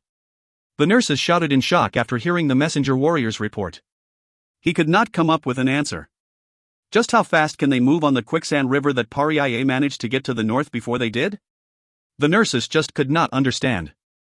And for them to be heading south now, their speed moving south was sure to be even faster than their speed moving north. All units increased their speed as much as possible. We need to take as many oases before Pariah makes their way down.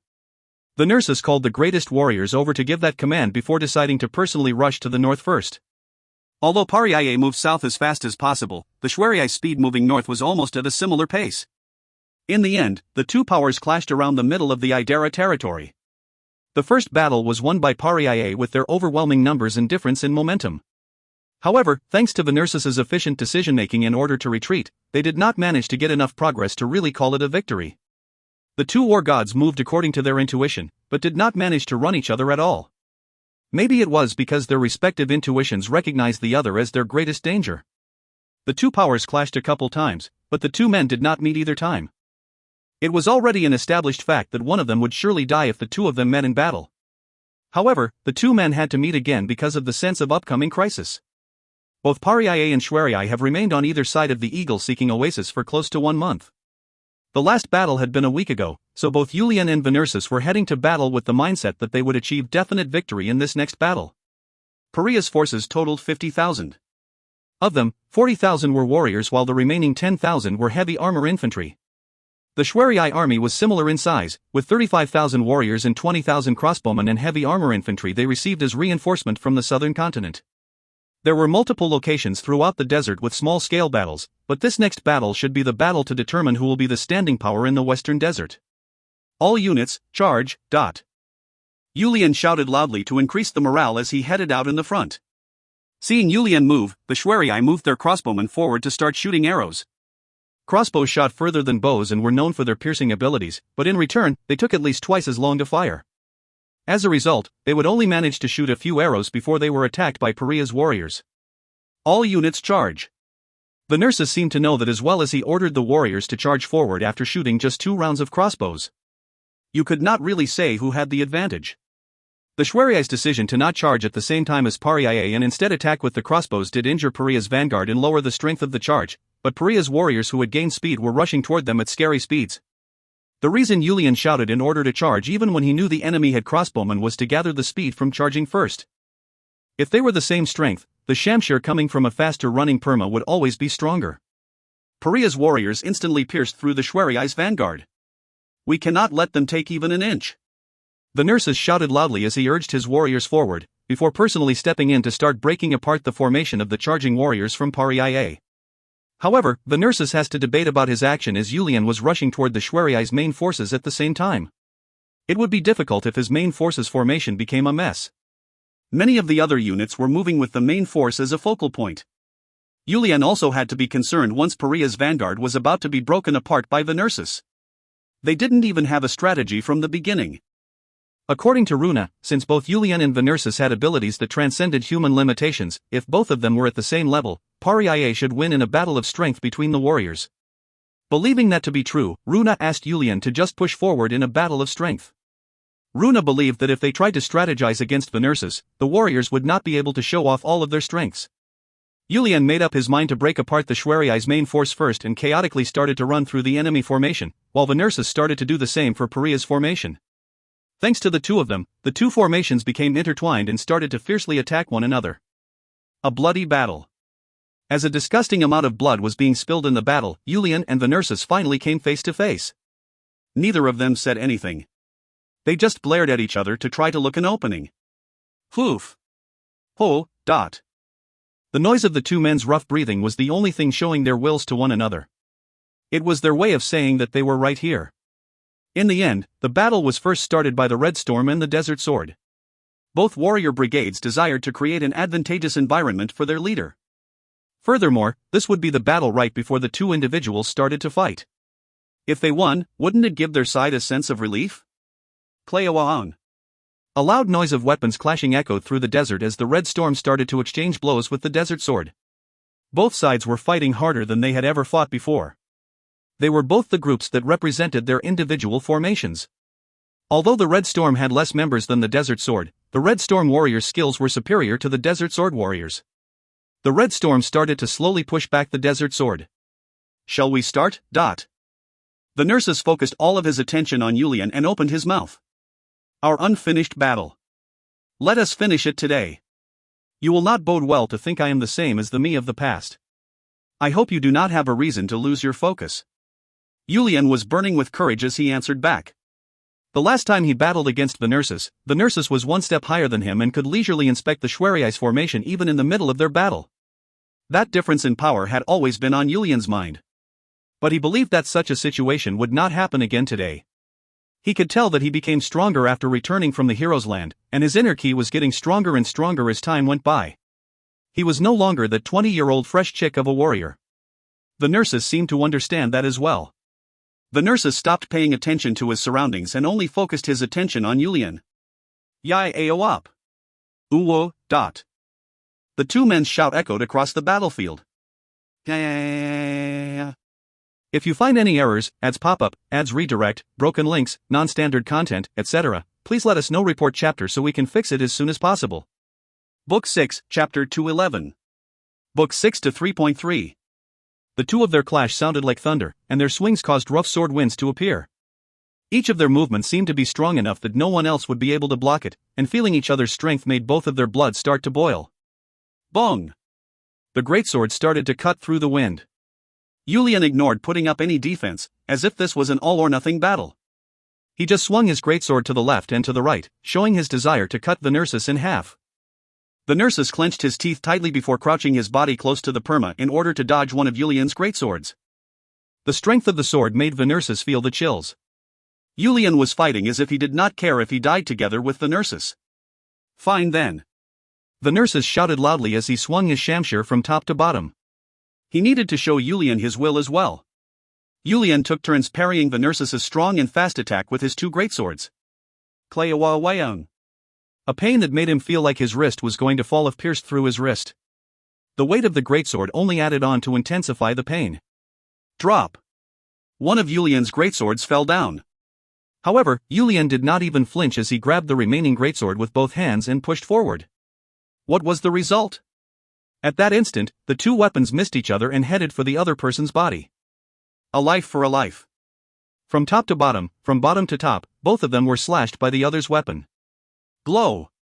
Leader, dot. The Red Storm and Desert Sword were both carefully watching Yulian and Venursus's battle, before turning pale after seeing both men fall off their permas at the same time. Both sides tried to rush toward their leader, but the opposition was intense. They both knew that if the other brigade reached their leader first, their leader's life would be in danger. The battle between the two brigades intensified for a bit, but it could not last long. They both used their gazes to come to a temporary truce. Both brigades slowed down their attacks as they approached their respective leaders and retrieved them to safety. Neither side looked back as they rushed toward their main forces with their leader in tow. Gruun. Yulian opened his eyes with a small moan. He could feel some weight on his legs. Yulian lifted his body up a bit and looked down, only to find Grace and Violet on either side of the bed, leaning their heads on his legs and dozing off. What is going on? Yulian looked at his two wives and felt the pain throughout his body as he started to think about what happened to him. Yulian finally remembered what had happened to him. He had felt pain in his chest after taking Venersus's blow and had lost consciousness. I lived. Yulian found it odd that he was still alive. If Venersus did not allow him to leave alive, there was no way he would still be sitting here like this. Now that I think about it, did I feel some impact on my sword as well? Yulian thought about that moment as he opened and closed his right hand and just sat there blinking. He then started to smile. He was certain that if his blow did not manage to land, Venersus would have definitely taken his life. These girls. Yulian bent his waist to caress his wives' heads. Ugh. He felt an intense pain running through his chest. As soon as Yulian let out a groan, Grace and Violet both raised their heads as if they had made a promise to get up at the same time. Yulian Nim. The two women jumped up and put their hands on Yulian's chest and back, before carefully laying him back down. You have a very serious injury. I really thought you were going to die, honey. Yulian lightly smiled at Grace's words. Would I die and leave you and Violet behind? Do not worry too much. Do not take your injury lightly. Yulian Nim, you have been laying here unconscious for over half a month already. That long? Yulian was completely shocked at Violet's words. Yes. Your injuries were so severe that no one could guarantee your survival. You don't know how worried everyone has been. What about the war? What happened to Venersus? There would be a significant impact on the war with him being out of action for half a month. If Venersus's injury was not severe, Paria would have faced a lot of issues. Yulian quickly asked once he came to that realization. We have called a truce. We needed Yulian Nim's approval, but since Yulian Nim remained unconscious, I made the decision. If something happens to Yulian, all authority to make decision went to Grace. That was how important the role of the mother of Paria was to the tribe. The Shwerii accepted the truce? What were the conditions? Grace lightly shook her head and responded. It was actually the Shwerii who suggested the truce first.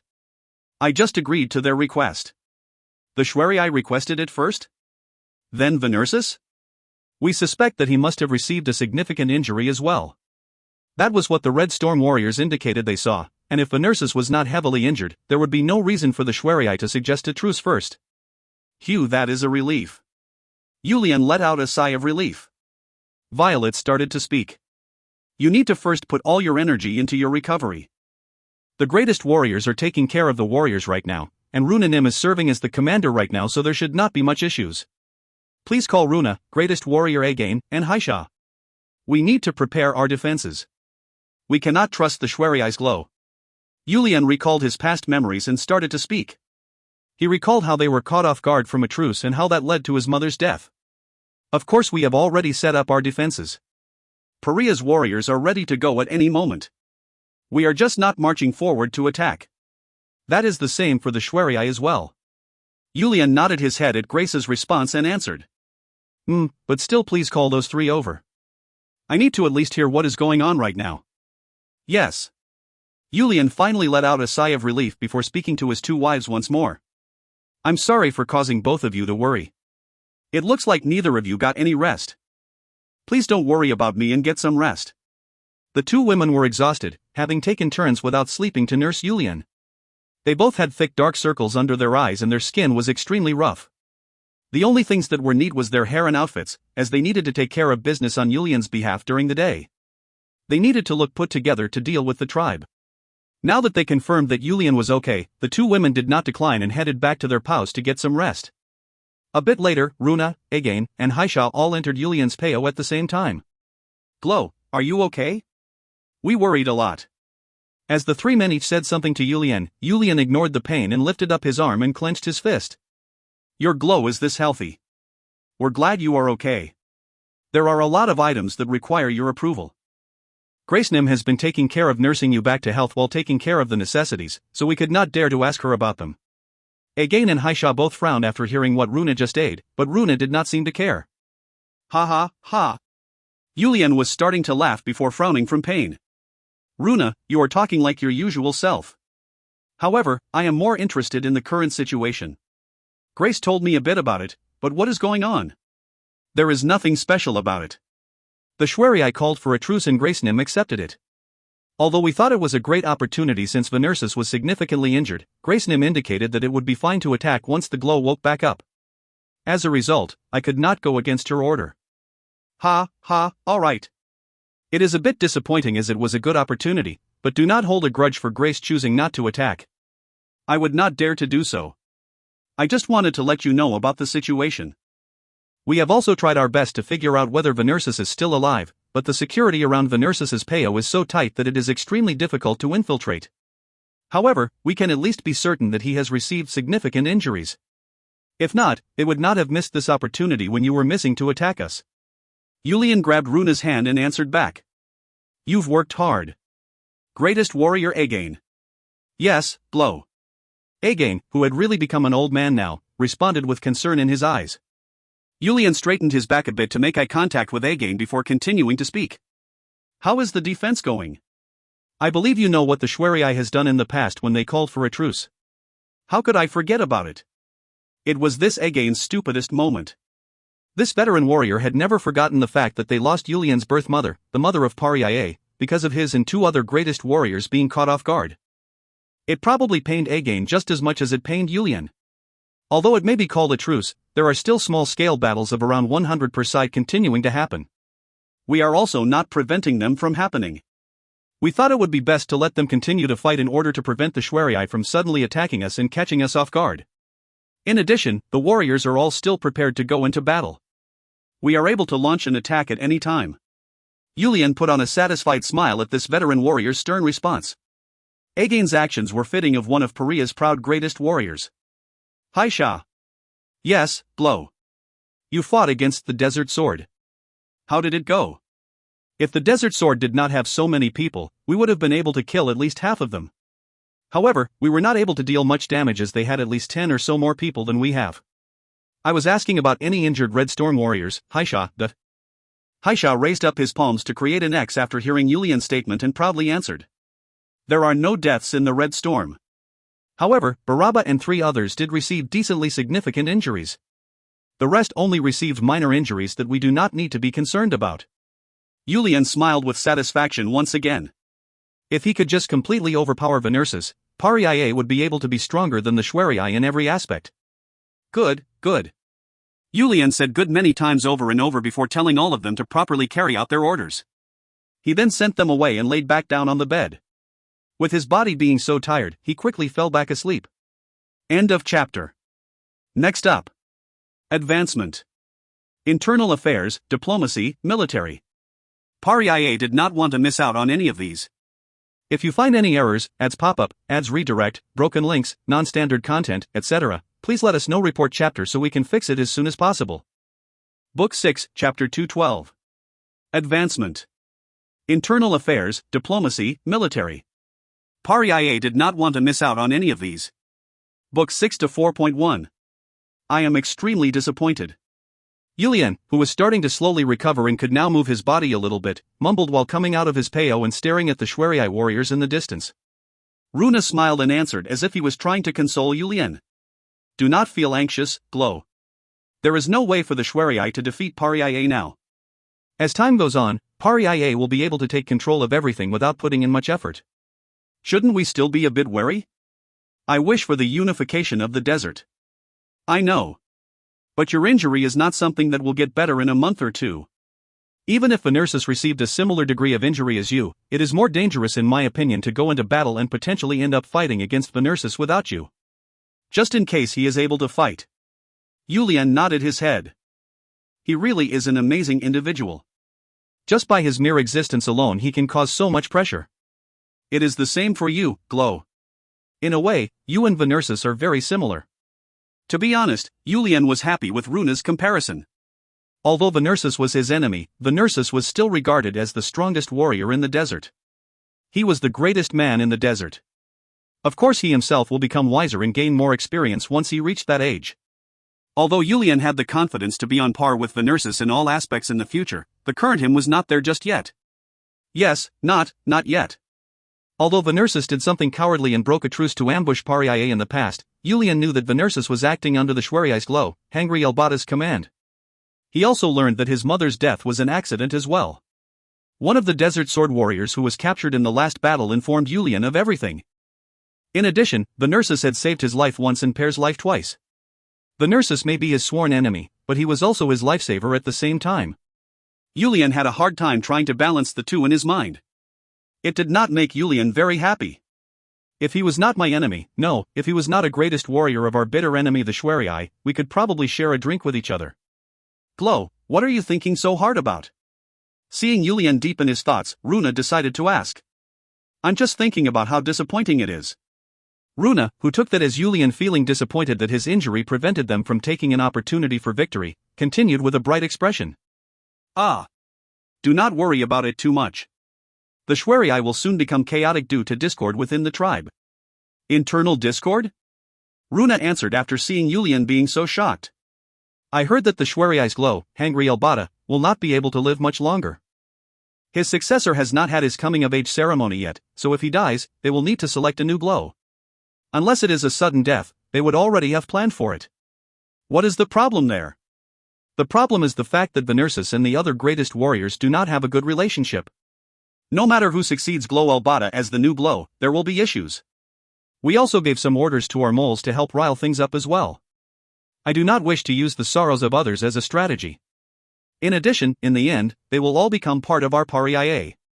I do not wish to rile things up during their time of chaos. If that is the glow's will, I will do as you wish. Runa must have felt things would be enough as is, as he did not say anything else before agreeing with Julian's wishes. Then what should we do now? It is time for us to grow our strength. The warriors are tired after a long war, and the families are longing for their fathers. We also have a lot of things to take care of, so let us maintain the truce with the Shwariai and just sit back and watch what happens with them. The war will be best if we wait until their internal discord to start again. I'll think a bit more about that. Julian said that before slowly starting to move his body. I should go take a look around. Runa responded cautiously at Julian's words. You have already been out in this cold wind for a long time. Please get some rest. How can you call the desert wind cold? In fact, this hot breeze is helping me heal, so do not worry too much. If I don't show myself every so often, there might be rumors that I am dead. Please do not say something like that even if it is just a joke. Seeing Runa turn pale as he said that, Julian smiled before starting to walk once more. Many warriors showed their respects with worried expressions on their faces after seeing their glow push his injured body to move around. They seem to be worried about me as well. Everybody cares about your health, Glow. Your swift recovery is better than any other words of encouragement. They might even think that the glow needs to patrol like this because he does not trust them. No way. Julian became extremely nervous at Runa's words. I do not say anything that is not true. I just listen to the truth and speak it. That is my way of life. Fine. I will return. It will be best to call everyone tomorrow to hear their opinions as well. I understand. I will prepare for it. The greatest warriors started to gather at Julian's Peo starting very early the next morning. When it came to war-related discussions, the greatest warriors' suggestions held more sway than the Oasis chiefs. If they said war is doable, it was doable, while if they said it was not, it was not. Even though Julian was the glow, this big issue of either continuing the war or maintaining the truce was something he needed to listen to the greatest warriors' opinions. Now that we have confirmed that there is no danger to the glow's life, we need to announce our desire to go back to war. If Venersis cannot take part because of his injuries from his battle with the glow, we are confident about our chances of victory. The people who pushed the strongest for continuing the war were greatest warriors Again and Vibli. These two veteran warriors of hundreds of battles were saying that the Shwariai without Venersis was like a wild animal without its teeth and claws. They thought this was the opportunity to completely defeat the Shwariai. Again and Vibli had already aged past 50 and could feel that their energy was not what it used to be. Although their sword and strength still remained the same, it was different than their energy, which was required for their vitality.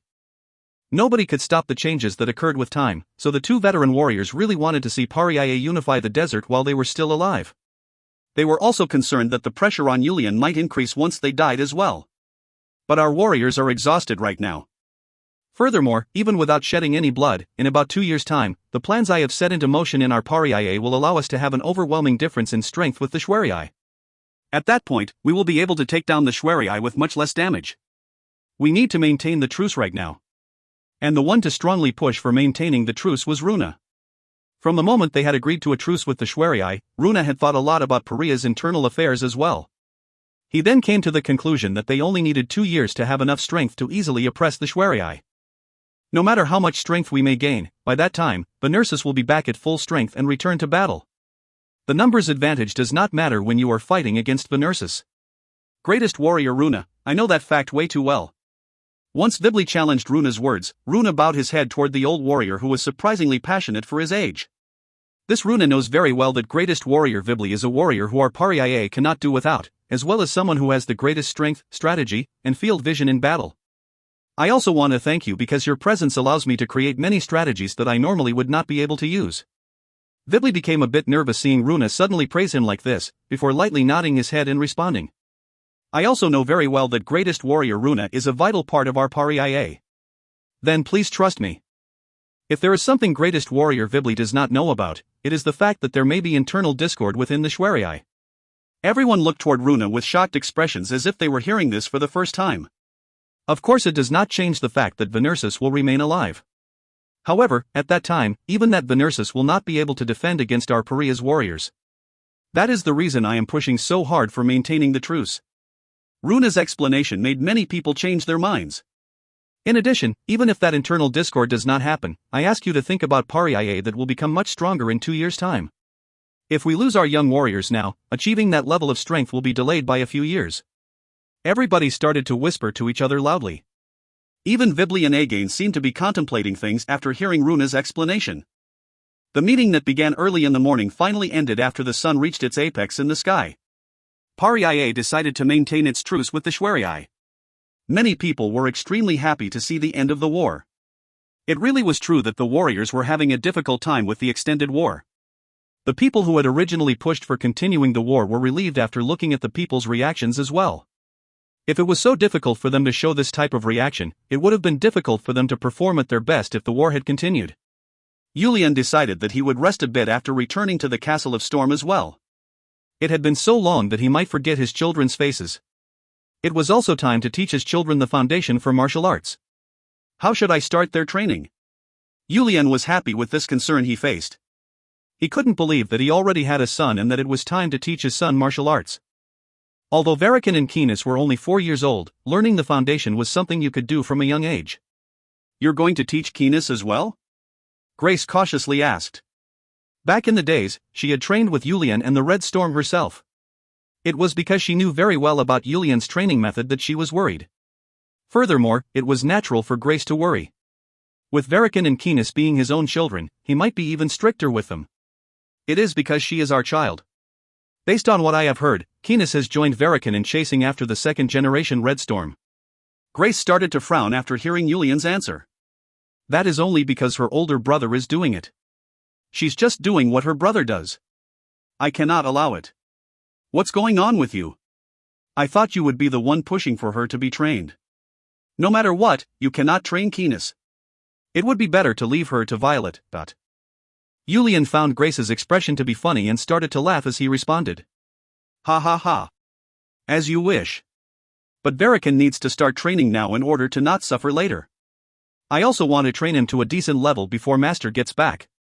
Do you think Master will not help Verikan to grow even stronger? Ah. Now that you mention it, there hasn't been any contact with your master, has there? Yulian nodded his head as his expression darkened. That is one of my concerns these days. He's extremely strong, so he has no concerns about his own safety, but he is getting older in age. I can't help but be worried. I tried to get any information about him using different methods, but there is still nothing. Do not worry too much. This is the only place he calls home in this world.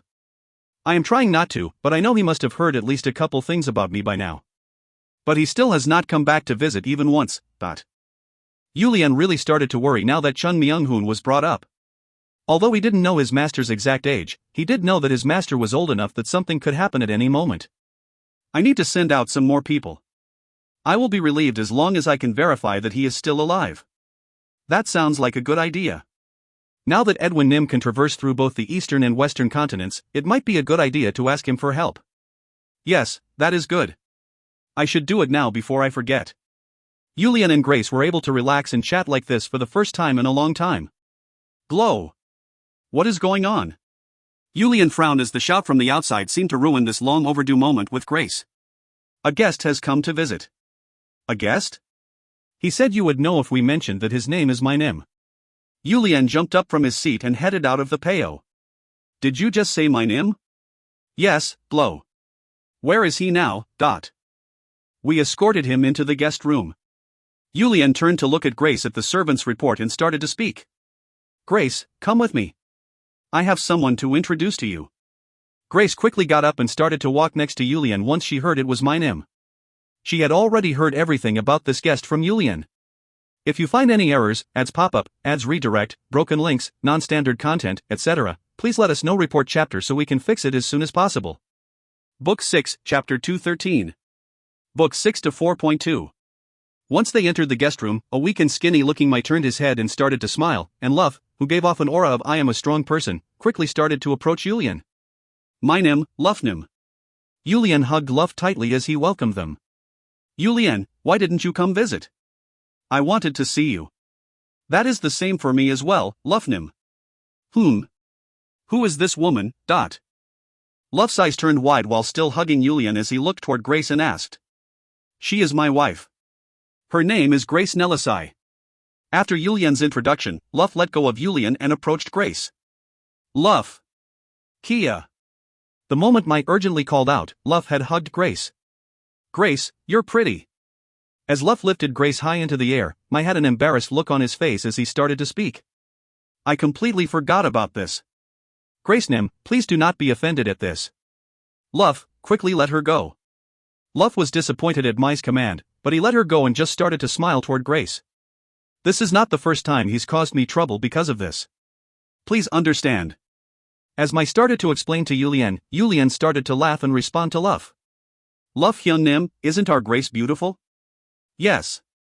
Beautiful. Very beautiful. As beautiful as the Princess Nim. Mai bitterly smiled at Luff's response as he explained. Luff is talking about the Rojini Kingdom's Bella Princess Nim. Yulian had heard a long time ago that Mai and Luff had relations with the Rojini Kingdom. Did you eat already? Did not eat. Am hungry. Grace smiled brightly at Luff's response and quickly left the room. Yulian offered both Mai and Luff a seat. I was surprised when they said it was you. I did not expect you to suddenly come visit me like this. I was planning on going back to visit you once things settled down a bit. You are amazing. We heard the stories on our way over.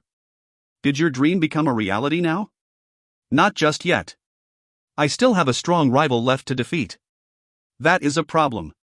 Yulian was confused at Mai's response and asked. What do you mean? I was hoping that you would have completely unified the desert. Or at least control the entire desert. Does that mean? Yulian seemed to understand and started to ask as Mai nodded his head. Correct. The seal has been broken. I cannot say for sure, but a large number of monsters will start to pour out of it. It will return to the ages of old. The ages of old. Yulian mumbled what Mai had just said. The age of old. Monsters will start to rise all over the continent. Then the hidden forces may start to once again appear in the world in order to protect their race as well. Yulian nodded his head at Mai's words. Although it was not recorded in great detail, the previous era was one where there were significantly more monsters living in the world. Incantations were more developed than present day, and they also had a lot more warriors. At least until the fight for power in the continent began. What do we have to do now? Mai let out a small sigh at Yulian's question before slowly starting to speak. We need to prepare. As I mentioned before, the person that will receive the most pressure is you, Yulian. The center of it all is right here in the desert. Only a small number of monsters will spawn in the continents, the majority will spawn right here. I do not think I will not be able to handle them. Our warriors are strong. Of course humans will not lose to monsters. But what I am worried about is the humans. I cannot say with certainty because I have not figured everything out yet, but how will you be able to handle a horde of monsters in the middle of a war? It really will become dark times if you cannot put your strength together to fend them off. Julian tightly closed his lips for a moment. It was like he was meeting a hidden enemy. He had completely forgotten about it, but after hearing Mai's words just now, he could see the seriousness of the situation. He had enough experience in the monster's desert. They would not have any time to think about war if the entire desert became like the monster's desert. After a long duration of silence, Julian finally started to speak. We will prepare. We will make sure to prepare enough. Mai's eyes started to shine at Julian's responses. I guess it is his mandate from heaven. Even in the desert, a hero, one of the chosen ones, was starting to shine. I need to let the continent know. I need to send the message to many kingdoms and empires. The time of chaos is quickly approaching. It is not time for humans to be fighting with each other right now.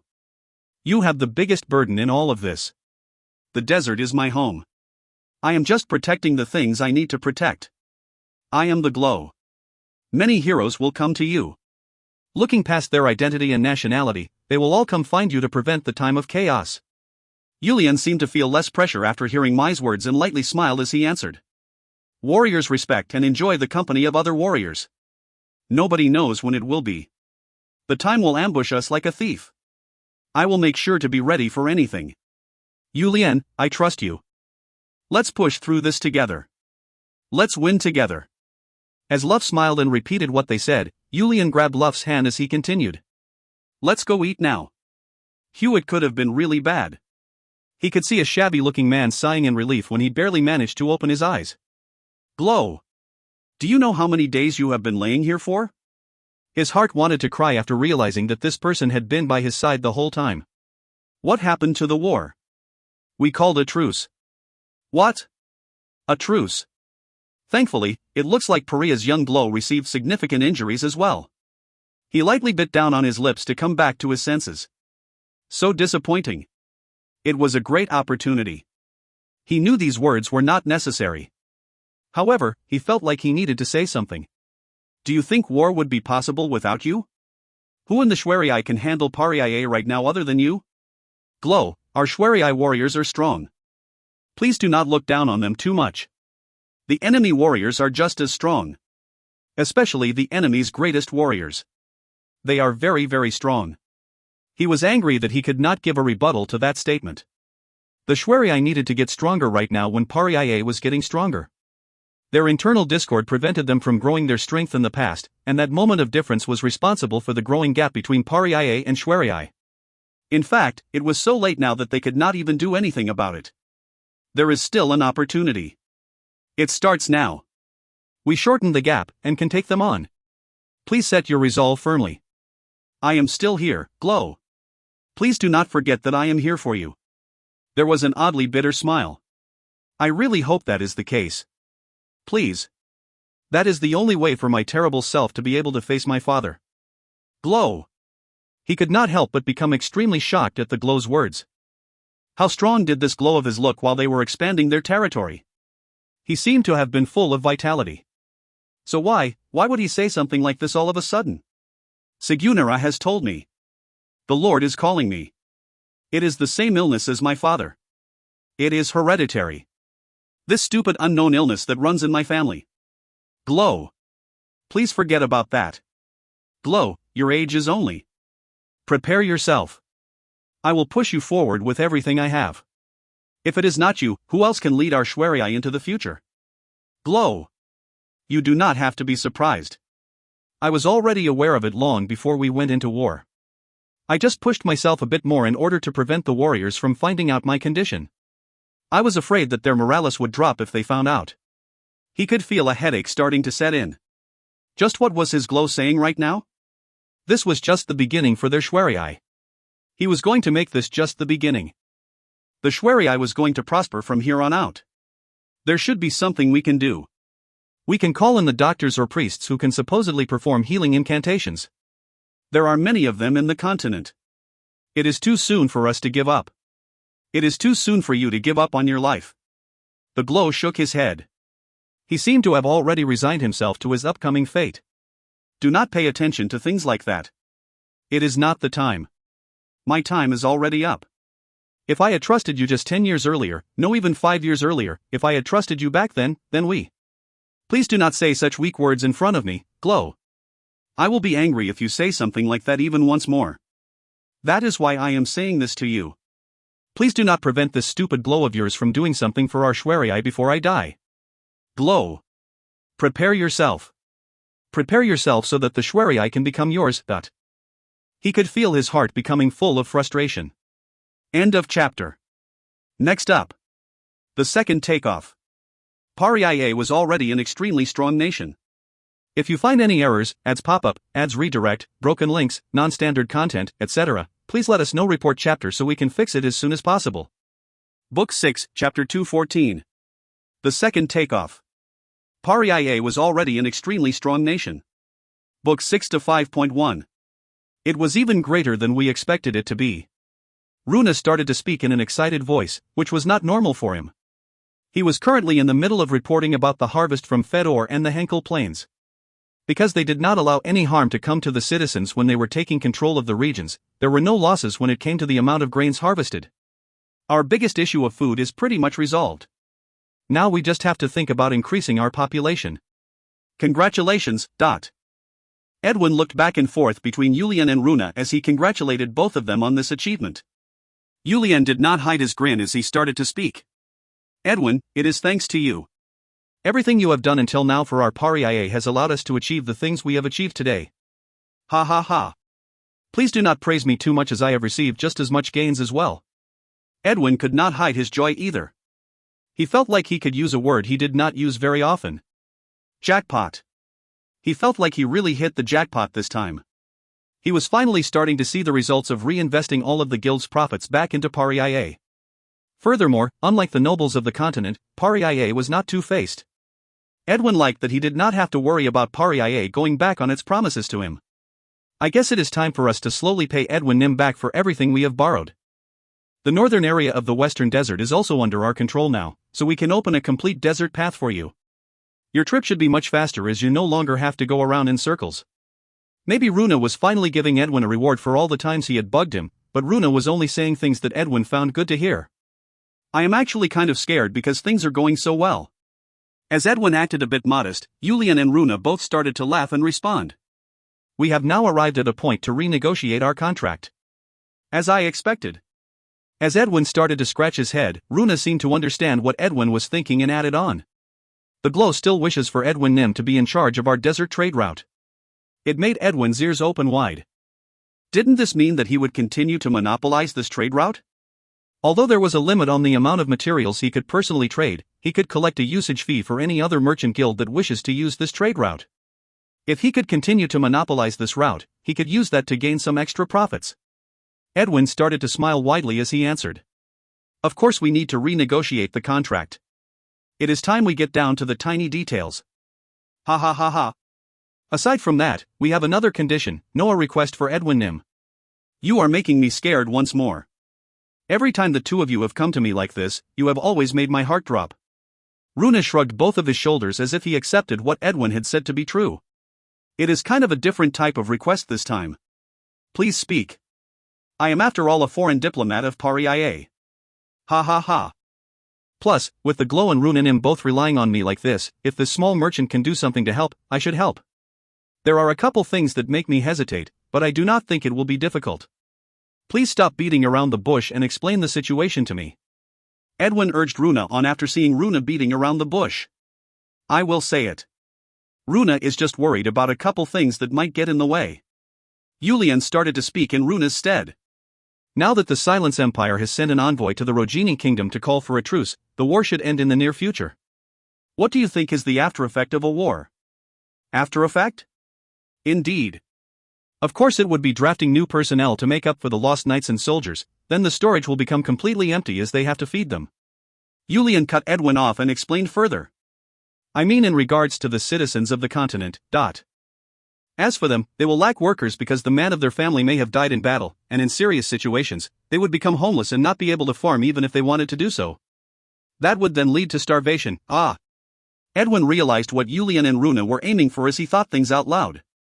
I will not explain in detail as you seem to have figured it out. Do you think there is a way to do it? Edwin started to think. What Pariah wanted was not more land or even materials. People. They wanted more people. There are a lot of refugees after the war, so it should not be impossible. The problem lies in safely getting them out of the continent to Pariah. Based on what I have heard, the majority of the refugees from the Silence Empire tend to jump over to the Rogini Kingdom, and although the Rogini Kingdom has prepared for it for a long time, they are not able to take in more than a set number of refugees. Edwin Nim knows very well about that as well, right? Edwin responded to Runa's question. Yes. That is indeed the case. A mass migration is currently happening. It is because the Rogini Kingdom is the best kingdom to live in for the citizens of the continent. I wish to move that mass migration to our Pariah, to be more specific, to the Henkel Plains and Fedor region. We are receiving lessons on internal affairs from politicians of the Rogini Kingdom, and are actually better than the Rogini Empire in some aspects. Because of that, it should be better for them to live in Fedor or Henkel than the Rogini. You mean? Runa nodded his head and responded. Yes. We hope for Edwin Nim's merchant guild and other large merchant guilds to spread this news far and wide. We want them to know that Pariah is prepared to take in any and all refugees, and that we will provide food to be paid back without interest for those who are unable to feed themselves. Please also let them know that the safety of the region is even better now than before the war as well. Edwin's expression turned grim, but Runa continued to speak. Furthermore, we wish to use branches of Edwin Nim's merchant guild to guide any refugees here. Of course our Pariah will pay for any and all fees resulting from this endeavor. That is probably good for you to share with your guild. That. Edwin seemed worried. It was not difficult to spread the news. However, the problem was that no nation liked to see their people leave to go to another nation. If peace is returned and things become settled, Edwin's guild would probably be banished for their help. Edwin finally started to speak. Since you have decided to leave the trade route to me, it would not be a problem if we are banished from a couple large nations. I also have no desire for the Eastern continent, as there is already a large merchant guild that my guild cannot even touch that has a firm grasp on commerce in the continent. Edwin had a slightly cautious expression as he rubbed his two hands together before continuing to speak. However, do you think the nations would just sit back and watch their citizens migrate? They cannot do anything about mass migration from multiple locations, but my guild, which is in a set location, will end up being pushed out. They may also take our goods away and blame it on the fact that we are taking away their citizens. Runa seemed to understand Edwin's concern as he started to think as well. He then put his hands on the desk before leaning his body toward Edwin and asking, I debated quite a bit about that issue already. What if we did something like this? If Edwin Nim wishes, our warriors can escort you to different locations in the continent. How many branches of our guild are there, But? If you are talking only about the Eastern continent, there are 2 each in the Rogini Kingdom and Silence Empire, and 1 in 5 different nations with decently active trading posts. Ha! Once Edwin responded, Runa clapped his hands and replied. It will not be a problem if there are only 9 of them. We will deploy our warriors. Edwin's jaws dropped at Runa's extremely simple response. Who would open up their borders if they are surrounded by warriors? Especially when the warriors with them will be Pariah's warriors, who are as famous as the Red Eagle Knights of the Rogini Kingdom. That might be. It is not a problem if the number of warriors is not very high. And what if they still choose to attack when we are being protected by the warriors? Yulian's eyes opened wide at Edwin's question. If you find any errors, ads pop up, ads redirect, broken links, non-standard content, etc., please let us know. Report chapter so we can fix it as soon as possible. Book 6, Chapter 215. Book 6 to 5.2. Who would dare to attack our Pariah's warriors? Is there a nation that does not know about the strength of the desert's Shamshirs? Edwin, you can relax. If something like that happens, we will compensate you for your losses and pay back the debt of that blood, even if we have to go to war with that nation. Edwin's jaws dropped once more at Yulian's stern words. These 2 people in front of him had really made up their minds. Even if it meant taking a risk, they were set on increasing Pariah's population. Of course, with Pariah's current strength, it was something that was within their powers. Even the Silence Empire had asked Pariah for a truce because they were afraid. Who else would dare to step forward and attack Pariah? Right now, Pariah was the fastest growing and one of the strongest nations in the entire continent. Okay. I will work with you. However, please do not forget your promise that you will protect my merchants. Have you ever seen our glow go back on his words? We will definitely protect them. Runa responded in Yulian's stead and continued to speak. If it is Edwin Nim's merchants, we have no issues with them moving under Pariah's flag. Then there really should be no issues. Edwin responded with joy. It was because he knew very well about the meaning of a flag for Pariah. The different chiefs, the Glow, the greatest warriors, each of Pariah's flag meant authority within the tribe. From the moment Edwin left toward the eastern continent with a large caravan once more, the rumor that Julian and Runa hoped for started to spread like wildfire. The people who were homeless and the refugees who could not farm to feed themselves started to migrate to Pariah in large numbers.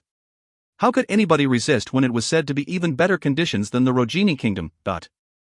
In fact, some of the people who were living under oppressive and terrible lords were also using the chaos from the war to throw away their homes and lands to participate in this migration. There were so many people that even Runa, who was confident that they would be able to accept any number of refugees, was starting to get a bit nervous. But thanks to that, Pariah's greatest issue of the male-to-female ratio finally started to get better little by little. Pariah started to prepare for their transformation one step at a time. Are all of the preparations completed? Yes, Glow. But will it really okay for me to be gone for a while? It'll be fine. Relax and treat it like you are going on a vacation. Take good care of your wife while you are at it. Grace mentioned that your wife lives like a single mom. Runa started to laugh as if he was embarrassed after hearing Julian's words. Ha ha ha. It is true that I have not treated her very well, That is why treat this like you are going on a trip to a foreign nation. Do not worry about the tribe too much. There are a lot of things we need to do, but we have enough hands to get it done. The Rogini kingdom that had just completed their victory over the Silence Empire started to treat Pariah as a reliable ally after the significant amount of assistance that Pariah provided for them during the war. That was why the Rogini kingdom's king had invited important members of Pariah to visit them, and after thinking things over, Julian decided to send the Red Storm and Runa. It was a way to give all of them a short break as they were busier than anyone else in the tribe, but Runa had other reasons for agreeing to go. The Rogini kingdom, which has now pretty much become the strongest nation on the continent, had developed cultures, administrative offices, and methods of running a nation. By going on this visit, Runa would be able to see it all with his own eyes. Runa started to speak in a disappointed expression. I thought it would be great for all of us to visit together after we unify the desert. There is nothing we can do about it right now. Just relax and don't worry about anything while you are there.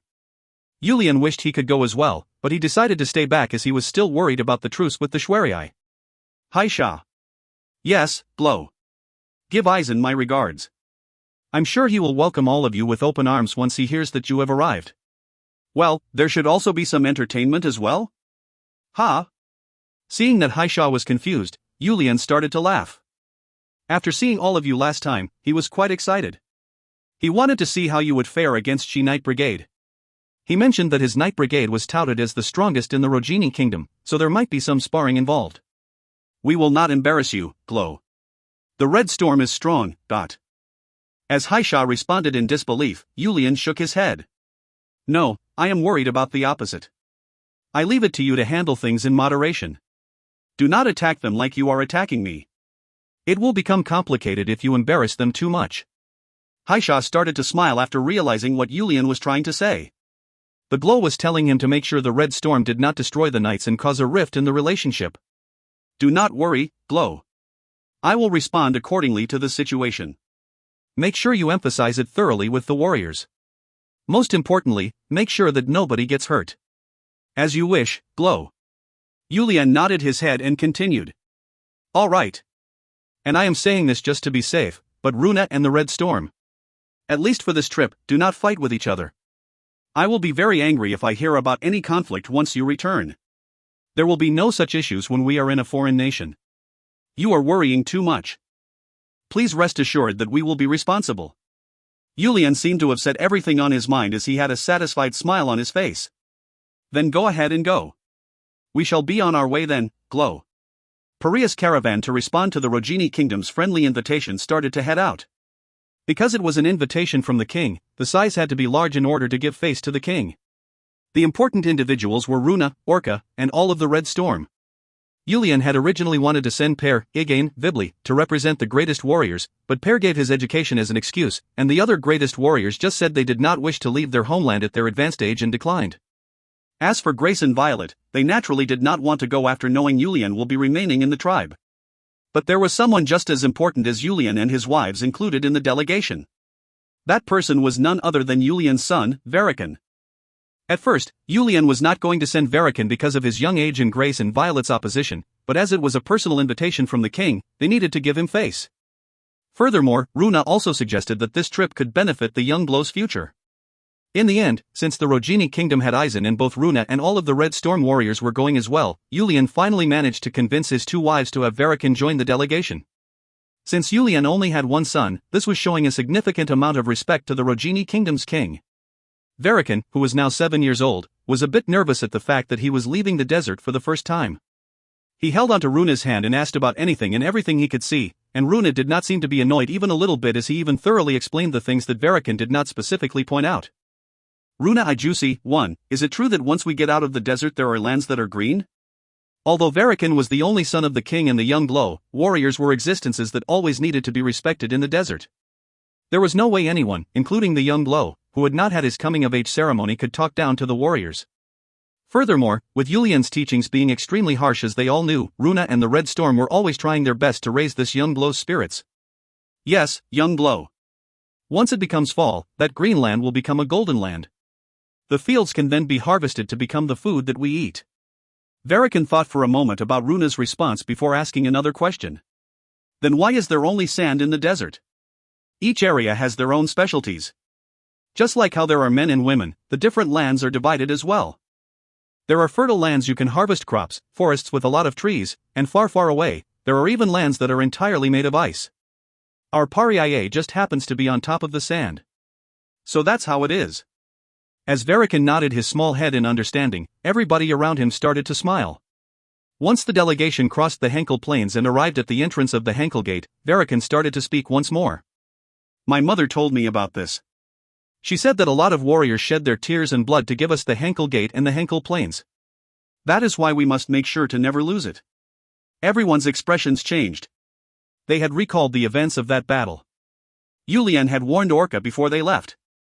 Yulian explained that Runa and the Red Storm had some issues because of the Henkel Gate, but that they all let it go because they agreed it was the best method to achieve their goal.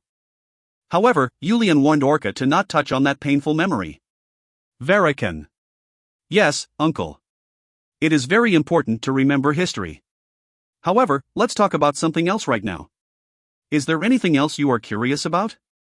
Verikan smiled at Orca's question and asked. I heard that the continent is very different than our Paria.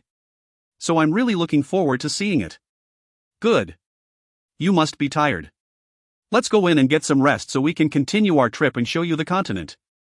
Haisha, who figured out what Orca was trying to do, quickly smiled and started to speak. Nobody knows what will happen in the future. It is possible that we will lose this place to the enemy. However, we just need to get it back then. Young Blow, the important thing is that our warriors not lose their courage. I would prefer to learn the ways to prevent losing this place at all. My father has said that I will be allowed to train with the Red Storm Ajusis once I turn 14.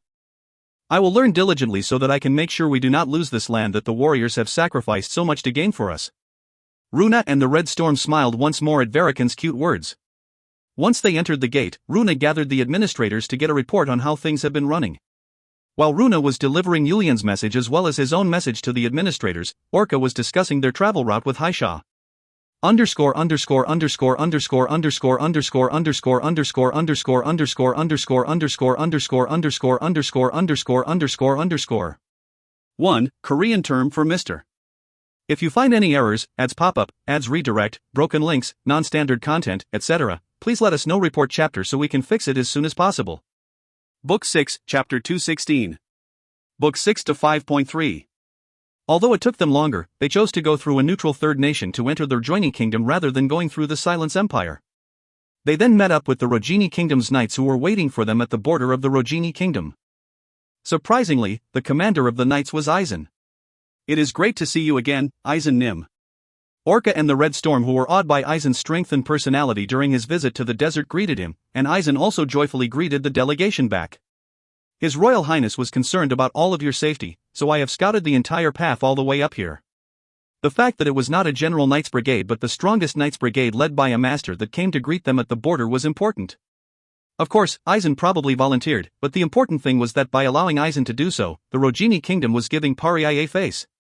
Runa was extremely satisfied with this and responded back. Thank you very much. We can relax now thanks to your assistance. We were originally supposed to have someone with us who was familiar with the roads of the continent, but he had to take care of some issues and could not join us. We were worried that we would get lost. Ha ha ha. Once we enter the city, there is a straight path to the capital, so you will not need to worry about getting lost. Runa asked back in surprise. Are all cities like that? Yes. All cities have a path leading directly to the capital. Runa could not help but be shocked at the strength of the Rogini Empire after hearing Aizen's answer. It may sound easy, but it would take a lot of construction and maintenance to upkeep a path to the capital from all of their cities. They are indeed the strongest nation in the continent. Runa thought to himself internally and confirmed the original plan of taking back as much information back with him as possible. Even he could not learn all of this just by reading books. Verikan greets you, Uncle Aizen. Verikan had heard a lot of stories about Aizen from Yulian. If his father considers this man his younger brother, then it was only right for him to call him uncle. Verikan bowed while looking at the shiny red armor. He was extremely happy to see that such a cool-looking knight was his uncle that he had heard so much about. Aizen was shocked for a moment at the fact that Verikan called him uncle, before smiling brightly and greeting him back. You must be Verikan. I've managed to hear some stories about you through the messengers every so often. You have grown so much since the last time I saw you. Aizen approached Verikan and lifted him high up into the air. Although Verikan may have called Aizen uncle, Verikan was not Aizen's blood nephew. In addition, Verikan was Pariah's young glow. So for Aizen to do something like this, especially out in public in front of others and not in private, might seem like it was being disrespectful. None of the warriors seemed to care. It was because they all knew that Yulian completely trusted Aizen. Uncle, is that shiny outfit what they call an armor? Is this your first time seeing armor? Yes. Our warriors do not wear anything other than clothes made of leather. Right, Haisha Ajusi? Haisha nodded his head as Verikan looked toward him and asked. Yes. However, that is just in the desert. There are times that the warriors of the Fedor region or the Henkel region wear armor. Verikan looked back and forth between Haisha and Aizen before asking. Then who is stronger? Ha? Haisha and the other warriors flinched, while Aizen also let out a fake cough before responding. Verikan, that can change based on the time and location. Who is weak and who is strong cannot be determined just by whether they are wearing armor or not. Both the Red Storm and the knights that Aizen brought with him felt a sense of nervousness after hearing Aizen's answer. One side was the undefeated Red Storm, while the other side was the Red Eagle Knight Brigade, the strongest in the Rogini Kingdom. In addition, the fact that both groups had the color red in their title made them competitive with each other for no reason. Runa quickly looked toward Verikan and started to speak. Young Glow.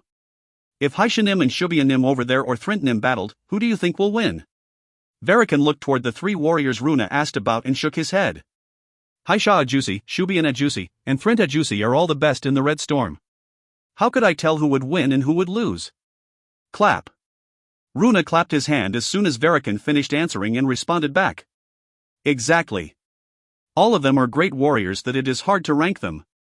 Ha ha ha. But what we are sure of is that this uncle of yours is no match for your father. As Aizen laughed out loud and put Verikan back on top of the horse, Verikan started to happily laugh. My father is the best. You are right. Ha ha ha. The delegation started to move again after meeting up with Aizen. But there was already an odd atmosphere between the Red Storm and the Red Eagle Knight Brigade. The delegation that traveled up to the capital like they were on a tour was surprised as soon as they entered the capital. A lot of people were on the sides of the street welcoming the delegation from a foreign nation. They could not tell whether the administrators specifically gathered people for this purpose or if they were doing it on their own accord, but the group who never expected to be greeted like this tried to look calm to maintain their elegance while internally they were completely confused. Truthfully speaking, Pariah's fame was already so high that all of the citizens of the capital were aware of their accomplishments. It was not because Pariah was allies with the Rogini Kingdom, it was because they all knew that Pariah was the reason this past war ended so quickly. Of course, some people were gathered by the administrators and the children were more interested in the coins that the foreign diplomats would shower upon them, but it was true that so many people were gathered here and made it feel like a festival. Aizen handed out the coin pouches they had prepared in advance and informed the group. Please toss the coins. As the delegation showed confused expressions, Aizen explained it to them. You can consider this a tradition of sort. Although it was started in the past because there were a lot of poor citizens, it is not very bad, so we have not made it forbidden. The delegation did not really understand it. It would help if you gave a coin to each and every person, but just randomly tossing it like this was even lower than helping the homeless. If someone did something like this in the desert, it would hurt the other's pride and would most likely lead to a battle. But you are supposed to follow the laws of the land when you visit a foreign country, so Runa, as well as the other warriors, started to toss the coins as Aizen mentioned. Although they felt like it wasn't right, the children excited started to pick up the coins. Uncle Aizen. Verikan, what is it? Verikan looked toward the children with a sad expression as he continued. Are all of these children homeless? Aizen started to think about how to explain it after seeing Verikan not understand, but he could not really come up with a good explanation. Young blow, these children are not homeless. Seeing Aizen struggling, Runa, who was next to Verikan, stepped in to help. Then? You know how our desert has the custom of the coming-of-age ceremony? Yes. This is also a custom of sort. So it would be rude to ignore it or to feel bad for the children. Ah. Verikan finally seemed to understand as he started to nod his head. The delegation entered the castle under that passionate welcome, and Orca, Verikan, Runa, and Haisha went as representatives to meet with King Fin Rogini III. Orca Provoke greets His Royal Highness in place of the Pariah's glow. Welcome, friends from Pariah. Rogini III lightly nodded his head at Orca's greeting. After that, Verikan stepped forward and respectfully bowed. Verikan Provoke pays his respect to His Royal Highness. I prayeth thy strength and health hast been well all this time? Everyone in the throne room was shocked to hear Verikan's cute greeting. The way he spoke was not something that had been used for a long time, especially not by children. Runa was smiling bitterly internally, but kept a calm demeanor as he looked toward Verikan and started to think. I presume Violet Nim taught that to him. She knows a lot of the old sayings and customs. This barely 7-year-old using such old phrase with incorrect pronunciation due to it being a foreign language must have been really cute, as Rogini III stood up from his seat and smiled brightly as he responded. You are a respectful young king. I am very comfortable thanks to you, young king. I wish to give a gift to the young king for worrying about my health. If there is something I can do for you, I will give one thing to you, no matter what it may be. If there is something the young king wishes for, share it with this king. If you find any errors, ads pop-up, ads redirect, broken links, non-standard content, etc., please let us know. Report chapter so we can fix it as soon as possible. Book 6, Chapter 217. Book 6 to 5.4. The man's proclamation, especially because he was in a high position as the king of the Rogini kingdom, was extremely important. It was the words of the person with absolute authority in the strongest nation on the continent. It was a situation where he would have to agree even if Verikan had asked for an entire region of the Rogini kingdom. It was definitely an once-in-a-lifetime opportunity for Verikan to ask for anything he wanted. Orca quickly started to speak. Your Highness, Verikan's words were not said with an intent to ask for anything. Please do not feel compelled to do so. Ha ha ha. Esteemed guest from Pariah, do you wish to make me a lord who goes back on his word? I too know that the young king did not say it with the desire to ask for something, so do not worry too much. It was too big of a proclamation for them to not worry. Orca, as well as Runa, were both extremely concerned. If Verikan ended up really asking for something he should not ask for, it could cause significant issues between the two nations. Your Highness, then I shall tell you my wish. Silence filled the room the moment Verikan started to speak. Rogini III, the only one with a smile still on his face, asked. Have you thought about it? Yes. Go ahead, tell me. Based on what my father has told me, the Rogini kingdom is the strongest nation on the continent and has a very well-established culture. He told me to learn a lot on my trip here. Fin Rogini III's face became even brighter. With the Silence Empire's strength decreased from the previous war, Pariah was probably the only nation left that could go up against the Rogini kingdom. And the king of that nation accepted their nation, the Rogini kingdom, as the strongest nation in the continent. It was no wonder that he was pleased. In addition, Yulian would probably not lie to his son, and Verikan was too young to think about politics before giving his answer, so it must be what he truly believed. That is why I am bringing this up to your Highness, but I wish to return with a lot of knowledge of the Rogini kingdom's ways. And what would you like to learn? I cannot give you an answer because I do not know anything yet. May I answer your question when I leave? Rogini III started to laugh out loud as Verikan answered while blinking his two eyes and responded. Ha ha ha. Of course. If there is ever anything the young king wishes to learn from us, this king will give you my full support. Thank you very much, your Highness. As Verikan bowed deeply to thank him, Rogini III could not stop smiling. All of the other people were letting out sighs of relief at Verikan's answer. It was only Runa whose eyes were shining at this time.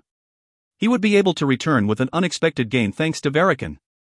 Some of the skills that are considered national secrets will be worth quite a bit. The problem now was to figure out what those secret skills were. A smile started to form on Runa's lips. The banquet to welcome the delegation from Paria continued for many days. The most popular of Paria's group was of course Verikan. Verikan's appearance, which looked like the perfect blend of Yulian and Violet, caught everyone's attention. It might have been even more eye-catching because of the charm that only young children have, but many nobles were always surrounding Verikan. It was true that the fact that he was the only prince of a strong nation and the fact that Aizen, the heir to the Dipro household, one of the 5 most influential families in the Rogini kingdom, considered him a nephew added to his allure, but Verikan's charm played the biggest role. Verikan was so popular that some of the nobles who had daughters around Verikan's age could not help but think about whether they should appeal their daughters to this young prince starting now. The Red Storm warriors were popular as well, but for a very different reason. The young nobles who were interested in military science were their company. They were like young maidens being attached to the men they liked, sticking to the warriors and asking about how they managed to take down that infamous Henkelgate with just around 30 people. Runa and Orca claimed they were tired and only remained in their rooms after the first banquet, but they seemed to have something to do as they were in each other's room throughout the day. The banquet ended late at night, and everyone was grateful that this was the last banquet. There was no way a party full of dancing and useless chatter would be fun for the warriors. They were forced to attend because with Runa and Orca already out, the warriors could not also miss these banquets personally hosted by the king, but now it was finally over. But they were wrong. As soon as the banquet ended, many of the nobles wanted to invite the warriors to their own residences. As the warriors stood there with complicated expressions, Aizen was the one to come to their rescue. Once Aizen invited the entire delegation to his residence, all of them agreed to his invitation as if they had all been waiting for it, and the other nobles could only click their tongues and move away. You needed to be at least a marquis to try to compete with the Dipro household. Furthermore, the invited guests were all extremely happy to accept the invitation. That was how the delegation was able to escape to Aizen's residence and earn a couple days of freedom. Hoo-hoo-hoo. Shubian took a deep breath as soon as he woke up. Shubian was not envious of the Rogini kingdom's culture at all. If there was something he was envious about, it was this air. This breathing he started along with some simple morning exercises filled his lungs with clean and refreshing air. It was definitely different than the hot air they woke up to in the desert. At that moment, Shubian could hear loud shouts coming from a distance. Shubian started to look around with curiosity. After he approached the source of the noise, he could see Aizen swinging his sword in a roundstone training area. Although Shubian cautiously moved as to not interrupt Aizen, who felt that someone was there put his sword back into the scabbard and looked toward Shubian. You are up. I'm sorry if I interrupted Aizen-nim's training. Not at all. Aizen wiped the sweat off his forehead as he continued speaking. You must have been bored? Excuse me? You did not seem to be enjoying yourself at the banquet. No, not at all. I was very happy to be welcomed in such a grand fashion. Shubian was internally shocked at Aizen's observation skills as he anxiously answered back. Aizen started to laugh and responded. You do not need to do that around me. Even I get bored being stuck in the capital like this. To be honest, there are not many knights who enjoy parties. We would all prefer to swing our swords an extra time instead. But the knights who felt the way Aizen described were only a few in number. It was because the knights did not have many opportunities to meet women outside of those banquets or parties. It was just that the knights around Aizen were all part of the Red Eagle Knight Brigade. As the number 1 brigade in the nation, their skill had to be top-notch, and the fact that their skills were top-notch meant that a lot of effort went into their training. Because of that, all of the knights around Aizen did not care much for parties. But there was no way Shubian would know about such a thing. Thanks to Aizen's statements, Shubian shared his true feelings with him. It actually was a bit boring. Unlike my peers, I actually enjoy having fun as well. I was planning on not rejecting offers to have fun here as well, but the dance in the throne room was quite complicated. Ha ha ha. Shubian seemed to be embarrassed by his own words as he let out a fake laugh. Aizen thought for a moment before starting to speak. If it is okay with you, would you like to come with me to see the training of our Knight Brigade? I heard that Yulian Hyungnim's training methods were very harsh. Please let me know if there are things for Shubian Nim or the other warrior Nims to point out in our training. We are not qualified to do that. Wouldn't it still help? I was planning on asking Hyungnim for assistance anyways. Shubian looked shocked as he asked. Help with what? The knight's training has been sluggish lately, so I was trying to get some help from Hyungnim. Seeing Aizen casually give Shubian and the Red Storm Warriors an excuse to watch the knights training, Shubian started to get curious. He remembered something the Glow had said in the past. Aizen may be the Rogini Kingdom's 10th master, but based on my experiences fighting against the masters of the continent, Aizen is probably one of the top 10 strongest warriors in the entire continent. He is strong enough to fight me one-on-one. Based on Shubian's observation, Aizen seemed to be a very average man. In fact, based on Aizen's appearance or demeanor, he seemed more like a scholar who was far from the way of the sword. If Shubian did not see Aizen's hands, he would never figure this man to be a warrior. Aizen's hands had plenty of calluses from training thoroughly with his sword. I understand. We will make sure to visit. Then let us head back in. My wife should have prepared quite a feast for us after hearing guests have visited us from the desert. Aizen led Shubian back into the house in a very friendly manner, as if they had known each other for a very long time. If you find any errors, ads pop up, ads redirect, broken links, non-standard content, etc., please let us know. Report chapter so we can fix it as soon as possible. Book 6, Chapter 218. Book 6 to 5.5. The size of the Red Eagle Knight Brigade's training ground was quite large. Even if they were the knights that represented the kingdom, it was so large that it was hard to imagine it was just the Duke's family's training ground. Their numbers were the largest in the kingdom other than the royal knights and some nobles' personal guards, with the official members of the Red Knights being 50 members in their 20s and 30s. Aside from the 50 official members, there were 110 knights in training as well. There were also the former generation Red Knights who were over the age of 40, who took on the role of training the current Red Knights as their instructors. Putting all of them together, there were close to 200 men using this training ground. Formation. At Aizen's command, the knights and the knights in training all got into two lines, while the former generation Red Knights watched them from the side. Everyone, show your respects to the Red Storm Warriors, the warriors among warriors in the desert. Once Aizen introduced the Red Storm to the knights lifted their swords in front of their faces and lightly bowed to greet them. The warriors responded back in the same way. They are all amazing warriors and strong enough to fight against me. That means that they have gone through harsher training than we have, and that they have the qualifications to watch our training and point out any flaws. All of you should try your best to show them our training. Both the Red Knights and the former generation Red Knights started to frown after hearing Aizen's words. Although it was respectful to lower yourself and raise up the guest, they felt like Aizen's words just now were too much. It was true that even the Red Storm Warriors were feeling uncomfortable with Aizen's comparison.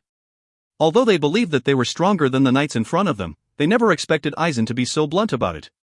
Furthermore, the warriors who knew about Aizen's strength were suddenly suspicious. To be honest, none of them could take on Aizen one-on-one. Maybe Thrint, the avatar of courage, may be able to last a little bit against him. As the whispers started to get louder, Aizen smiled brightly as he turned toward Haisha and started to speak. Everybody seems to be thinking about different things, so shall we have a friendly sparring match? I want to broaden the horizons of our knights. As for me, I know the strength of all of you gentlemen from last time, so I will be the referee. Haisha finally figured it out after hearing Aizen's words. The reason Aizen dragged them here was to broaden the horizons of his knights and to help them understand that they should never get too cocky. It was similar to how Yulian had defeated all of them by himself when they were starting to get cocky in the past. Haisha respectfully responded. In this friendly sparring match that started early in the morning, none of the Red Knights were able to defeat the Red Storm Warriors. This explained the angry red faces and glares the knights were giving the warriors. The Red Storm Warriors may have been feeling sorry as they tried to avoid eye contact, but they could not give it their all. The fact that they used all of their strength itself was a sign of respect for their opponent, and Haisha, who figured out Aizen's intent, told the rest of them to not go easy at all. The former generation Red Knights who got tired of watching the current Red Knights being pushed back over and over stepped in as well, and only then was there some more of a balance between the two sides. After the sparring was completed, Aizen gave his thanks to the Red Storm Warriors as they headed back to his house. There were not many opponents for the Red Knights in the kingdom, and the current Red Knights were cocky because of the overwhelming strength of the former generation Knights. Aizen was thanking them for helping his knights come back down to reality. He then apologized for not informing them about it in advance. To be honest, Haisha would have rejected it right away if they were asked such a favor in advance. The Red Storm would have learned something as well, but they did not want to earn the grudge of someone who was not their enemy. As Aizen wanted, the Red Knights were training extremely hard after suffering an overwhelming defeat at the hands of the Red Storm. The next morning, Haisha let out a small sigh at Aizen's announcement. I will take them with me the next time I go to the desert. They are training hard with all of you as their goal right now. I ask you to teach them a good lesson the next time you meet as well. He was really putting the Red Storm Warriors in an awkward spot. After having fun? In the Rogini kingdom for half a month, the delegation finished their preparations to head back to Pariae and headed to the castle to meet with Rogini III. Many nobles were present in the throne room similar to when they arrived, and this showed how big of an influence Pariae had on the Rogini kingdom. After all sorts of goodbyes, Rogini III looked toward Verikan and started to speak. So, Paria's young king. Have you thought about what you would like from this king? Verikan bowed to greet Rogini III before starting to speak. Your Highness, I am filled with concern. What does the young king have to worry about?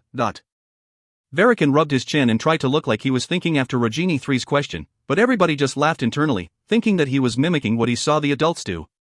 The Rogini kingdom is not just the greatest nation in the eastern continent, but also the greatest when including the western continent, is it not? Both Rogini III and the surrounding nobles started to smile at Verikan's words. Because of that, I will not learn anything before I return.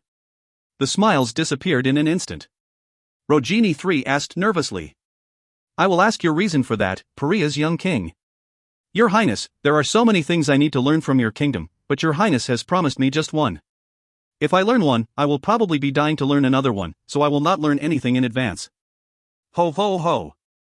Rogini III started to laugh at this cute prince's words. He was sure Verikan did not come up with that response. That man standing next to him probably told him to answer like that. Rogini III thought like that and looked toward Runa, who was standing next to Verikan. It was hard to believe all the amazing rumors about Runa, but he started to believe it after seeing Runa trying to take this opportunity to steal some of their secrets through Verikan. Runa noticed Rogini III looking at him and quickly bowed. Even Runa knew that Rogini III would definitely know the answer came from him. He was just trying to see how much help His Highness would give, knowing Pariae was trying to take away all of the Rogini kingdom's skills through Verikan. To save face, he would not just let Verikan return without anything, and he would not just stop at one thing as he originally promised Verikan. He is a wise man. That is what Rogini III was thinking as he looked toward Runa. Although there would be diplomatic problems if Verikan's wish was for all of the Rogini kingdom's culture and technology, but there would not be such an issue putting it in a roundabout way like this. Furthermore, he would need to think about their alliance and his own face and end up needing to give up a decent amount of knowledge. All right. I will pretend to be tricked. Technology becomes out of date and secrets are hard to keep anyways. Rogini III started to smile as he answered. All right then. This king will lessen the young king's worries. This king will find you a teacher in any and all aspects that the young king wishes to learn. They will stay to teach you until you understand everything. Will this satisfy you, young king of Pariae? Verikan smiled brightly and bowed once more. I will not forget His Highness's grace. Ho ho ho. Rogini III started to laugh again as he called over some of the dukes and head administrators and ordered them to give Verikan everything he wanted. Runa started to smile as well. After returning to Pariae, Runa had a meeting with Yulian and the chiefs every week. This made the chiefs unable to return to their oases, but things were able to be implemented much faster, leading Pariae to an era of change. Personal property was now completely implemented, and they were also able to start letting many people learn how to read and write. They were also able to learn a lot of new technology thanks to the research files and technicians who came over from the Rogini kingdom. They started to use threads to make cloth for clothes, and made a lot of improvements to their weapons. Of course, there were voices of opposition and issues with implementing a new culture, but they all took it as a learning opportunity and recorded everything that happened. Pariae had reached their second takeoff. In a peo surrounded by silence. There were only two individuals inside the peo. A man laying down, and a man standing next to him with a worried expression. The two men had been staring at each other without being able to say anything for quite a while now. It was not because they had nothing to say. In fact, they had too many things they wanted to say. They wanted to say something, but they just did not know where to start. The one to break the prolonged silence was the man who was laying down. I am sorry. What are you apologizing for? As the standing man asked in response, the man laying down closed his mouth once more. He then closed his eyes that had been open about halfway until now. A single drop of water followed the shape of the man's skinny cheeks down. The man laying down continued once the drop fell off his face. For every. His voice was so weak, almost as if it was announcing that the man did not have much longer to live. Based on the man's expression, it also sounded like he had accepted this fact already. Must I say it once more? I say this to you every time, but please do not say such weak things like that. It was not long ago that you jumped up and ordered me around. The standing man shook his head and responded in a gentle yet stern way. Glow, you are even younger than I am. How can you leave without achieving anything more when you have me, the warrior named Venersis, as your subordinate? The standing man, the one named Venersis, the one known as the war god of the desert, and now the man who will be the only hope for the Schwerii, pointed his hand to the outside. Take a look. The Schwerii has only taken its first step now. We have taken over the Rivold, who has been a thorn on our side for as long as we can remember, and over half of the western desert is under our control. Our difference with Paria? I accept that they are much stronger than us. However, now, how can you give your body to something as trivial as death when this is just the beginning? Me. The man laying down, Hangry Elbata, struggled to get out his words. Don't bother me too much. They say that you are the fastest when you are regretting something, but even when I am regretting my actions, I am unable to do anything. I wish to be dead tens of times a day. Glow! The nurses shouted out. He then wanted to say something, but after what Hangry Elbata had just said, he could not bother him anymore. He just stood there and clenched his two fists. Hangry clenched Venersis's fist as best as he could. I told you last time, didn't I? I trust that you prepared. A light smile. Glow. Glow? The moment Venersis cautiously called out to the Glow once more, the two hands that were holding his fist lost all strength and fell. Glow. The nurses started to cry. Although the two of them did not get along in the beginning, Hangry had eventually come around. Lately, they trusted each other more than anybody else. In the end, you do not help me at all. The nurses lifted his head up to the sky and started to shout. The heavens were not on his side in the end. The former Glow who trusted him and understood him, and now, the current Glow. All of them had left without being able to achieve their dream. Fine. I do not care. I knew that it would be like this. The nurses started to shout as if he was angry. End of chapter. Next up. The heroes land. An overwhelming darkness stared out to me. I did not avoid it. It didn't matter what may be inside. If you find any errors, ads pop-up, ads redirect, broken links, non-standard content, etc., please let us know. Report chapter so we can fix it as soon as possible. Book 6, Chapter 219. The heroes land. An overwhelming darkness stared out to me. I did not avoid it. It didn't matter what may be inside. Book 6 to 6.1. Rumble. Crackle. Thunder and lightning started to pour down to the ground. Strong winds and heavy rain followed right behind it. Dash. This noise could be heard from one end of the Shire to the other. It sounded like a child who had left his house, or maybe a mother who had to send her son to the battlefield. One thing was for sure, it was a noise that made people sad. Shouldn't we go ask Violet Nim for help? The hero's land has never shone so brightly or let out a strong scent like this. The Shire's sands of flowing time shaman, Mukunda cautiously started to speak. Even Shambuna, who became the chief of the Shire after Violet, looked forward with concern. In front of their eyes was the purple line over the hero's land that was thicker than ever before, and a strong scent of blood shot into their noses. I heard that in the past, there were many times like this, but it had decreased for the last 20 years. I am not sure why it is doing this again. But what I can be sure about is the fact that it is dangerous. The stronger the scent of blood gets, it means that the heroes are having a harder time. Mukunda asked once more after hearing Shambuna's words. Isn't that why we should escort Violet Nim back for help? Shambuna quietly started to think as he started to look out toward the hero's land. Shambuna Nim. As Mukunda cautiously called out to him again, Shambuna started to speak. It's fine to call her, but I feel like, if we call her, that her happiness will crumble into pieces. You were there as well. You saw how hard of a life she had while she was here. Mukunda could not say anything back to Shambuna. Violet was selected to become the chief of the Shire from the moment she was born. She had to give up all human emotions. The two individuals looked toward each other and thought things over. However, they had no other choice. This situation was too much for the two of them to handle. An envoy left the Shire to head for the Castle of Storm. It did not take long for the death of the Schwerei's Glow, Hangry Elbata, to reach Yulian's ears. It was because there was only the Schwerii and Paria left in the desert. Their spies could focus on each other with no issues. Do you think there will be internal discord? Runa shook his head at Yulian's question. It seems like Venersis has made up his mind. Based on what I have heard, as if he had been expecting it, Venersis has been using his fame and influence to prepare to take over the Schwerei's Glow position. The deceased Schwerei's Glow also named Venersis as his successor, so I presume they will find stability quickly. Then is it finally time? Runa answered Yulian's question with a grumbled expression. If Glow was not against it, we could have prevented Venersis from becoming the Schweriai's Glow this easily. I am just disappointed that we did not attack them enough so that they could not even think about going to war with us when we had the opportunity. Yulian smiled toward Runa as he answered. Runa, you cannot be happy about the misfortunes of others. In addition, he is definitely a famed character in the desert. It would eat away at me forever if I did not use a fair method to defeat him. He is a warrior with that much abilities. I believe that the end justifies the means in order for us to achieve our dream.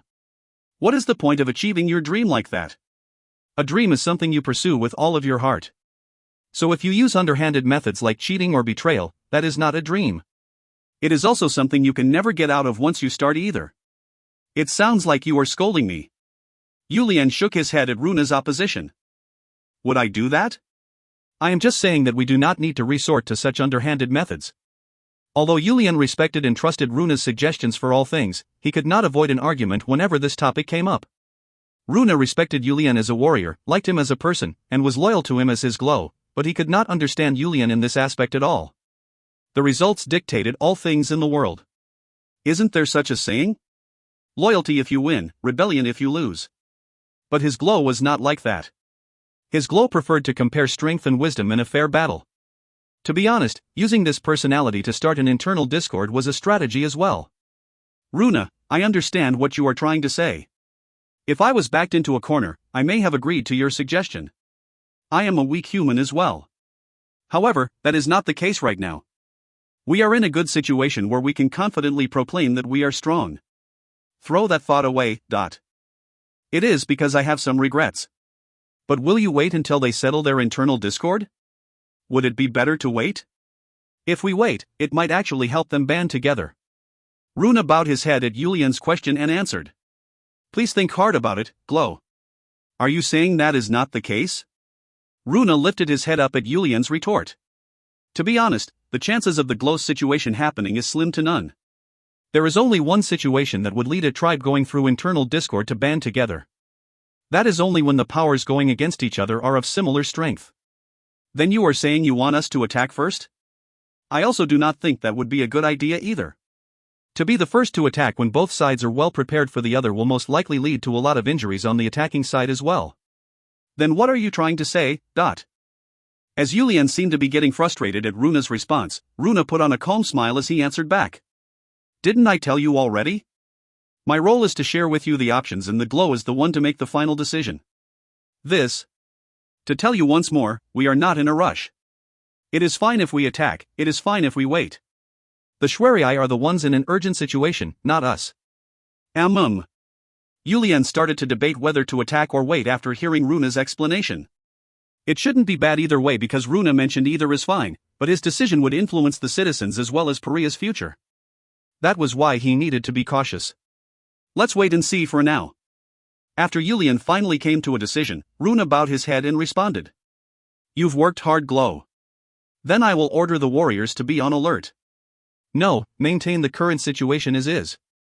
If we raise the alert now without knowing when the enemy will attack, it will only increase the fatigue on our warriors. But we do not know when the Schweriai will attack. Yulian shook his head at Runa's warning. But it is better than the entire army being fatigued. Instead, increase the number of patrol warriors so that we can figure out their movement as fast as possible. That way we will still be able to prepare for an ambush. I understand, Glow. And shouldn't we move our residence? Is there a problem here, Glow? The Castle of Storm is great, but isn't it too far from the battlefield?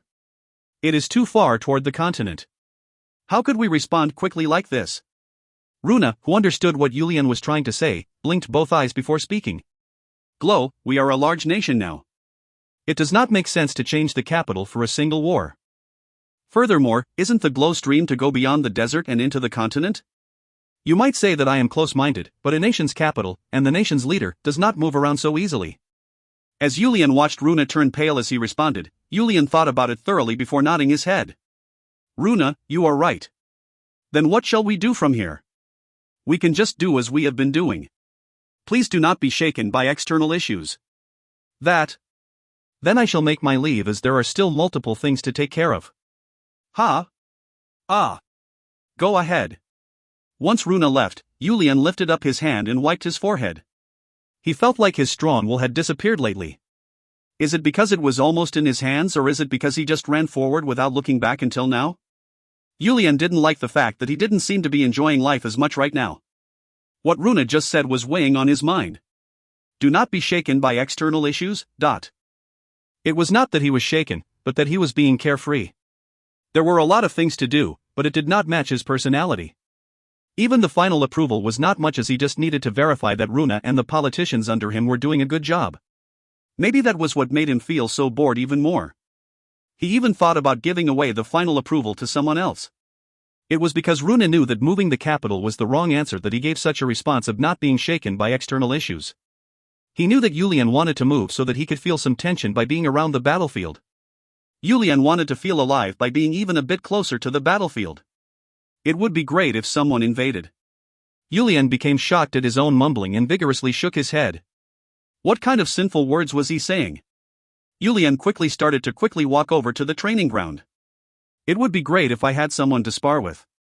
TSK. Yulian was feeling bad for no reason as he walked over. If you find any errors, ads pop up, ads redirect, broken links, non-standard content, etc., please let us know. Report chapter so we can fix it as soon as possible. Book 6, Chapter 220. Book 6 to 6.2. Is that all you can do? That tone had a way of making a person annoyed. Even his normal tone sounded like he was looking down on them, so was there even a need to discuss how it was when he purposefully mocked them? Tokina still just clenched his teeth and held himself back. Even though he was speaking this way, Tokina knew that this Sunbei warrior paid more attention to them than any other Sunbei warriors. Even a warrior who just completed his coming-of-age ceremony would be better than you. Shit. But this mocking words are really hard to endure. If I train this easily, I may have some fat on my bones. I didn't have the time to get fat because I was training hard in the past, and now, even though I have the time, I have useless men like you training like this. I can't get fat because I'm so annoyed at how terrible all of you are. Tokina was cursing internally as he tried to hold back his anger, but in the end, this continued mockery was too much and he let loose. How can anything be harder than this? We only sleep 4 hours a day, and get only 4 hours of free time. The remaining 16 hours a day is spent training. Two eyes of the warrior standing in front of Tokina suddenly started to sparkle. The corner of his lips slowly started to rise. Shit. Tokina realized his mistake, but it was already too late. The warrior in front of him had an expression that seemed to say that he had been waiting for this. Oh yeah? You want to experience what it can be like? Shubian. What is going on? As everyone was holding a weird position known as the horse position, all of their gazes headed toward that side once they heard Tokina's voice. Nothing. These punks were just saying the training was too easy and asked for us to train them like we were trained in the past. I was just asking them if they really meant it. As Shubian explained it to Thrint with a smile on his face, all of their expressions quickly changed. They then looked toward Tokina and started to grudgingly glare at him. He had fallen for it again even after knowing that the Sunbei warriors were trying their best to annoy them. Just how much did they suffer every time the phrase like the old days came up? What kind of gazes are those? Seeing Shubian look around and ask, the second-generation Red Storm, the young warriors who would make up Red Storm 2, subconsciously flinched. They had all made mistakes as well. You're supposed to be able to put your life in each other's hands, but you start frowning because the intensity of the training is going up? Can you still put your life in each other's hands like that? Shubian scolded them once before continuing. Just pretend that you all died today. The faces of the Red Storm 2 warriors started to turn pale. What is going on? Haisha was leisurely watching all of this from the back before asking the messenger warrior who quickly approached. The glow has summoned all of you. A sudden summon? Do you know what the cause may be? The messenger warrior responded. I do not know. I just know that you will be heading out of the tribe. All of their gazes quickly turned to the messenger warrior. Outside? One of the warriors happily responded. They were feeling frustrated being cooped up like this inside the castle. So they were happy to hear they would be heading out. Go inform the ones that have the day off and quickly prepare. Once Haisha gave the order, the warriors started to quickly disperse. Haishanim? What is it? The moment Haisha was about to head out, the young warrior who was in charge of Red Storm 2 called out to him. Haisha turned around to ask what was going on. Should we prepare as well? All of you? Yes. Are you trying to throw away the fame that your sun base built with their blood in one go? The fact that the Glow plans on heading out with just the Red Storm means that we do not know who we will clash against. But you want to go with us? The young warrior responded in a confident voice at Haisha's question. We are confident. Even if the enemy is at our level of skill? The term Red Storm plays an important role in our Paria. All of you may be stronger than the other warriors, but you must get stronger in order to live up to the name. Nobody could say anything in response. Haisha did not say anything as he watched the young warrior bite down on his lips as he headed toward the gathering location as well. Yulian, the Red Storm, and Violet got on their permas and started to run across the desert. Although Violet may not have been good at riding permas in the past, she must have worked hard on it, as she could be seen not just riding well, but riding as fast as possible. Glow, where are we heading? One of the Red Storm warriors peeked at Violet as he asked. The Shire. As Yulian gave a short answer, the warrior cautiously asked once more. Did something happen? Violet Nim does not look well. We are going just in the case the worst happened, so no need to worry. Although Yulian was saying that it was not much, he did not have a good feeling the whole ride over. He had seen it with his eyes before. Yulian had seen that brutal battle between the heroes and the endless number of monsters. He was worried that the battle would happen in the real world as well. Furthermore, he had already received Mai's warning about it. The message he received from the Shire a few hours ago made him feel like what Mai mentioned was finally going to happen. Yulian and the group arrived at the Shire the next night. The reason they were able to travel 3 days' distance in 2 days was because they ran without resting and because Captain Thriger had researched the flow of the Quicksand River. You've arrived. As Shambuna greeted the group, Violet urgently asked before Yulian even had a chance to say anything. What is the current situation? It is still the same. To be honest, we debated whether we should ask for the Glow and Violet Nim to come over, but the scent of blood and the thick color of the magic circle convinced us to report to you just in case. You would have regretted it if you did not report it to us, but... Violet answered coldly as she quickly headed out to head for the Heroes' Land. Yulian and the Red Storm followed behind her. Once they arrived at the Heroes' Land, all shamans of the Shire, both men and women, were surrounding the Heroes' Land in continuous chanting incantations and singing. For it to look like this even when everyone has gathered to help, something must have happened. Yulian nodded his head at Violet's statement and replied. The ancestors must be in the middle of a brutal battle right now. Is there anything we can do? We need to figure out the reason. Violet contemplated for a moment before looking toward the Red Storm and speaking to them. I apologize for this, but I have a short song I can teach to the warriors. I hope that they can sing along with the shamans. Not a problem. Once Yulian gathered the warriors together, Violet started to speak. All of you are amazing warriors. Since your souls are strong, I believe that your assistance will be a big help in this urgent situation. I will teach you a short song with only a few verses, so please sing it with all of your strength, as if you were facing a very strong enemy. The Red Storm warriors hesitated because they did not understand what was going on, but they nodded their heads and started to memorize and practice the song Violet taught them as best as they could. Thankfully, there were not too many verses to her song. They all quickly memorized it and could sing it without issue within the hour. I am a strong warrior. A wise sage who knows the enemies outside and the enemies within. Someone who knows the back of the light and the front of the darkness. Someone who can fight against the world's coin. I will walk the line and head forward. I am a strong warrior. It was a song with unique tone and strong vigor. The warrior's vigorous voice started to echo across the area. Their voice was so strong that it could overwhelm the incantations and songs of the 1,000 shamans who were gathered together. In response, the color of the line on the Heroes' Land started to become a little lighter. Let us enter. Violet grabbed Yulian's sleeve and urged him forward. Yulian nodded his head and held Violet's hand as they headed toward the Heroes' Land. The ancestors called Yulian Nim over last time, but this time, they will not be able to help us. Yulian asked in response to Violet's answer. Then? Even if it is dangerous, we must enter to find them. There is something to be cautious about. Tell me. Violet had a serious expression as she slowly enunciated each word. There are many dimensions between this world and the afterlife. It is my first time heading over, so I cannot guarantee your safety.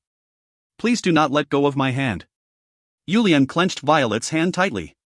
Do not worry. I will never let this hand go. Then let's go. Underscore underscore underscore underscore underscore underscore underscore underscore underscore underscore dot. 1. Korean term for someone older, usually used in school settings. For example, as a freshman, the sophomores and up would all be your Sundays.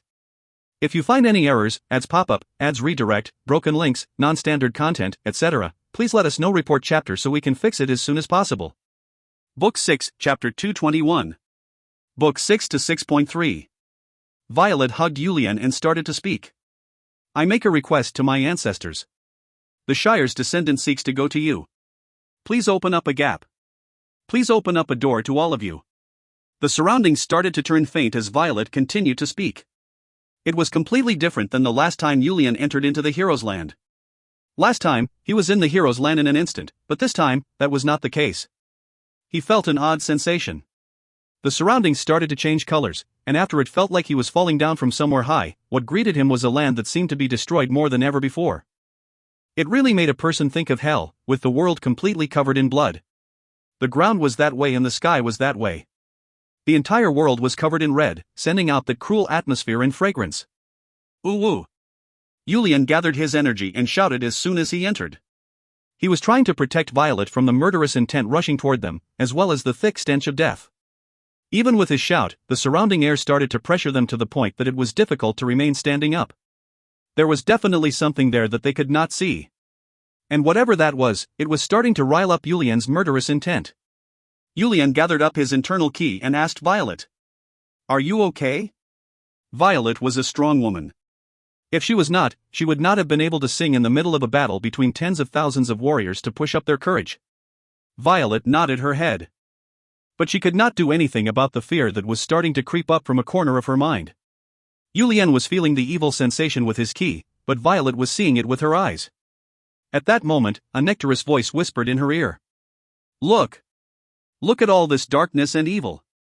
The moment Violet responded to the voice and looked up, she saw the source of evil. It was an unexplainable sight.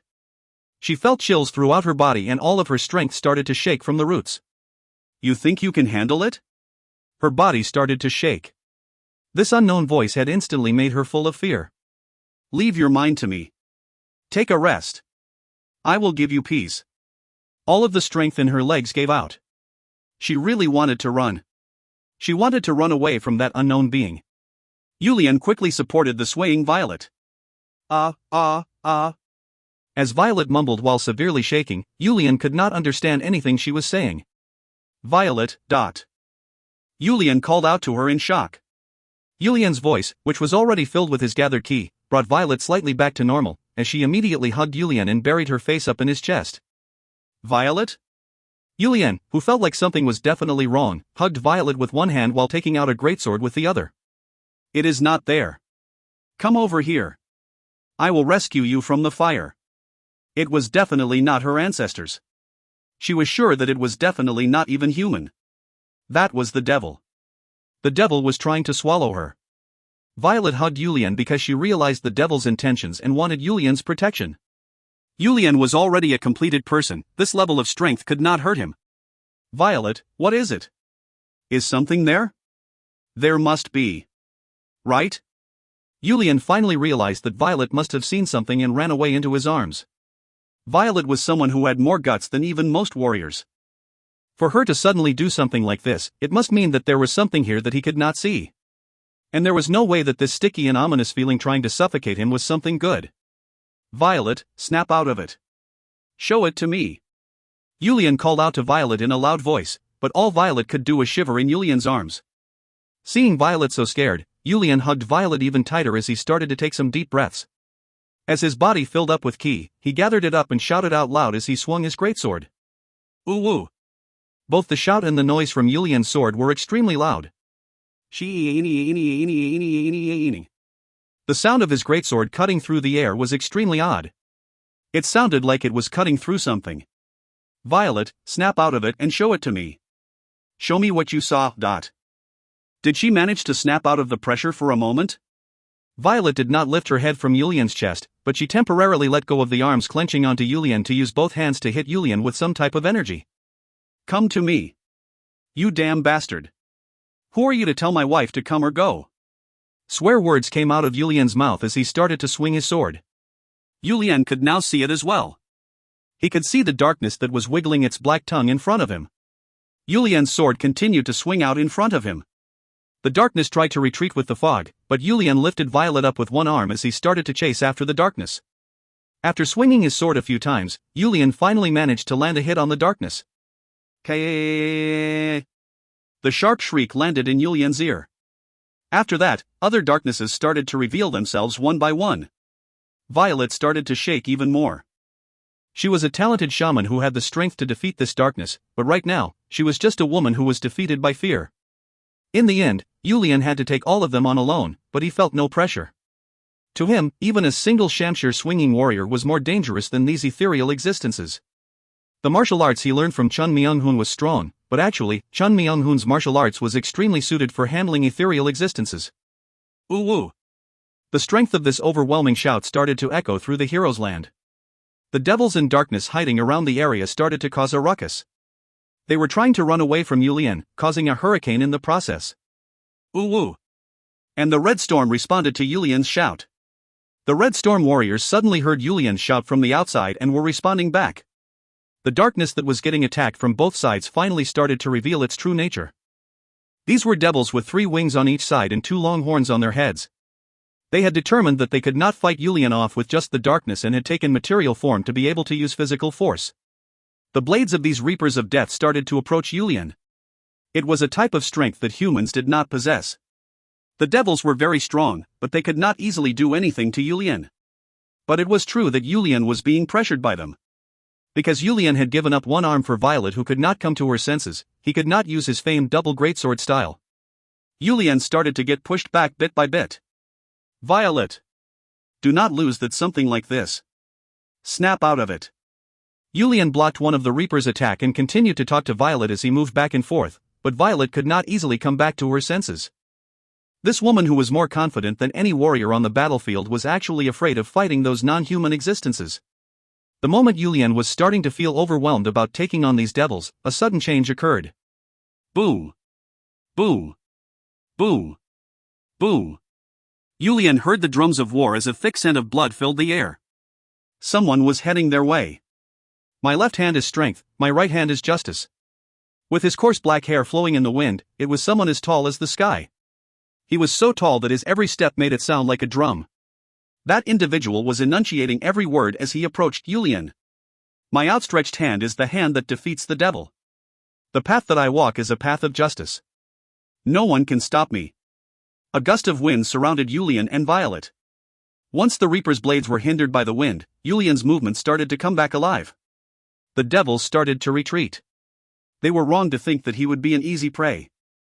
In an instant, the strong wind died down and the murderous intent and odd sensation that Yulian had been feeling had disappeared. Once Yulian realized that all of the devils had retreated, he lifted his head and looked toward the black-haired giant standing in front of him. He then bowed to the giant. The descendant of the desert, Yulian Provoke, pays his respect to the great ancestor, Madland Endonim. Yulian was very familiar with the giant man standing in front of him. This was the hero of the desert, Madland Endo, whose image was drawn in many wall art and books. This ancestor, who passed away long before Yulian's time, was standing in front of him.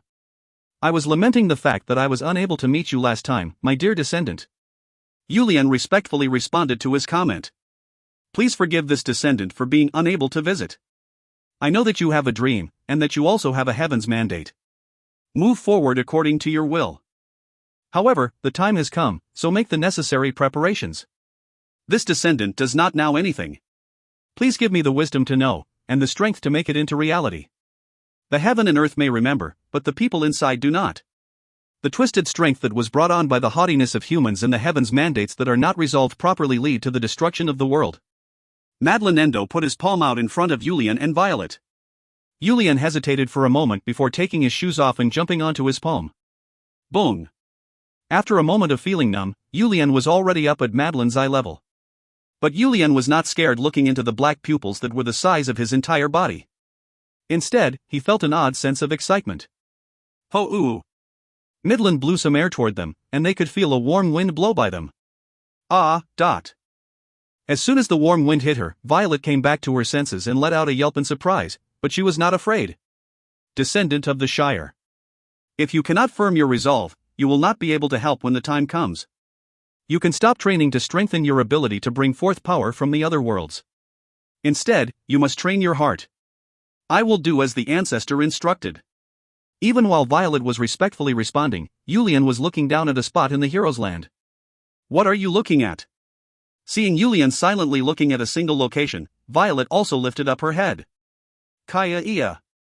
Violet instantly lost strength in her legs and plopped down. Her entire body was sweating, and her breathing became extremely rough. You are not completed yet. Keep your eyes closed. As Madeline blew the warm air once more and informed her, Violet quickly closed her eyes and nodded her head. This is what Violet had seen. The thing that made her whole body sweat and shocked her heart to the point of making her breathing rough in that short instant was absolute strength. Whether that was good or evil was up to each person to decide. Yulian stared at that strength and bit down on his lip. If he was even slightly evil, he would not even have the strength to dare to stare at it. Yulian's internal ki that was countering that absolute strength was causing his clothes to swell up, making it look like it would blow up if it was poked with a needle. What is that? Madeline could not hide his shock at Yulian's posture and question. It was almost impossible for a human to face that strength, but Yulian was facing it without any issue. Madeline started to smile. That is the beginning and the end. That is chaos. The majority cannot even oppose it. They can only manage to defend against the strength that is derived from it. Is that perhaps what is creating the monsters? It has now started. Many humans will shed their blood and heroes will be born. However, only 12 individuals have the strength to defend against that. Am I one of those 12? Yulian could feel his heaven's mandate as he asked. He had continued to hear this after first hearing it in the magic tower. He was now feeling like everything was to prepare him for this. Your dream is not simply to grow your territory and preventing the forces of the continent from taking advantage of your desert. You may not have realized it yet, but I know you must feel it in your heart. Yulian could feel his heart jump. He did not know what was making his heart jump. However, he could definitely feel his heart jump. His heaven's mandate. Something he had always treated as something vague. This heaven's mandate that told him that he would be used in this war for humanity. All you have to do is do your best in the things that are within your control. There is nothing more important than this. I am looking forward to your help as you give all of your heart and all of your strength. In that instant, you will gain the qualifications to come here. After looking toward that strength once more, Madeline lowered Yulian and Violet back down to the ground and started to speak. Return. The two of you cannot help the battle in this place just yet. Instead, I ask for even more cheers and singing to give us strength. You may leave. The moment Yulian and Violet's feet touched the ground, the two of them had already transported out of the hero's land. While Yulian and Violet were looking confused at the sudden change in scenery, Haisha quickly approached them. You are late again this time. Yulian was nervous because he did not know what Haisha meant, before remembering the last time he traveled to the hero's land. He asked Haisha for clarification. Was I gone a long time again? Yes. It has already been 1 month and 15 days. What? Yulian questioned his ears after listening to Haisha's answer. It has already been that long? Yes. But more importantly, we need to hurry up and return. The Shweri have invaded. Yulian questioned his ears once more. End of chapter. Next up. War. I pray that this is the last war with other humans. If you find any errors, ads pop up, ads redirect, broken links, non-standard content, etc., please let us know. Report chapter so we can fix it as soon as possible. Book 6, Chapter 222. War. I pray that this is the last war with other humans. Book 6 to 7.1. Yulian urgently returned to the Castle of Storm and called for a meeting of greatest. What is the current situation? Once everyone gathered together, Yulian quickly asked. Although we were prepared, we have already lost one oasis. What did we do in response? Pernim is prepared at the location. Venersis is in the vanguard. He should be able to last if he focuses on defending. Yulian thought for a moment at Runa's report before responding. I will head out. Runa, when you are distributing troops, you will put me in front of Venersis. Then use the warriors on the other side to take over the other Shweri locations. Yes, blow. Once Runa responded, Yulian slightly nodded his head and looked back toward the warriors and continued to speak. Let's use this opportunity to unify the entire desire. Everyone will need to be completely focused. Yes, blow. Move all available forces to quickly take the Shweri down. That is my opinion, Runa. It will go as the glow wills. 2 days later, 120,000 warriors left the Castle of Storm to head to war. When Yulian and the 120,000 warriors arrived, the front line was being heavily pushed back. And based on Venersus's movement, he was surrounding Pariah's troops like he was trying to completely eat them up. Venersus, you made a mistake. You should have done whatever you can to take at least one more oasis before I arrived. But I will not give away any oasis so easily now that I am here. Yulian said that to himself as he started to prepare the warriors. And then the battle started. A brutal battle with this oasis in the middle. They were biting at each other's tail, and Pariah and Shwerai started a time of give and take over and over. Death seemed like the natural conclusion for all warriors involved. Both Pariah and Shwerai didn't seem to get tired as they spent 3 months continuously fighting each other. The situation was more favorable to Pariah, but that was only the slightest advantage. All the war was doing was taking lives and time from both sides. The doors that were hidden around the continent were starting to open. They flicked their burning tongues and exploded the suppressed energy to open these doors. I have returned. The monsters of the other world started to appear around the continent. The masters of the other world who were loyal to the order of the Father instinctively started to show their strengths. This power controlled all of the monsters, even bringing forth the chaos that was hidden around the world. You have been sleeping for too long. Wake up. Children of the Father.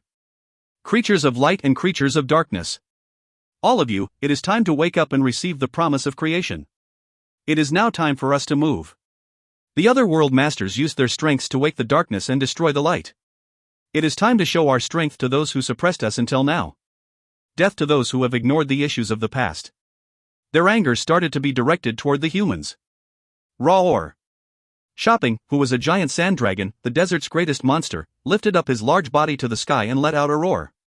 He then dropped his body back and started to squirm. Thankfully, he was out in the desert to look for food. If he did this at the Castle of Storm, he would have destroyed a portion of the castle with his movement. Shopping looked around the desert with bloodshot eyes. Something was clearly here. Something that dared to pressure him was currently in this monster's desert. That was something extremely annoying for Shopping, and it made him squirm to protect his territory. As he started to move, he noticed amazing things that he had never seen before. Shopping let out another roar before charging toward these new existences that continued to appear. This large desert worm's charge started to cause chaos for the monsters who had just made their way to the desert. Although they were just born, these monsters naturally prided themselves for their violent nature.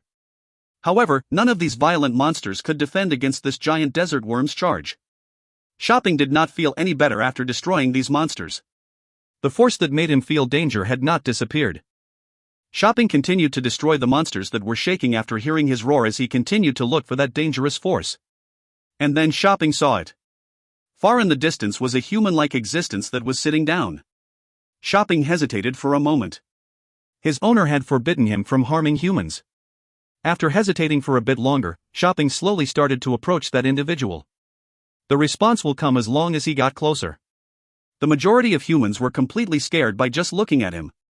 Shopping wanted to verify that was true with this individual as well. Even though he got closer, this human-like individual did not move an inch. Shopping continued to get closer. Once Shopping was about an arm's distance away, that individual stretched out his hand. Roar. Shopping thrust his large body backwards as he let out a roar of pain.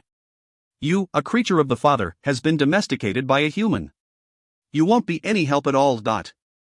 After flailing in pain for a moment, Shopping let out a roar of anger as he opened his body back up. He did not know how he was attacked, but he was not going to lose like this. Roar. Shopping raised his body before bringing it back down and opening his mouth. His teeth were the size of a human's arm and sharper than any monster in the desert. He rushed toward the individual, trying to chomp down with his sharp teeth. Even if he will end up getting beaten up by his owner for harming a human, he wanted to get rid of this annoying feeling. Poof. The human snorted at Shopping's charge before opening up his fingers. In that instant, his body suddenly became larger, as he started to run toward Shopping as well. Boom! With a loud noise, a large hand was on top of Shopping's head.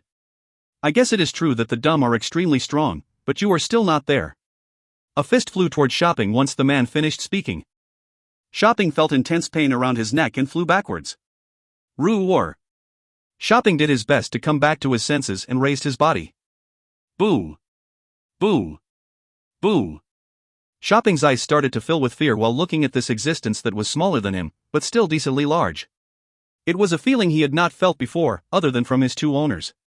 What a funny creature.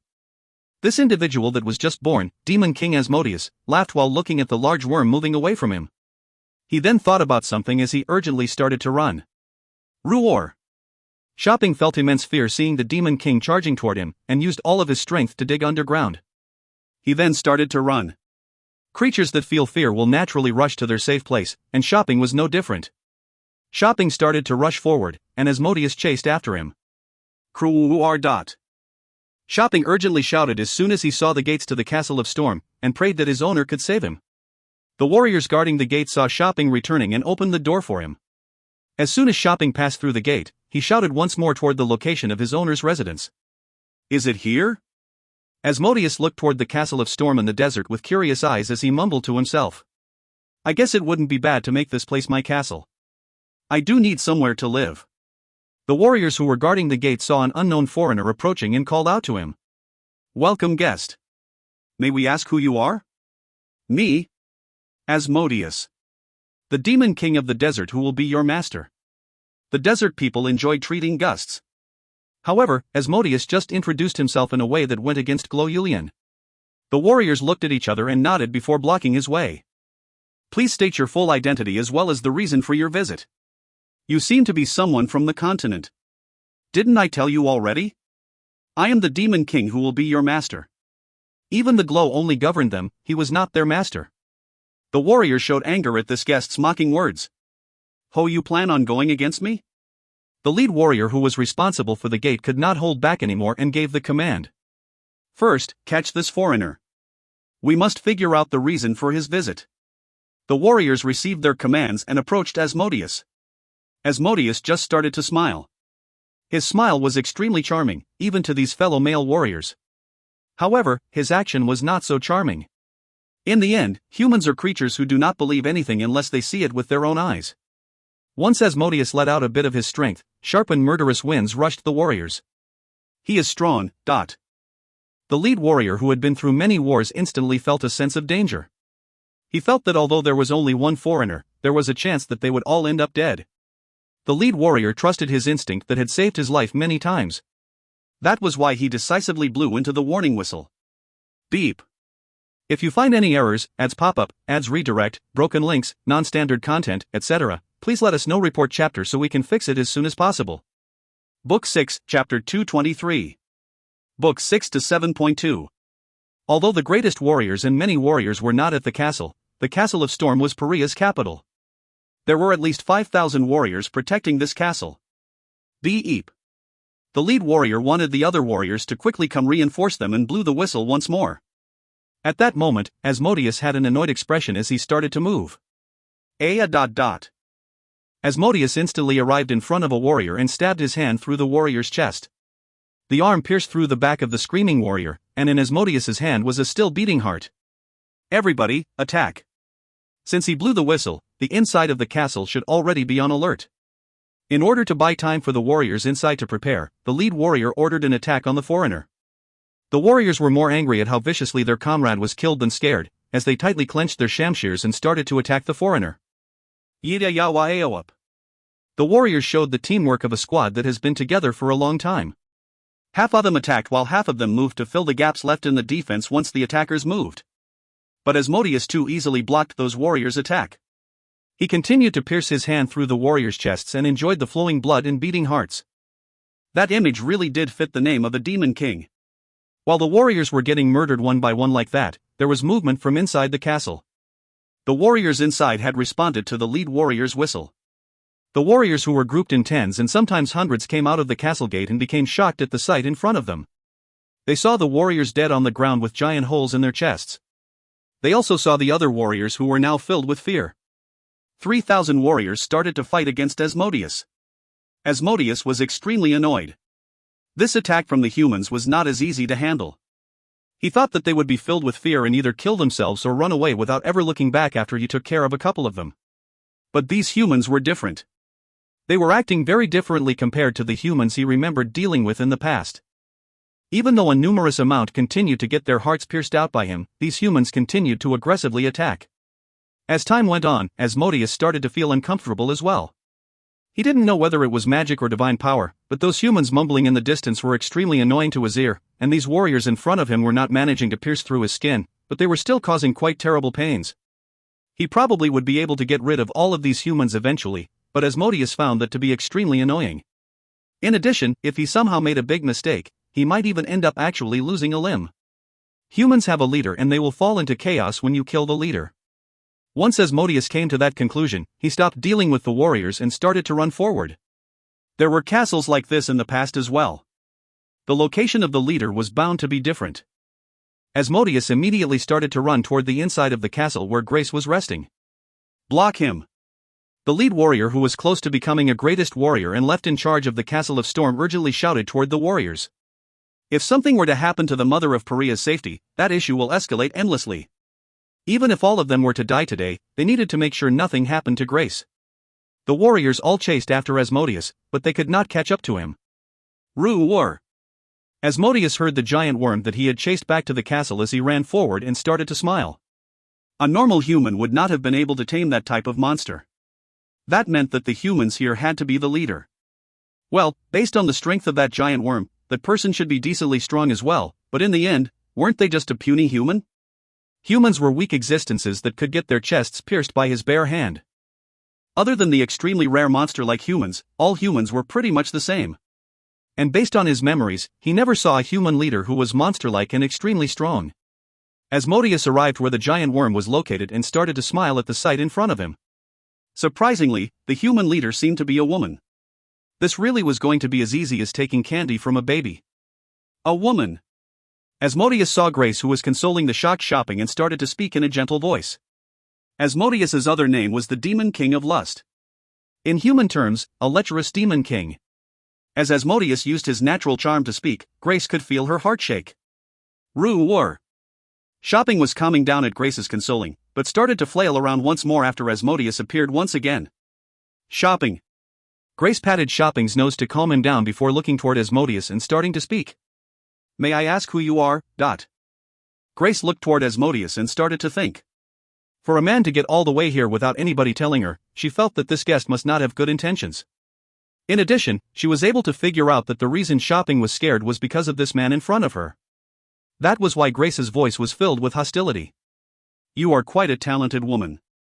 Listening to Asmodeus's voice that was filled with extreme allurement, Grace subconsciously started to think of Yulian. Asmodeus called out to her and motioned with his hand. Come over here. Grace started to lose consciousness after hearing this voice in motion that felt like a father who was calling his daughter over. Come over here. As Asmodeus called her over once more, Grace's hand lifted off of Shopping's nose and she started to walk. Gruent. Shopping let out a noise and bit down on the hem of Grace's clothes to pull her and prevent her from going over, but the corner of her shirt just ripped off as Grace continued to move toward Asmodeus one step at a time. Good girl. I like humans, especially women, who listen to me. Come over here. Grace's eyes seemed blank as she slowly approached Asmodeus. Roar! At that moment, Shopping charged toward Asmodeus. His feelings for Grace had helped him overcome his fear. Asmodeus had a faint smile as he started to reach out, but Grace's blank eyes blinked before starting to glow. Hi-ya! And then she charged toward him. In her hand were two Sosuntas that were not there before. Asmodeus was shocked for a moment, but calmed himself down and first reached his hand out to defend against Shopping's charge. A human sword will not be an issue, but even he would get hurt crashing against that large worm. But at that moment, something unbelievable happened. Grace's Sosunta cut deep into Asmodeus's forearm, and dark red blood started to shoot out of the injured location. The one who was most surprised at this was none other than Asmodeus. A puny human, and a woman at that, had managed to injure his body. Boom! And then he felt a strong shock throughout his body. He had forgotten about Shopping's charge. His body started to fly and crashed into a castle wall. Boom! This other noise was the sound of that wall falling down on Asmodeus. Grace had an extremely nervous expression on her face as she continued to clench onto the Sosuntas in her hand as she slowly approached the fallen Asmodeus. The red plate on her neck started to shine brightly as smoke started to rise out of it. That plate was the gift Chun Myung-hoon had given her when he first dragged Shopping over. It was a magic plate that was imbued with a protection magic spell that provided ultimate protection against monsters and evil forces. That was how Grace was initially able to safely tame shopping, and the reason she was able to resist against Asmodeus's temptation just now. That plate was slowly disappearing, using up its energy to respond to Asmodeus's ultimate evil energy. Thanks to that, Grace stopped walking and moved back away in the other direction. At that moment, all of the warriors who had chased after Asmodeus let out a sigh of relief after seeing that Grace was safe. They then looked toward the fallen Asmodeus and were all extremely shocked. But that only lasted an instant. Asmodeus let out a shout of anger as he stood back up and the battle started up once more. Grace's magic plate had lowered Asmodeus's evil aura, and shopping's charge prevented the warriors from being decimated like earlier, but in the end, the warriors were on the losing end. As time went on, the number of corpses started to grow, and even the plate on Grace's neck was now only the size of a fingernail. As the plate got smaller, Asmodeus's evil aura started to rise once more. Grace Nim, please run away. If you find any errors, ads pop-up, ads redirect, broken links, non-standard content, etc., please let us know. Report chapter so we can fix it as soon as possible. Book 6, Chapter 224. Book 6 to 7.3. The lead warrior shouted toward Grace. Even if everyone in the Castle of Storm died, Grace had to live, and it was better to run while they still had the strength to fight. Grace was breathing heavily as she looked toward the warriors and shook her head. How could I run away and leave all of you behind? Grace Nim, please do not forget about your identity. Grace Nim is the mother of Pariah. A Pariah without its mother will fall into chaos. I have never heard about a mother who runs away and leaves her child behind. That monster-like human seems to be tired as well, so please persevere a little longer. At Grace's decision, the warriors clenched their teeth and pulled forth all of their strength to attack Asmodeus. The remaining warriors at the castle gathered after hearing the commotion in the center, and even the shaman showed up to help support the warriors and pressure Asmodeus. They were finally starting to feel like they would be able to defeat Asmodeus, before that hope turned into despair very quickly. I use my power to open the gate. Come forth. Asmodeus made a gesturing motion and some things started to crawl out from next to him. Skeleton. They were not holding weapons because he had to call them out so quickly, but the warriors hesitated at the number of skeletons Asmodeus was calling forth. The warriors started to fall one by one. Grace got on shopping to flatten and whip the skeletons away, but Asmodeus's dark force only continued to get stronger. If it continued like this, they would need to give the order to retreat. Grace Nim, now, please escape. The lead warrior shouted toward Grace. He could only give the order to retreat once Grace safely ran away. Grace seemed to know that as well as she bit down on her lower lip. Shopping.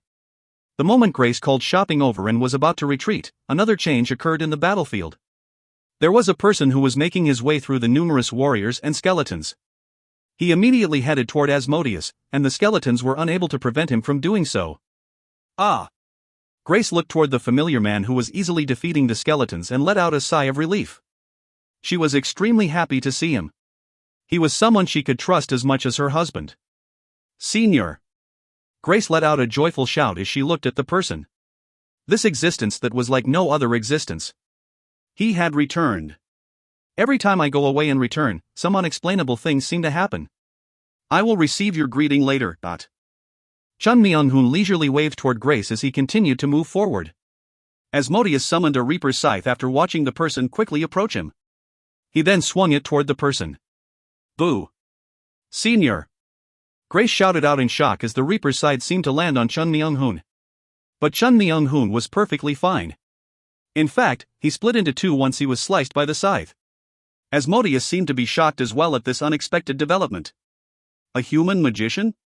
Sadly, magic does not work on me. A monster like you taking on a human appearance while letting out a murderous aura and a terrible stench. Return to where you came from. It is boring dealing with someone like you. Chun Myung-hoon sped up as he approached Asmodeus, and Asmodeus swung the Reaper's scythe over and over to slash Chun Myung-hoon. However, the only thing that happened was that the number of Chun Myung-hoons increased with each swing. There's always stupid idiots like this. They claim that there is no one that can be their match, blabbing on about how this martial arts doesn't work on me, yada yada yada.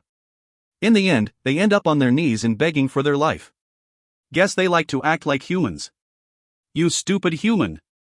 Asmodeus was flabbergasted as he shouted at Chun Myung-hoon, who had now been split to a total of 8. The 8 Chun Myung-hoons flanked the gun, gam, gon, jin, sun, gon, take the 8 cardinal directions as they approached Asmodeus. Using something so trivial as mirror image. Asmodeus scoffed at Chun Myung-hoon's mirror images as he stopped summoning the Reaper Scythe and focused his dark force to try to get rid of all 8 Chun Myung-hoons at once. Asmodeus started to spin, and tens of black spheres formed from the focused dark force started to revolve around the 8 Chun Myung-hoons. Just how did he move? The moment it seemed like the Chun Myung-hoons turned faint, all of the black spheres surrounding him disappeared instantly. The moment the shocked Asmodeus tried to release more dark force, Chun Myung-hoon ran toward Asmodeus in a speed that transcended human limits. Stab. Chun Myung-hoon, who surrounded Asmodeus on all sides, stabbed the sword into Asmodeus's body. What? Asmodeus could not believe what was going on. How did a human's blade manage to pierce through his body? And the blades that stabbed him all over the body had stabbed into his monster core from all sides. He is able to destroy my core while using the blades of mirror image clones? Asmodeus started to bloat up, as if he was trying to make his final stance. Still trying to do something? You are worthless. Go back to where you came from. Chun Myung-hoon put some strength into his hand as he started to hack away at Asmodeus. The surroundings quickly became covered in dark red blood, but not a single drop landed on Chun Myung-hoon's clothes. There was not even a scream. Asmodeus just died like that. Once Asmodeus died like that, the skeletons he summoned started to disappear as well.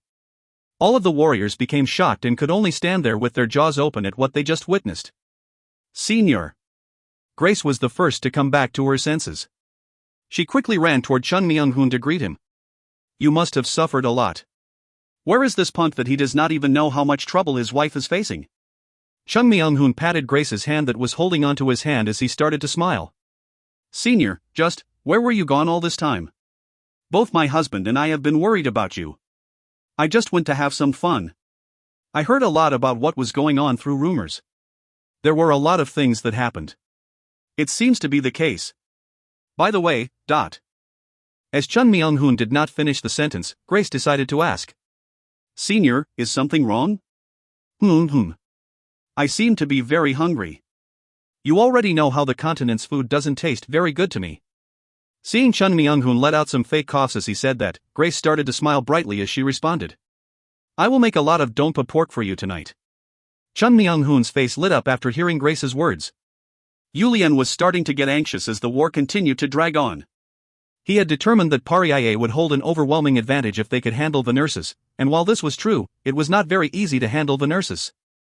Yulian wanted to fight against Venersis one-on-one again, but Runa and the other greatest warriors sullenly opposed his decision and he could not do so. The Glow and Venersis are at different levels of importance right now. If something was to happen to you right now, it really would be the end for Paria. Unless you are absolutely certain of your victory, please do not fight one-on-one against Venersis. Runa and the other greatest warriors were concerned because of the severity of the injuries he received the last time he fought Venersis one-on-one.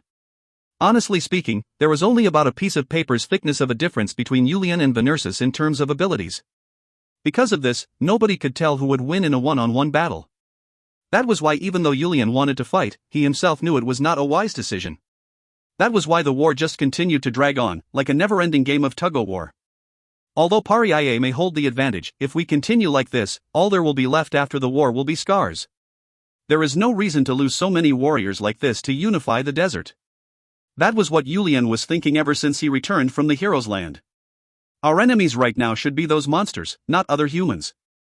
What decision do I need to make right now? Yulian couldn't help but be anxious over and over.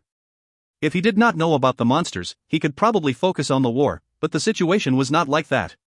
He had been more anxious ever since the monsters from the Monsters' Desert invaded the Castle of Storm and threatened Grace. We need a solution. Yulian made up his mind and gathered the greatest warriors for a meeting. Once Runa and the greatest warriors all gathered together, Yulian started to speak. I plan on withdrawing our warriors. Yulian's statement came like a bomb for the gathered greatest warriors. If you find any errors, ads pop-up, ads redirect, broken links, non-standard content, etc., please let us know. Report chapter so we can fix it as soon as possible. Book 6, Chapter 225. Book 6 to 7.4. All of the greatest warriors could not hide their shock. Even if it was pretty much at a stalemate, Runa's strategies were allowing them to slowly pressure the Shwerii, and in the end, it would be Paria's victory. In less than 2 to 3 years, they would completely defeat the Shwerii and finally unify the desert. They would be able to achieve their dream in just 2 to 3 years. But withdrawing the troops at this point? That was the same as saying Yulian was giving up on this western desert completely. Glow. What are you saying? Runa became anxious as he urgently asked. We do not have time. Monsters are pouring out of the monsters' desert, and I'm sure all of you have heard about how the Castle of Storm was invaded not too long ago.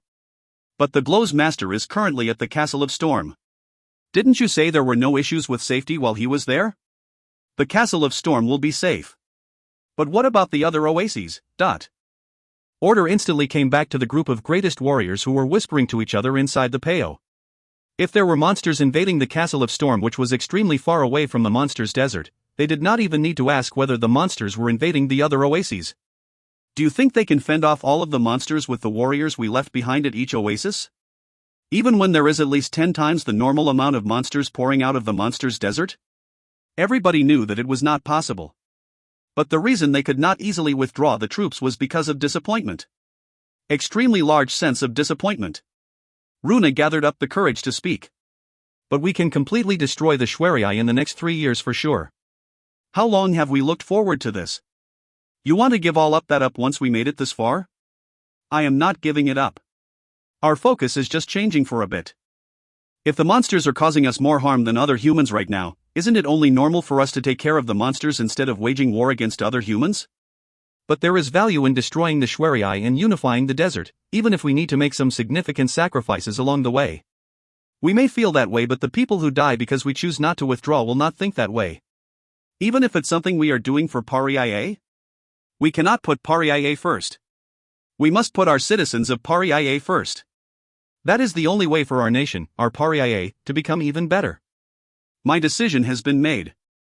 Runa did not say anything after Yulian's proclamation. If Yulian did not back away even after debating with him and confirmed his resolve like this, it was only right for him to back away as the subordinate. I must meet with the nurses. Send a messenger to the Schwerii camp. Yulian's order continued to shock the warriors. Glow, you plan on personally meeting with the nurses? As Ruan cautiously asked, Yulian nodded his head. I must meet with him. I'm sure the Schwerii are having headaches because of the monsters as well, so he will not decline this meeting. Why do you want to meet with him? Yulian did not answer Again's question. He was sure that they would oppose if he told them what was on his mind. Glow. Runa's veins in his neck were popping out as he called out toward Yulian, but Yulian waved his hand to say nothing else was needed to be said as he got up from his seat. There were many things to prepare before he met with the nurses. Sigh. Runa let out a sigh before ending the meeting and looking toward the departing Yulian. He then let out another sigh. But there was nothing he could do about it. Yulian was someone who did not change his mind once he made up his mind. The two heroes gazed at each other as they started to walk toward each other. Behind them were their respective brigade of warriors, just standing there, eyeing each other as well. But they were ready to jump in the moment even the slightest danger came to their liege. The two heroes both stopped about 5 meters away from each other and started to talk. It feels odd seeing you up close like this after always seeing you from far away. The first to speak was the war god of the western desert, the nurses. I am also curious why Pariah's Glow asked to see me. Yulian's lips were shaking. There was a lot of things he wanted to say, but he could not figure out what to say first. Yulian took a deep breath. He then calmed his emotions as he slowly started to speak. I loathe the you who is responsible for killing my mother, but I am grateful to the you who saved my life and my brother's life on multiple occasions. Am I supposed to treat you as my mother's killer or my savior? The nurses closed his mouth after slightly opening it. If there was something that would eternally be the source of shame for him, that was going against the past truce and ambushing Pariah. That was when he had ended up killing the mother of Pariah. Well, he did not personally kill the mother of Pariah, but she had committed suicide because of his actions, so it was pretty much the same as him killing her. For her son to come here and ask him like this, the nurses could only respond with confused emotions. You came all this way to ask that? There are many reasons for this meeting, but that was the one that weighed on me the most. You are my sworn enemy yet my savior at the same time. If it is weighing on you that much, it would be better to just follow your heart. Complicated emotions could be seen in Yulian's eyes. Let's do as I planned. Just as I planned, forget about the past and put all of my strength for what we need to do now. Yulian made up his mind and started to speak. I want this war to be the last war with other humans. The nurses, the reason I came to speak to you today was to ask this. Are there no monsters invading the Schwerii? The nurses slowly nodded his head. The Schwerii had already been invaded as well. The monsters that were generated in large numbers from the center of the desert were putting a lot of pressure on the Shweri's northern border. So are you trying to say that you will withdraw your troops to the rear? Yes. I do not want to watch the monsters kill my people. So you want me to withdraw my troops as well? Yulian coldly answered back. You are trying to make me say the same thing twice even though you know exactly what I want. I just wanted to verify it once more as this is a very big issue. But what would you do if I say that I will not withdraw my troops? Yulian glared at Venersis before finally answering. Paria will still withdraw our troops, but even though I cannot do anything about the quicksand river, do you think I will just sit back and not do anything about this western desert? I guess I read you wrong. Do whatever you want. I already have plans to move all of the people from the western desert to the eastern desert. If you are fine with empty oases, take as many as you want. Listening to Yulian's angry response, the nurses could tell that Yulian was not lying or trying to mock him. PFF. He then bitterly smiled after looking at how he was conducting himself. He could fight without thinking if he was just a greatest warrior, but he was now the Glow. The Glow was someone who had to work hard to provide a better environment for his people, even if that meant doing things that he personally did not want to do. The nurses started to speak. I understand where you are coming from. Then are you saying we should withdraw our troops and put an end to the war? At least until the monsters disappear. The nurses continued to speak after seeing Yulian nod his head. All right. I will accept your proposal. As you mentioned, it does not make sense to fight amongst each other when the monsters are ambushing our people. Fine. Let's call a truce. The Shweri will not attack Paria until the monsters disappear. Yulian was actually surprised at how easily the answer came. The Red Storm warriors standing behind him were just as shocked. Indeed. Yulian thought that as he took out both of his greatswords.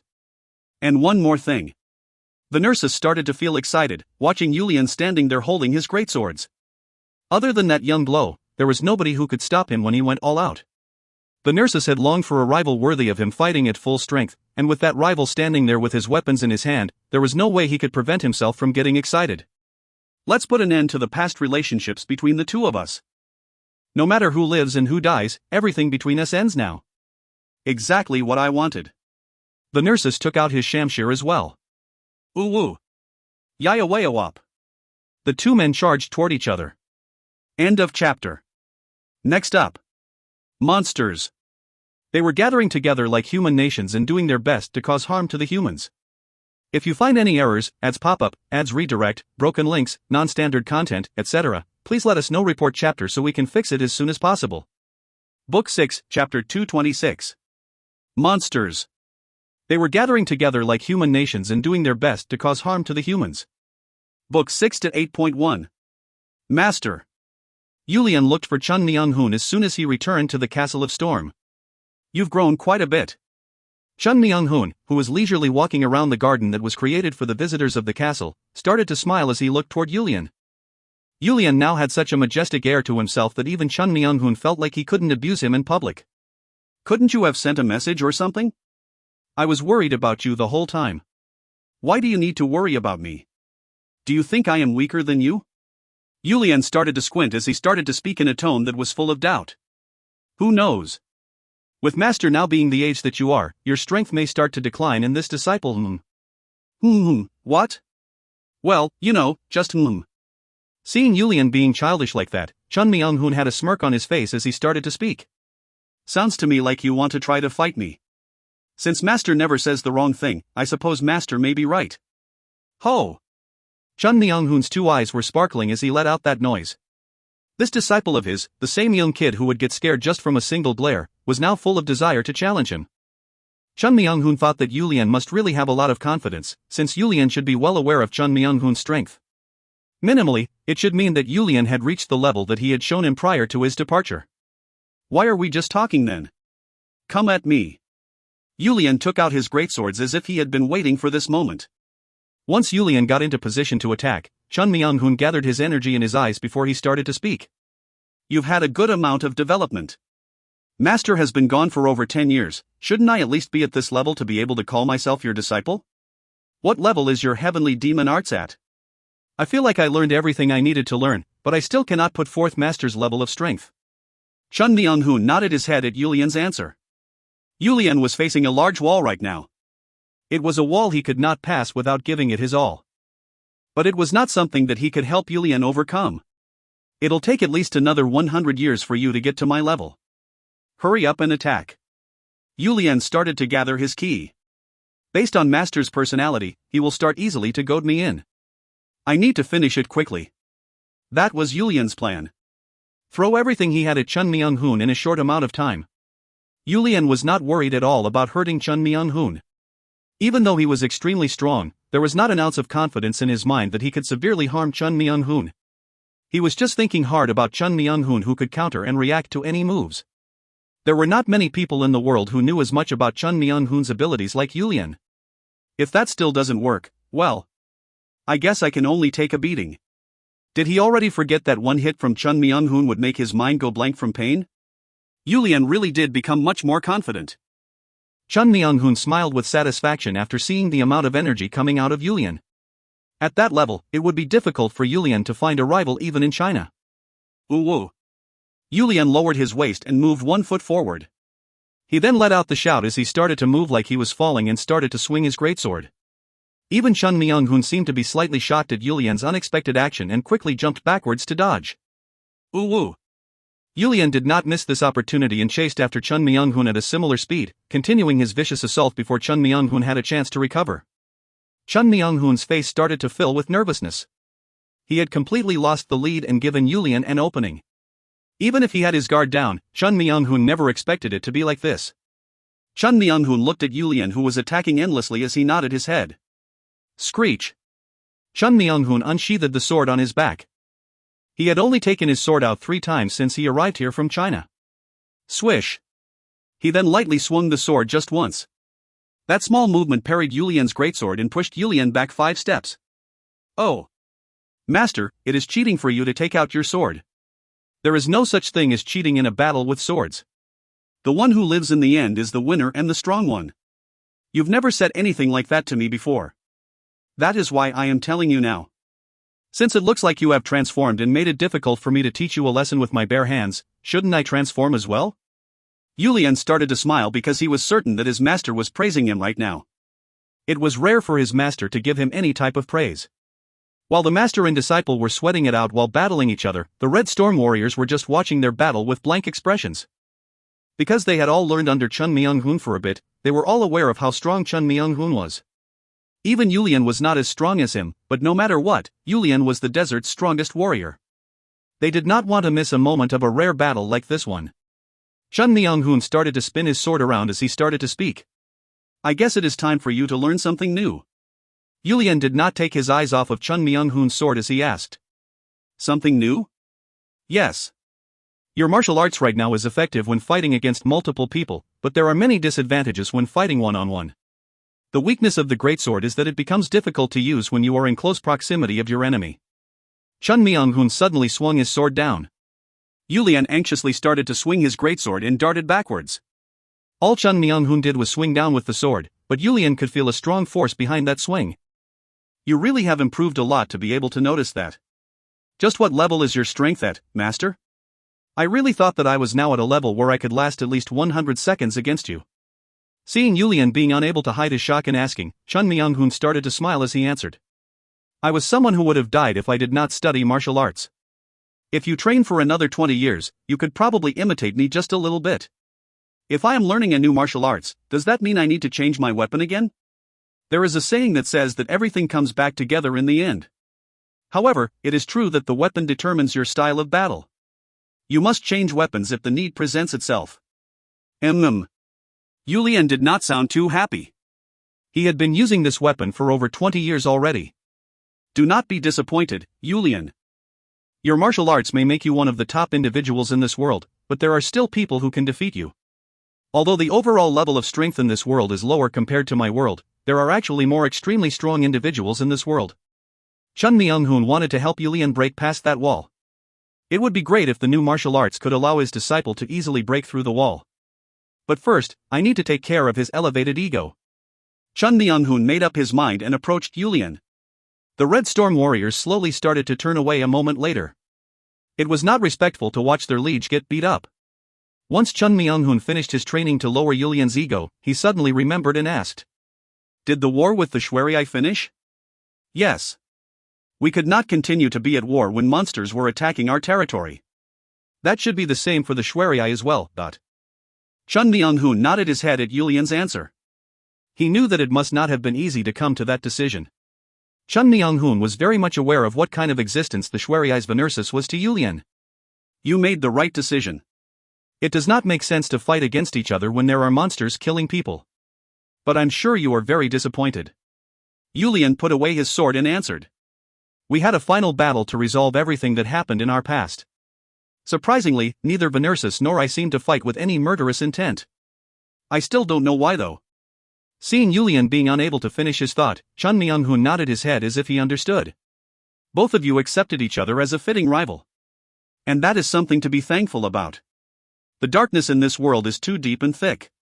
Heroes are born in times of trouble. Right now is the time for there to be a lot of heroes. If not, I worry that humankind will meet their destruction in this world. Yulian looked toward Chun Myung-hoon with shock. The weight of his words were too heavy. Is it that bad? Based on what I have heard, felt, and seen with my own eyes, there is a good chance of it.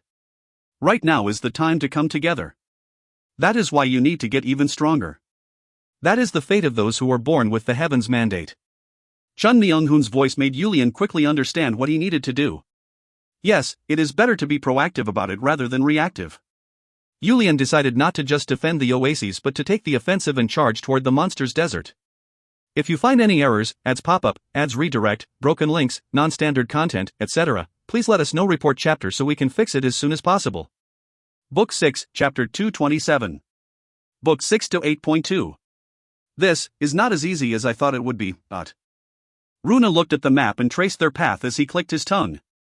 Yulian looked toward it with a concerned expression as well. As Runa mentioned, they were moving too slowly. They left with 50,000 warriors to subdue the monster's desert 10 days ago.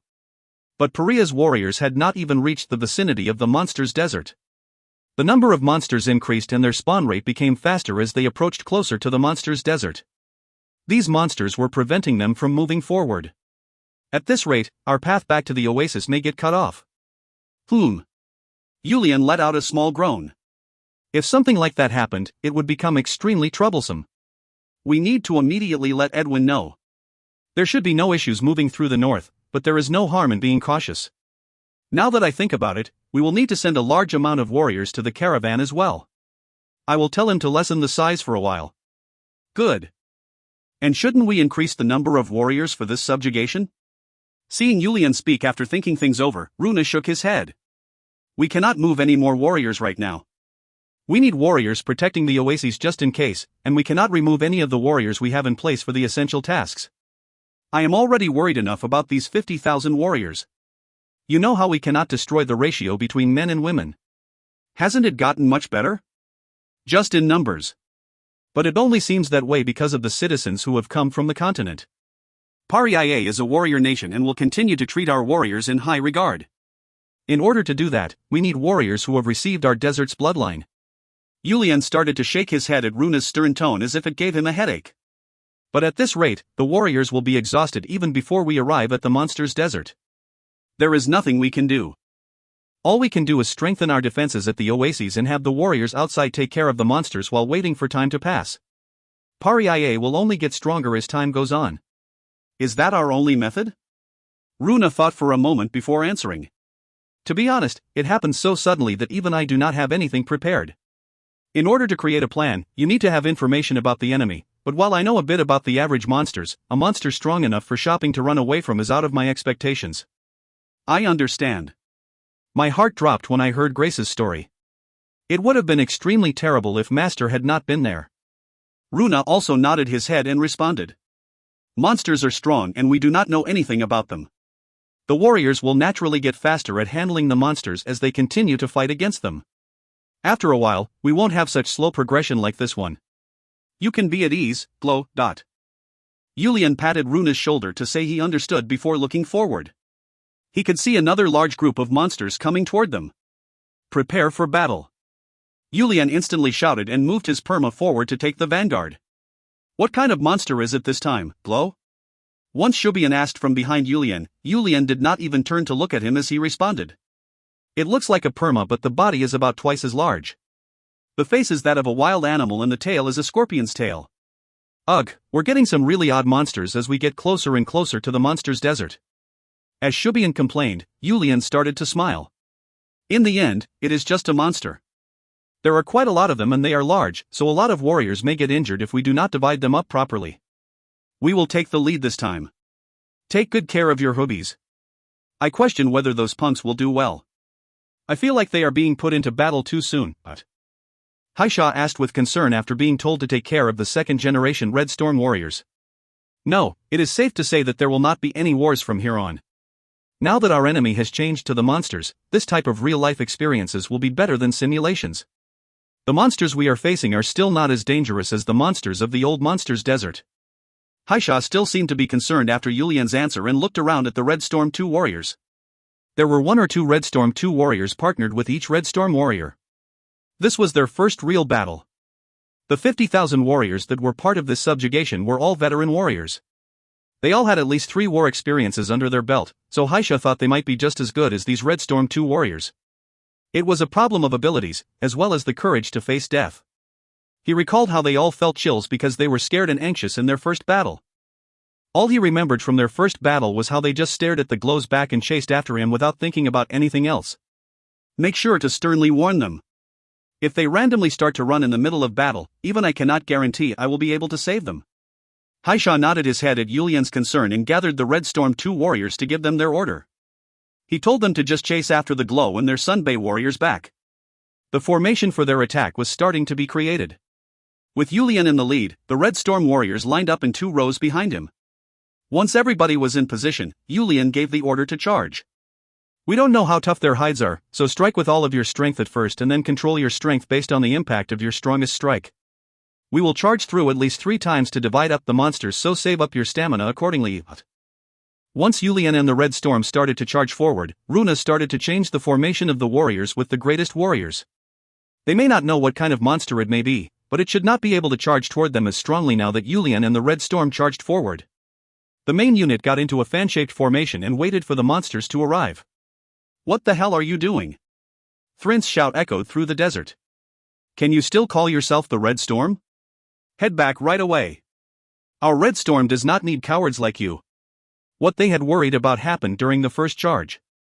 Although Yulian and the Red Storm warriors defeated some monsters and created a wide path, one of the Red Storm 2 warriors hesitated for a moment and ended up falling off his perma.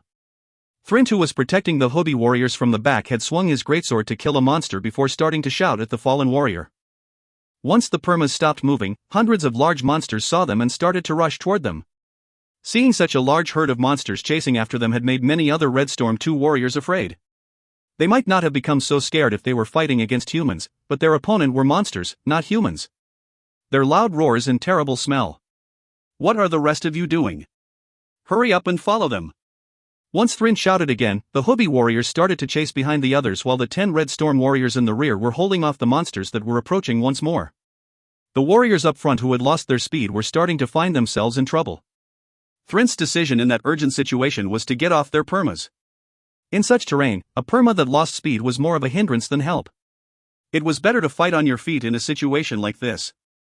The situation became better once the other warriors got off their steeds following Thrin's lead, but it did not change the fact that they were still in a dangerous situation.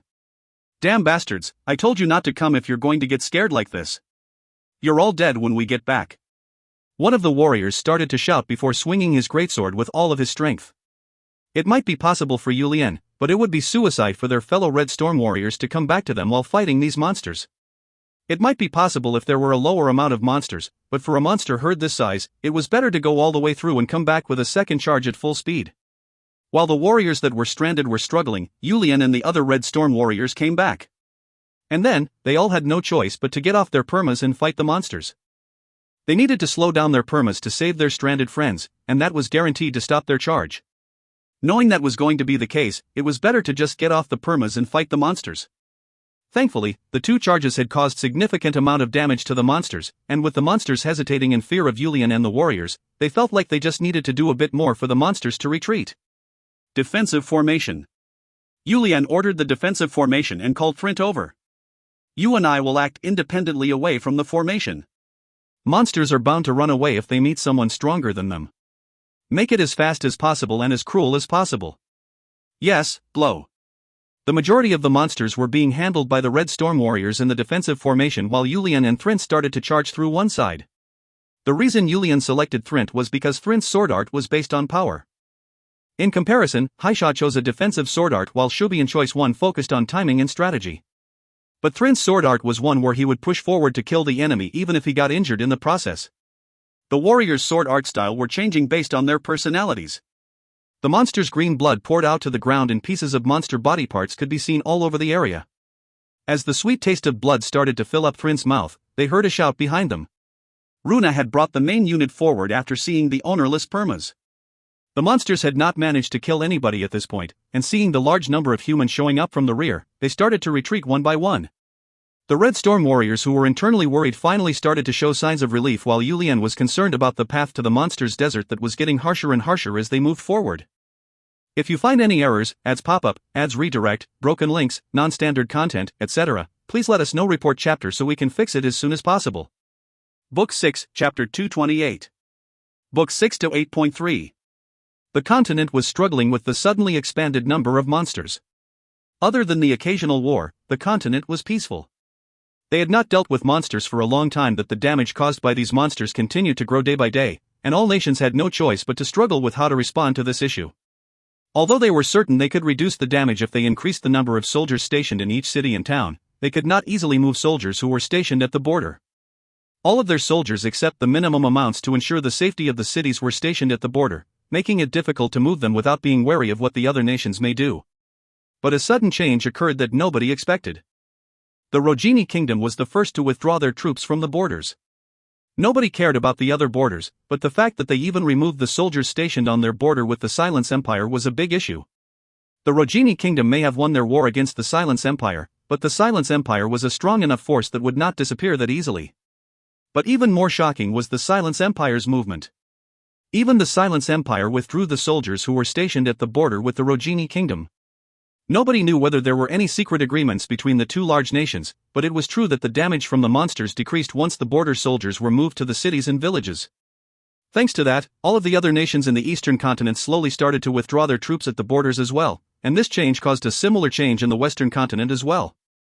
The small-scale battles between nations at the border started to disappear. Right now, they all had their hands full trying to defend against the increased number of monsters. A rumor started to spread at that time that the location where the most monsters were generated was the desert and that the number of monsters in the continent was nothing compared to the desert. The surprising part of the rumor was that the desert's strong forces, the Pariaye Kingdom and their sworn enemies the Shwariai tribe, were successfully fighting back against the monsters. It meant that all of the desert warriors were being utilized to defend against the monsters. The nations of the continent were praying that the desert does not get destroyed. If this defensive line on the desert was destroyed, then the chaos they were facing right now would multiply by quite a bit. Another new change occurred during this time. It was a temporary alliance between all of the nations. All of the nations suffered a lot of damage every time they met against a new monster. The goal of the alliance was to share information about monsters with each other to reduce the damage to all of them. They could not just sit back and let the monsters destroy them. Pariaye held an important role in this continental alliance.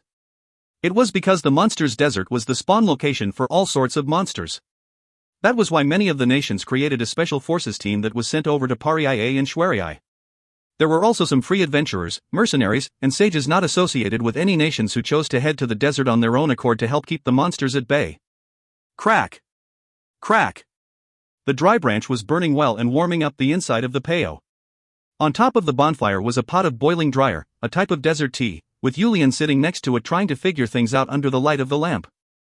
Would it be better for me to take a trip on my own? Yulian was concerned about the growing opposition from the monsters. It might be better for him to head to the monsters' desert on his own to experience a lot of the different monsters before coming back to train the other warriors. No. We need to also figure out what is generating these monsters and destroy that as well. Even he could not take care of everything on his own. Honestly speaking, he thought about heading there with just his master, but for some reason, Chun Myung-hun shook his head and objected. His reason for the objection was that it was not something he should be involved in as he was not from this world. Yulian could not fall asleep as he thought about all sorts of things as the night grew deep. Swyish. Yulian snapped out of his thoughts after hearing the peo flapping from the wind. Seeing both the lamp and the bonfire shaking vigorously, Yulian looked around with curious eyes. There was nowhere for the wind to enter the peo. But the flame continued to shake and the noise of the peo flapping did not stop. Yulian slowly got up from his seat. Shi-eyeing. Yulian slowly pulled out his greatsword and held it in his hand. Although it was not an evil aura, an existence that was resonating, a strong sense of grief was heading his way. As time went on, that sense of grief continued to get stronger. Yulian pulled up his ki to fight against that feeling. It was an oppressive aura that made it difficult to breathe. He had not felt such a feeling in a long time. Yulian flipped his greatsword upside down to protect his chest. Hong! A violent wind rushed into the peo and blew out the lamp and the bonfire. Yulian's body also moved back into the sides as he stabbed his sword forward. Flash! He then saw two red lights in front of him. As he took a closer look, he could tell that they were pupils. Although it was red, there was a clear distinction between the pupil and the sclera. It was definitely a set of red eyes. You must be a monster. The moment Yulian let out his aura and tried to stab one of the eyes, his surroundings became dark before starting to glow red once again. The red eyes had blinked.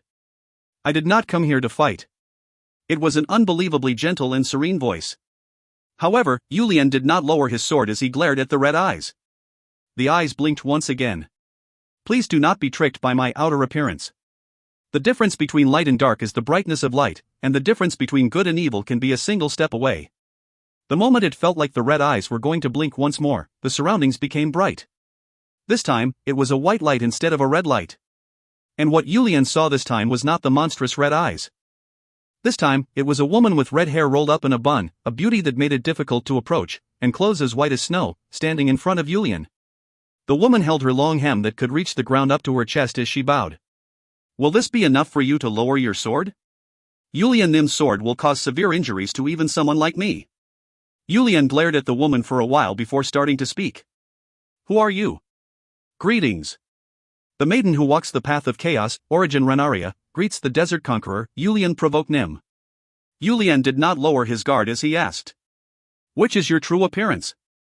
Just like a coin has two different sides that are part of the same coin, both of the appearances I have shown you are my true appearances. I do not like to joke around. Is it magic? The woman let out a sigh as she answered. Sigh, I was hoping you would be different, but Yulian Nim is just the same, I suppose. But I do not like to beat around the bush. Are you human? A monster?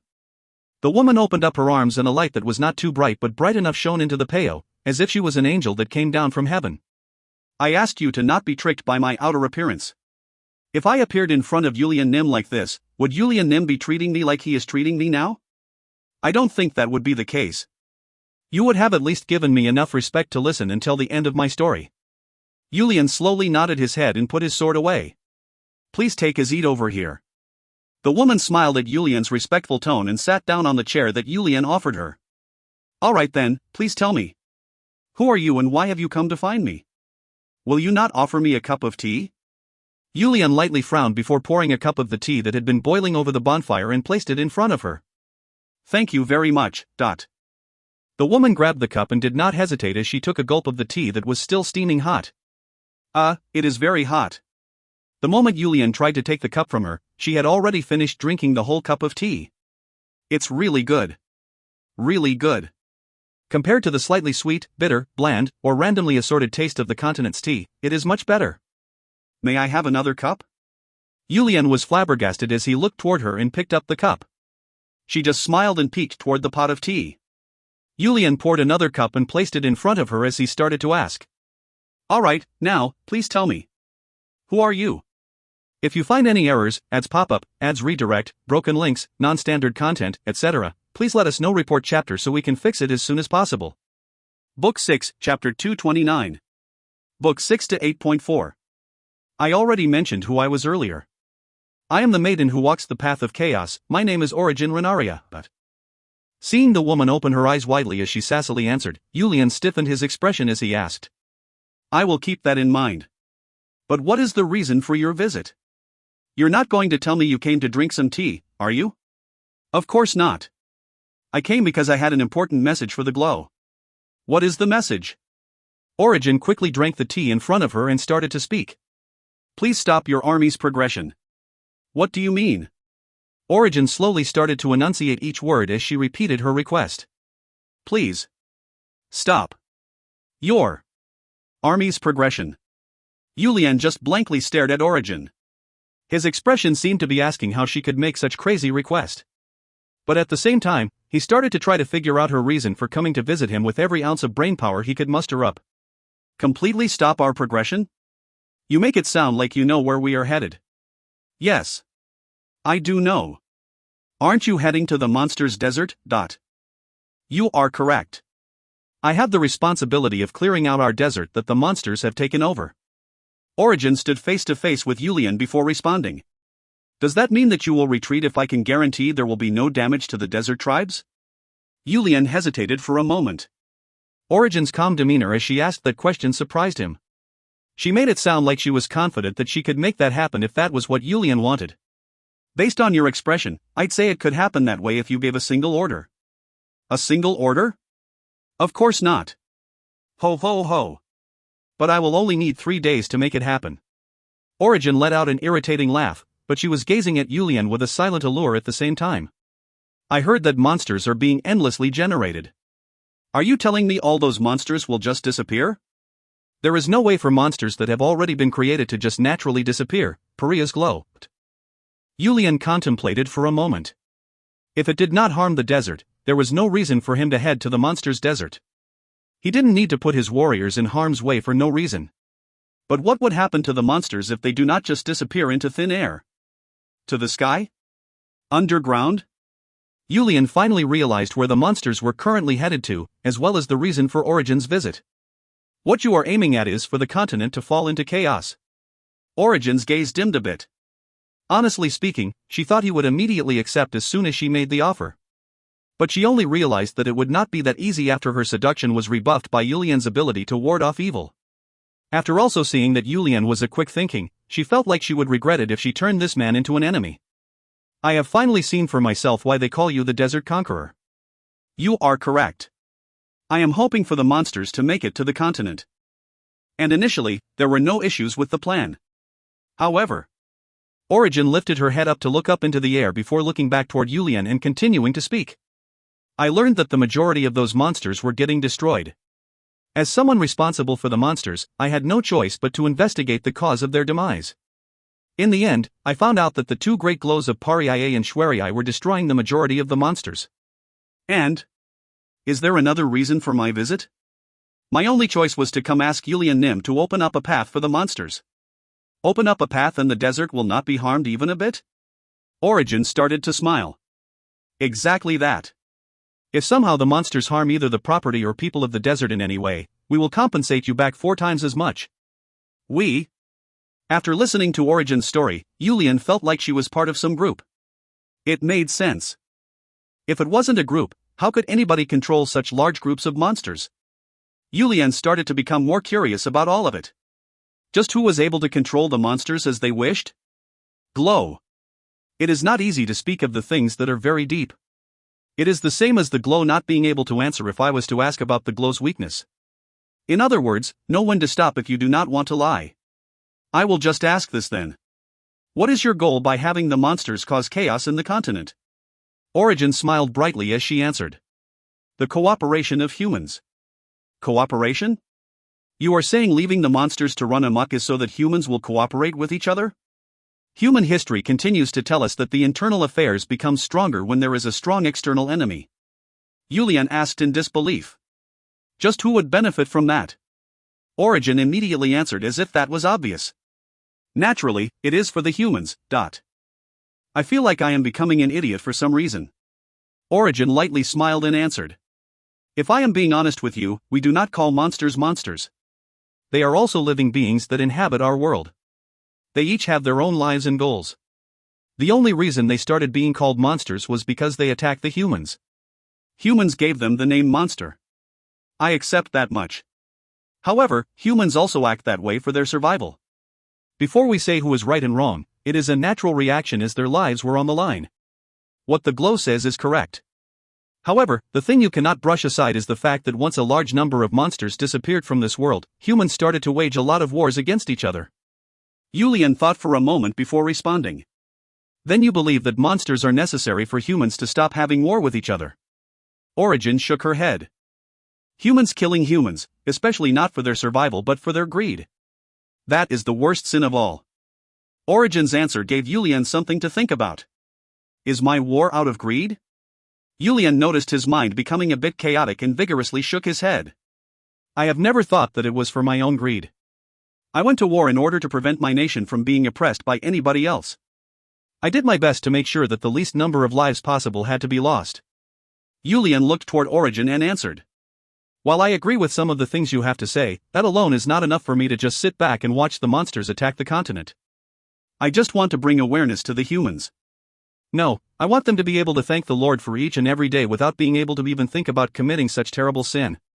Based on what you are saying, it sounds like you are not human. Origin made eye contact with Yulian before nodding her head. Didn't you see my original appearance? I am not human. I am part of the demon race that humans fear. Demon! Yulian became extremely shocked as he subconsciously clenched the hilt of his sword. Origin had a bitter smile on her face as she started to speak. Will the glow be like the other humans and try to kill me even before hearing my story? Yulian glared at her as he responded. Before that, this current crisis. The reason the monsters are pouring out of the monsters' desert. Are you responsible for it? I recall that I told you I was responsible earlier. Of course it is not just me alone. That is why you were able to promise that the monsters will not damage the desert. Origin nodded her head. Do not just think of it as bad and please take the time to calmly think it through. Humans cannot sin any longer. The end of the world is a punishment from God that we cannot prevent. In order to stop the destruction from happening, humans must stop committing sins and turn to the Lord. However, Origin stopped speaking for a moment before continuing to speak. How is the world right now? Not long into the era of humans, they sealed off many of the world's powers and the monsters. After that, humans only had each other as enemies. The voices seeking out the Lord dwindled down while the voice of greed continues to increase. If humans do not obey the 10 commandments given by the Lord, the end of the world will approach even faster. Origin bowed to Yulian. That is what we want to prevent. Please trust us. Yulian finally figured it out. He knew who they were. You must be the chaos. Origin did not flinch as she answered. I am aware that the glow has met the master of the magic tower. I'm sure she didn't insist either. We will not insist as well. The selected individuals will all follow their own will. However, we will not stop in explaining the situation to you to broaden your horizon and help you make a decision. A decision. Yulian quietly mumbled to himself. He finally felt like all of the riddles were solved and his head had cleared. And I don't know when, but the people of the chaos will come find you. It will be easier in the last moments if they convince you in advance. He remembered the words of the odd old hag at the magic tower. Did she say that the magic tower follows the laws of causality while the Chaos Island believes changes need to be made by human will? She said the crack was created by the chaos in order to prevent the flow of the world. That lady said something odd once again. Although we were trying to defend against the crack, they were the ones to counterseal it. They being the people who have selected the magic tower. That was why the crack continued as planned. She's talking about my name. Yulian finally realized just what Mai had been countersealing this whole time. I feel like the pieces of a puzzle are finally coming together. Then you are the person who has come to convince me. Yes. But I will not say anything like telling you to select the chaos. The decision is for the glow to make on his own. End of chapter. Next up. Decision. Who is the decision for? If you find any errors, ads pop-up, ads redirect, broken links, non-standard content, etc., please let us know. Report chapter so we can fix it as soon as possible. Book 6, Chapter 230. Decision. Who is the decision for? Book 6 to 9.1. Release the monsters to call forth human awareness and make sure they do not commit any sins. That definitely may be a method, but what do you think about the possibility of innocent people living properly being killed by the monsters? All big events in history required sacrifices. I heard a story like this. Was the reason the forgotten continent perished because there were no righteous people left? Origin looked toward Yulian with a surprised expression. Yulian knew about something she did not expect someone from the desert to know.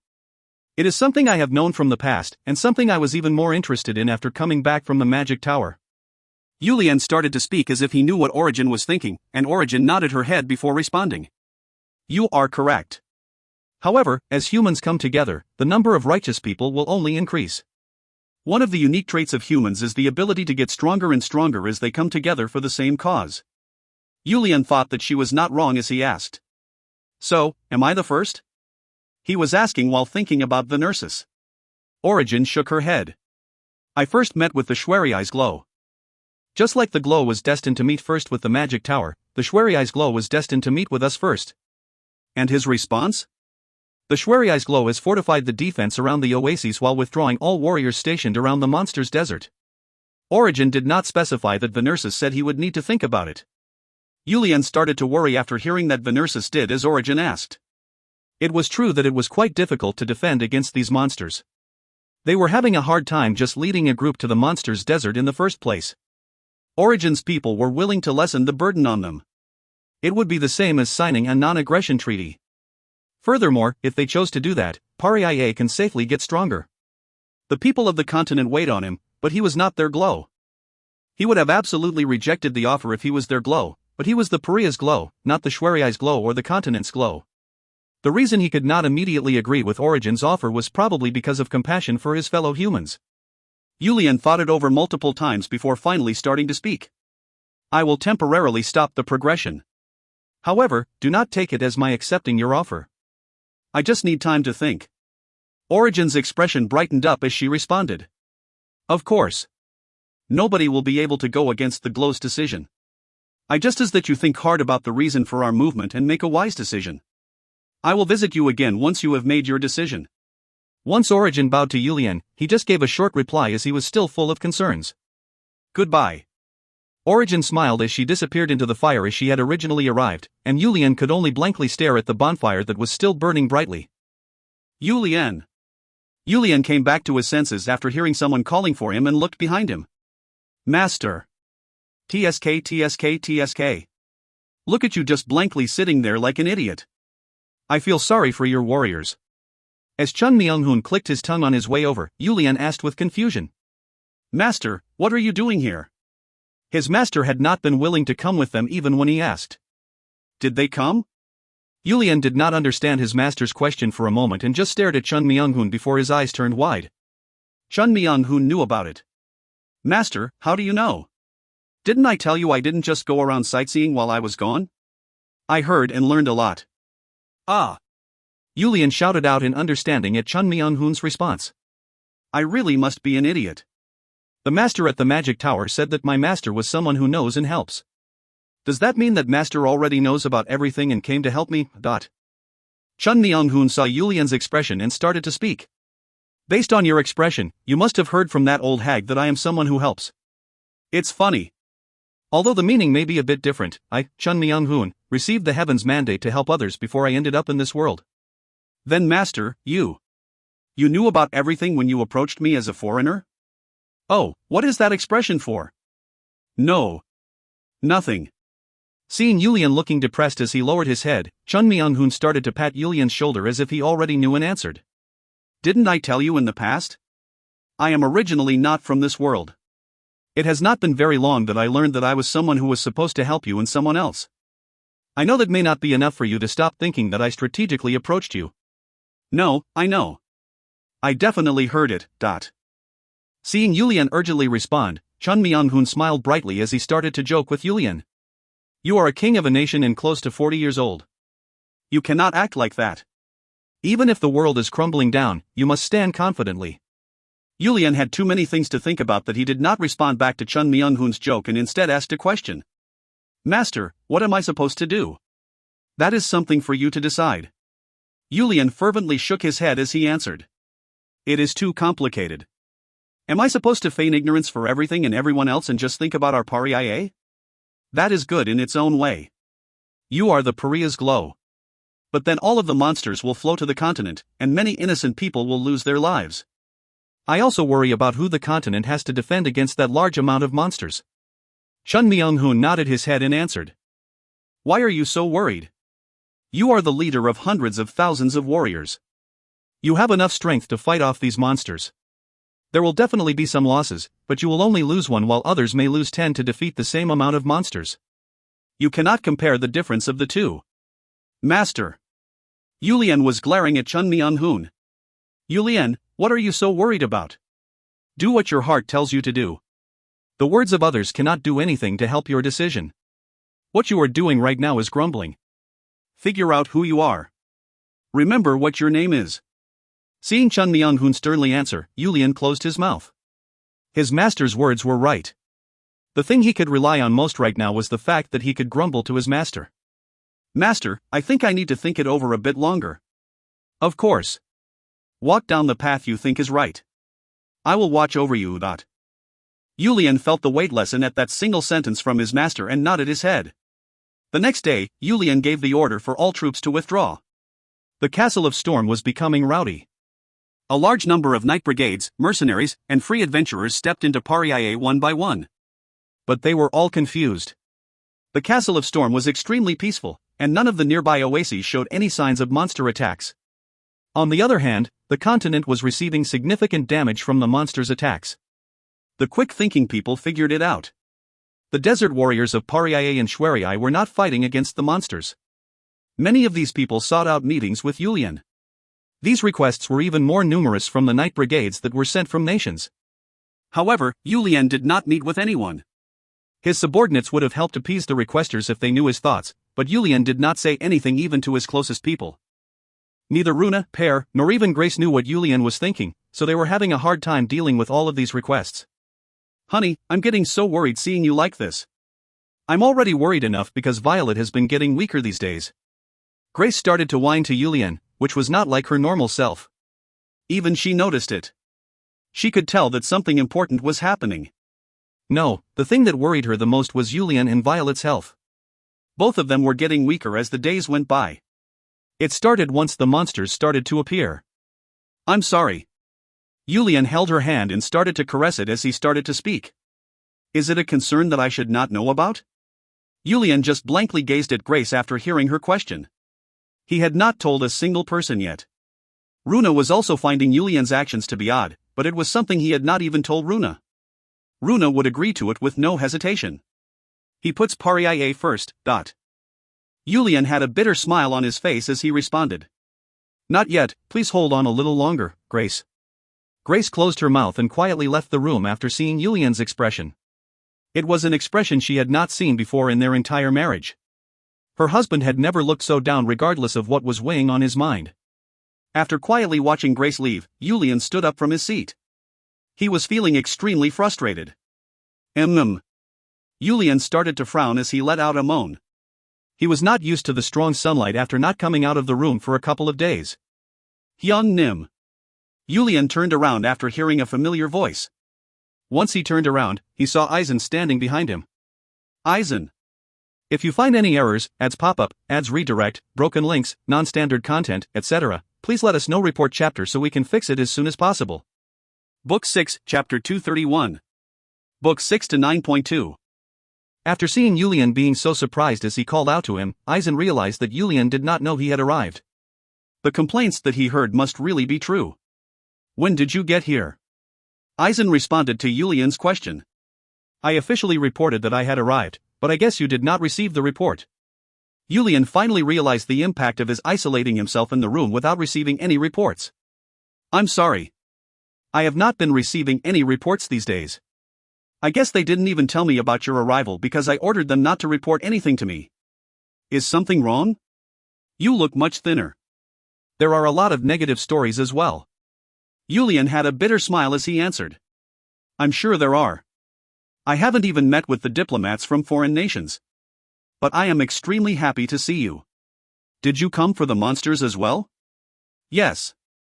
The kingdom is struggling quite a bit with the monsters. Yulian's eyes started to shine as he asked. And who came with you? It was myself and the Red Eagle Knight Brigade. Yulian had a slightly shocked expression. The entire unit? Yes. The former generation knights had to remain in the kingdom, but all of the current ones were brought with me. Even the knights in training were brought to get some experience. Yulian nodded his head and started to smile. Hyung Nim, why are you smiling? Yulian put his arm around Aizen's shoulder as he answered. I was just relieved. If even you acted that way, I would have been extremely disappointed. Eisen looked toward Yulian with confusion, and Yulian started to walk as he answered. You want to see? See what? The reinforcements sent by the other nations. Eisen could not understand why Yulian was like this, but he nodded his head and followed behind Yulian. Once Yulian and Eisen came out of the castle, they could see many POWs in the area. It was because they could not house everyone inside the Castle of Storm. Many people have come. Yes, a lot has come. The monsters really must be causing a headache. Even without us asking for it, they're sending us reinforcements in the fear that we would fall. Eisen, who could feel some thorns in Yulian's words, looked toward Yulian. He could see the unhappy gaze and slight frown on Yulian's face. You don't seem to be happy. Let's first head outside the castle walls. Once Eisen followed Yulian's wide steps out to the other side of the castle wall, he could see many POWs that were set up there as well as a lot of people moving about. Yulian started to speak. We did not have enough space, so the official forces from other nations were placed inside the castle wall while the others were forced to set up camp outside. You had no choice since so many people showed up. Yes, I am extremely thankful. At least for the people over here.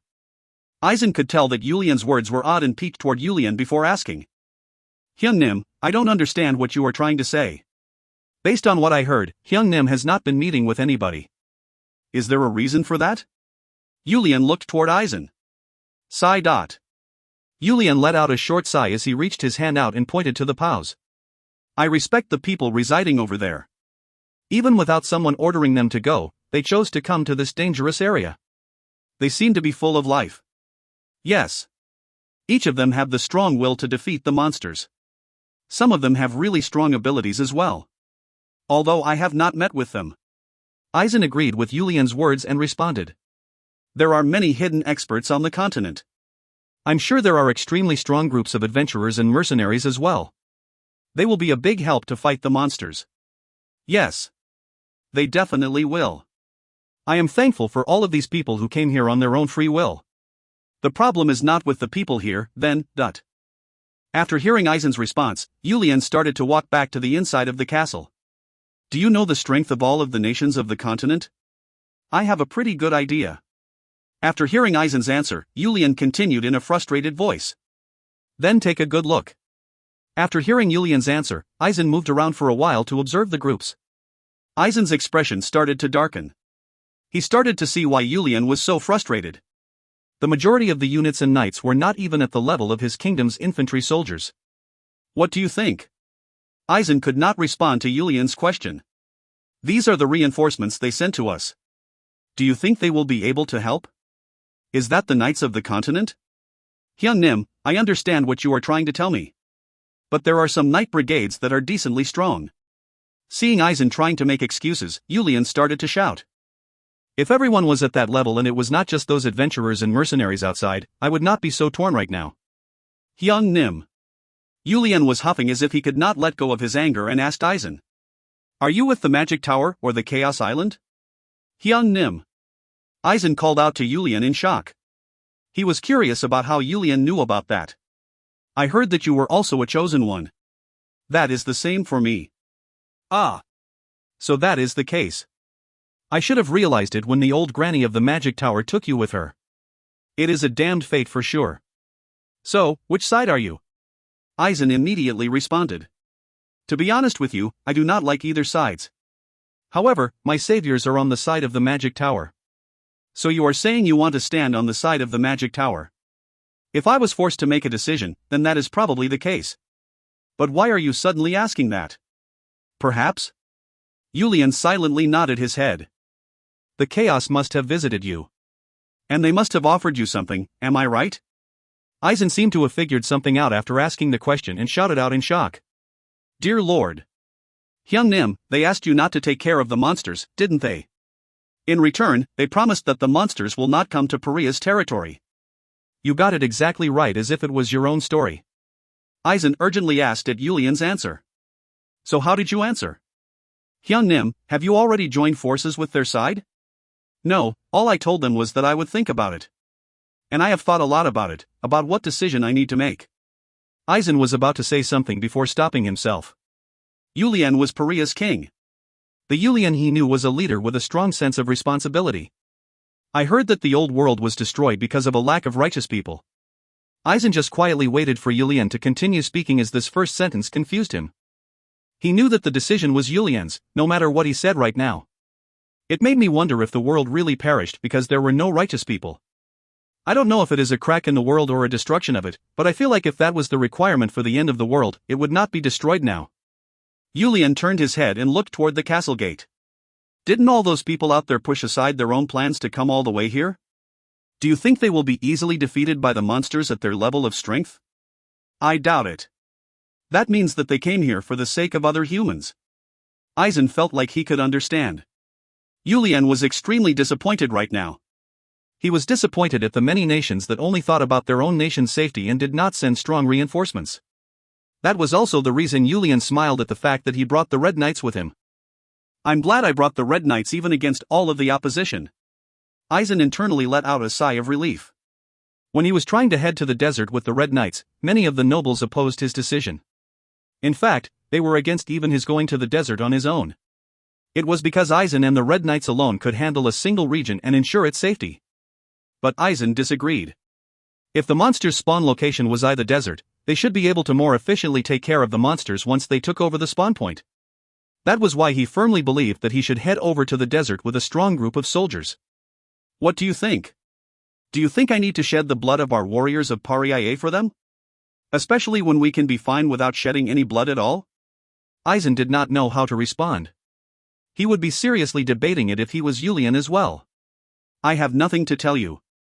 However, what I am sure about is the fact that many innocent people will die if Hyung-Nim does not defeat the monsters. That is why I am still contemplating it. But I question whether I need to shed the blood of my nation's warriors to save the lives of a foreign nation's citizens. It is something for you to decide. However, more blood will be shed if you do not defend against them. My honest request is that you defend against the monsters, not for the terrible nobles, but for the innocent citizens. Yulian let out a small sigh as he answered. Sigh, a person must do that. But that decision is not that easy to make, it seems. I can understand. All I can tell you right now is to think about the large number of innocent people. And if Hyung-Nim chooses to fight the monsters, I will be right there beside you to help. Yulian looked toward Aizen and started to lightly smile. Yes, it is now time to make a decision. Please pray to your God and ask that I make a wise decision. Watching Yulian returning to the castle to make his decision, Aizen did as Yulian asked and prayed for Yulian to make a wise decision. Paria's meeting of greatest warriors. Nobody could hide their shock at Yulian's words and immediately started to debate with each other about the right course of action. As Yulian expected, Runa and the Oasis chiefs were on the side that thought there was no reason to defend against the monsters, while the shamans and greatest warriors thought it was only right for them to defend against the monsters. Seeing the two sides continue to argue, Yulian became even more torn.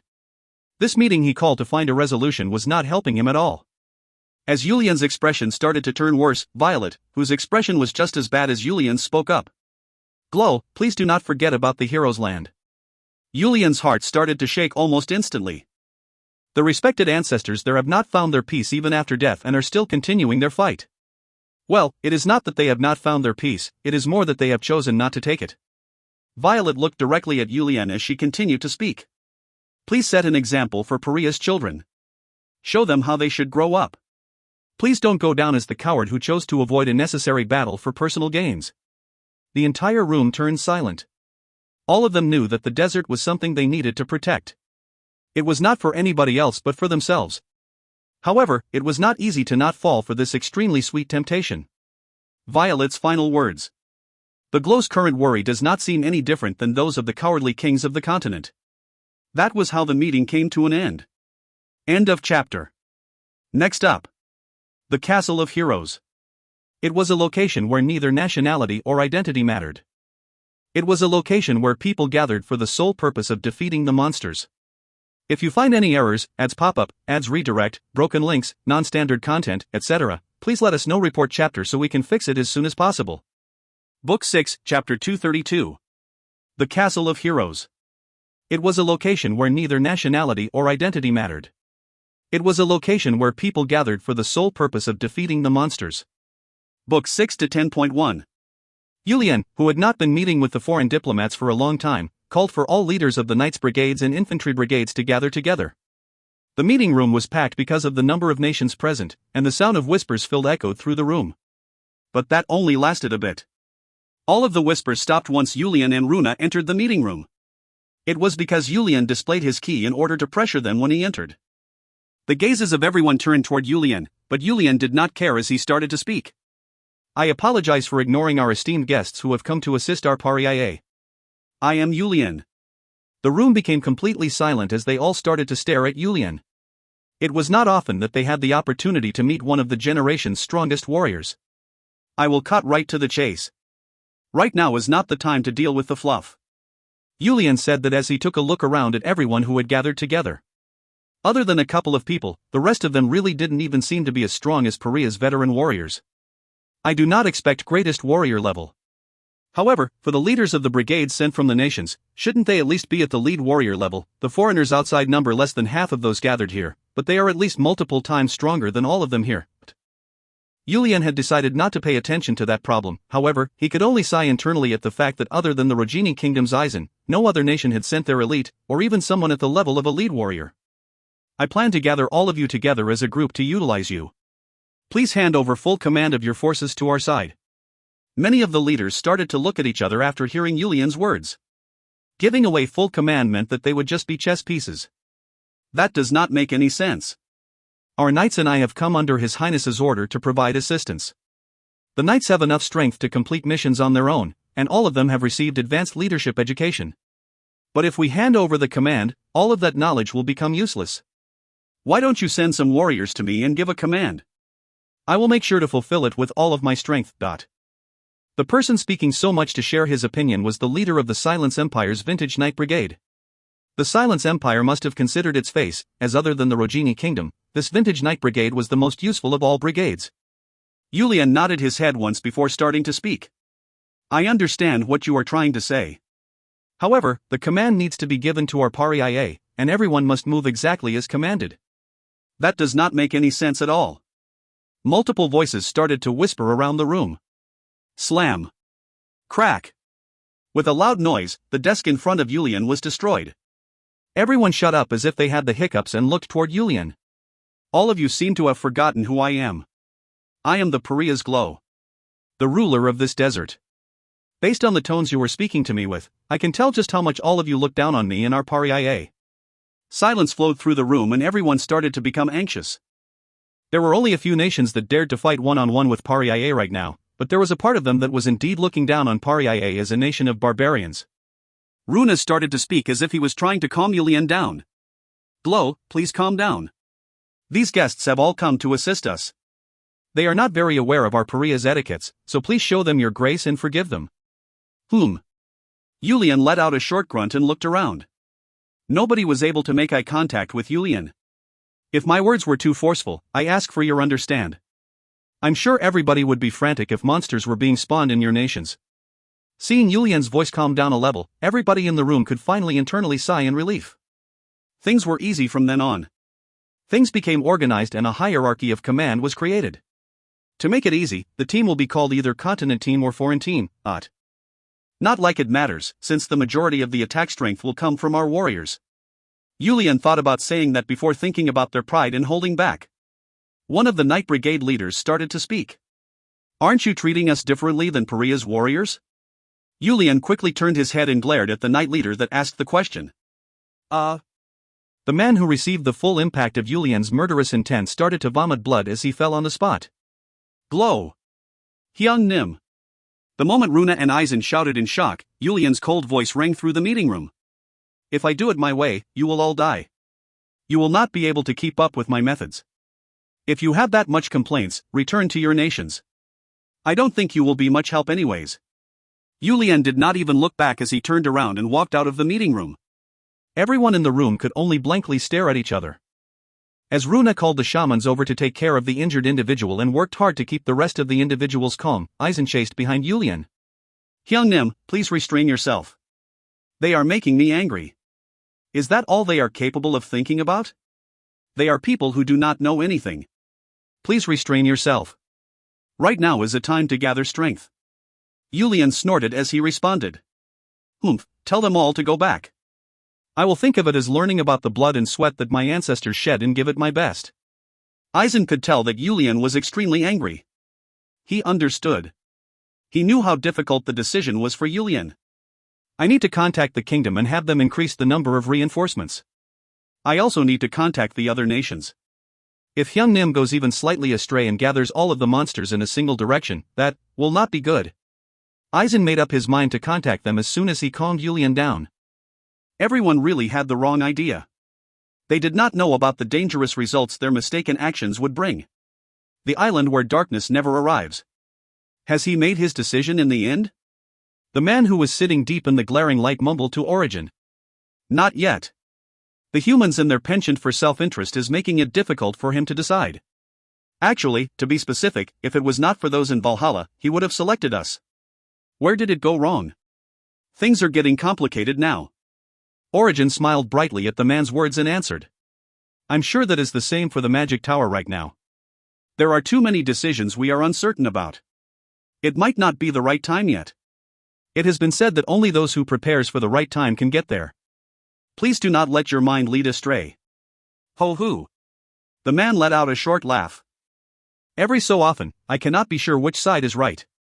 We may all be deciphering it to however it suits us best. Please do not let your belief waver. It is not an easy test for a human to endure. Please firm your resolve and have faith. The man had a bitter smile as he nodded his head.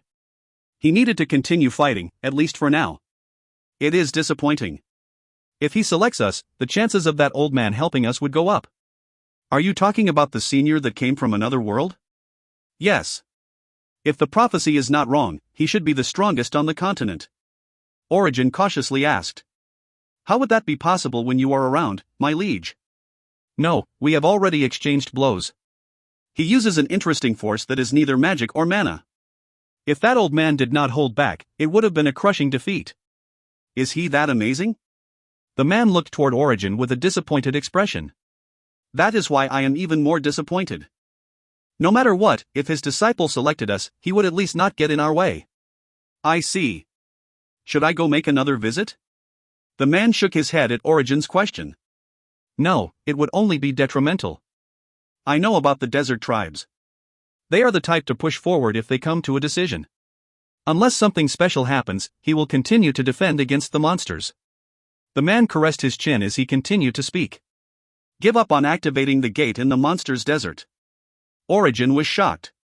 Even if they were fighting against the monsters, it would be difficult for humans to fend off the stronger monsters that would pour out of the gates once the seals were activated.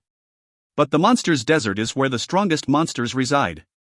I don't know about the other monsters, but the highest-ranked monsters must be summoned there. So to give up on that location. How many people do you think are on the continent? Our goal is to bring chaos. Hundreds of regular monsters will be more effective for achieving our goal than a single strong monster. But, as Origin could not throw away her ambitions, the man started to smile. Throw away your ambitions of the strongest monsters and activate the other gates. If the desert tribes have made up their minds to defend against the monsters, the weaker ones will never make it to the continent.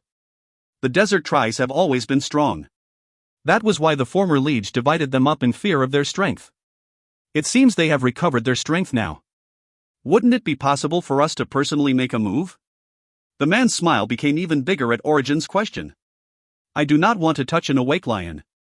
Regardless, they may be smaller in size, but activate the gates around the continent.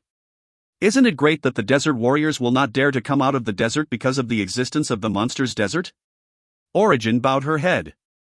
If you find any errors, ads pop-up, ads redirect, broken links, non-standard content, etc., please let us know. Report chapter so we can fix it as soon as possible. Book 6, Chapter 233. Book 6 to 10.2. I'm getting so tired of this. Haisha opened his mouth wide and shook his head. It definitely has to be an extremely talented being. How many monsters does it give birth to every day for them to pour out like this? As Shubian responded in jest, the warriors around them started to laugh. There was a large green monster stomping as it rushed toward them, but the warriors did not seem to mind much. There were only around 100 of them. What were those called again? Ogres. Right.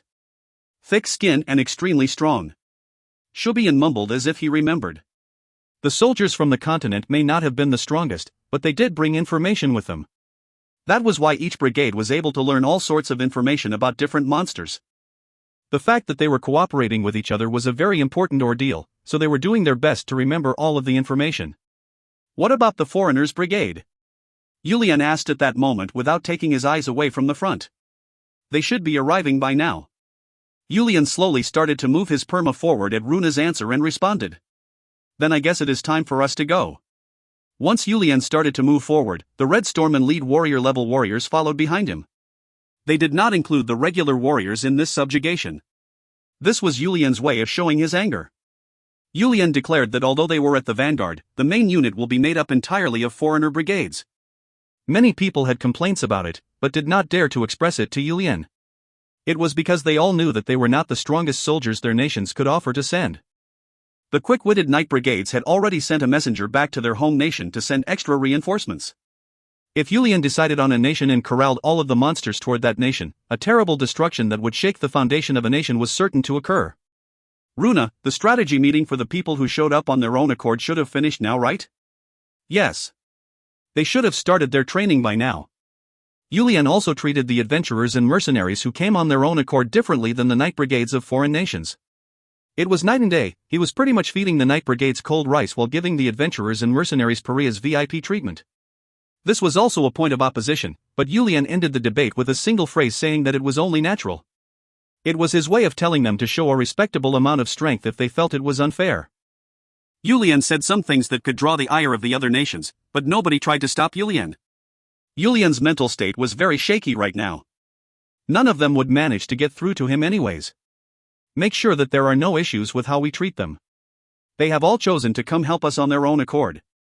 And do not think about inserting them into battle until their training is complete. Julian once again seriously reminded Runa. Although there were some strong individuals or groups that came, they were now in a war as a large group. They soon arrived at the vicinity of the ogres. Ooh! Julian let out a short shout as he slashed the waist of the ogre running toward him. Julian had already moved on to the next ogre before the green blood could spurt out like a fountain from the first ogre. Julian instantly slashed the waists of 3 ogres before retreating back with Runa to watch the battle. The warriors were split in a 3-3-5-5 group, with each group attacking a single ogre. They have already experienced this monster enough times that they were not afraid and did not find it to be difficult. Julian was planning on including the regular warriors once the lead warrior level warriors became very experienced with the monsters and could lead the warriors. By then, they should not have to worry about any injuries caused by the monsters. Julian flung his greatsword at the last remaining ogre. The time to enter into the monsters' desert was less than they expected. Julian was very confused about this issue. It might be natural because there were significantly less monsters compared to when he brought a large number of warriors over the first time, but the question was why did the number decrease?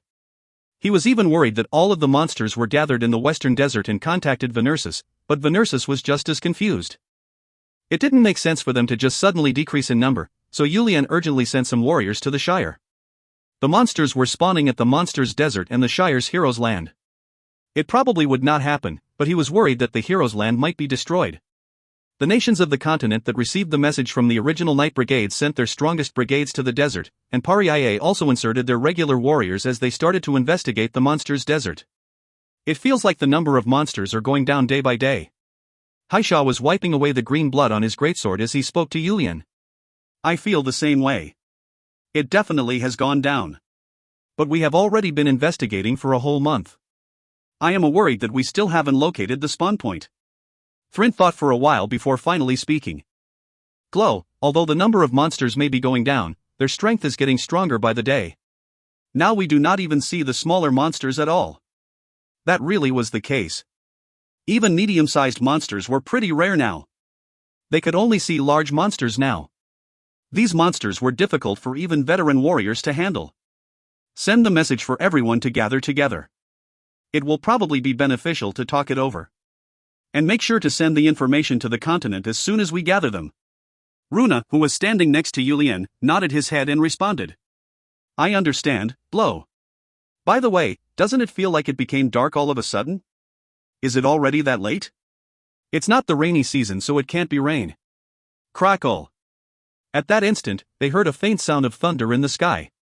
Everybody looked up out of reflex. There were dark clouds because it was starting to get late, but it was not the type of weather for it to start raining.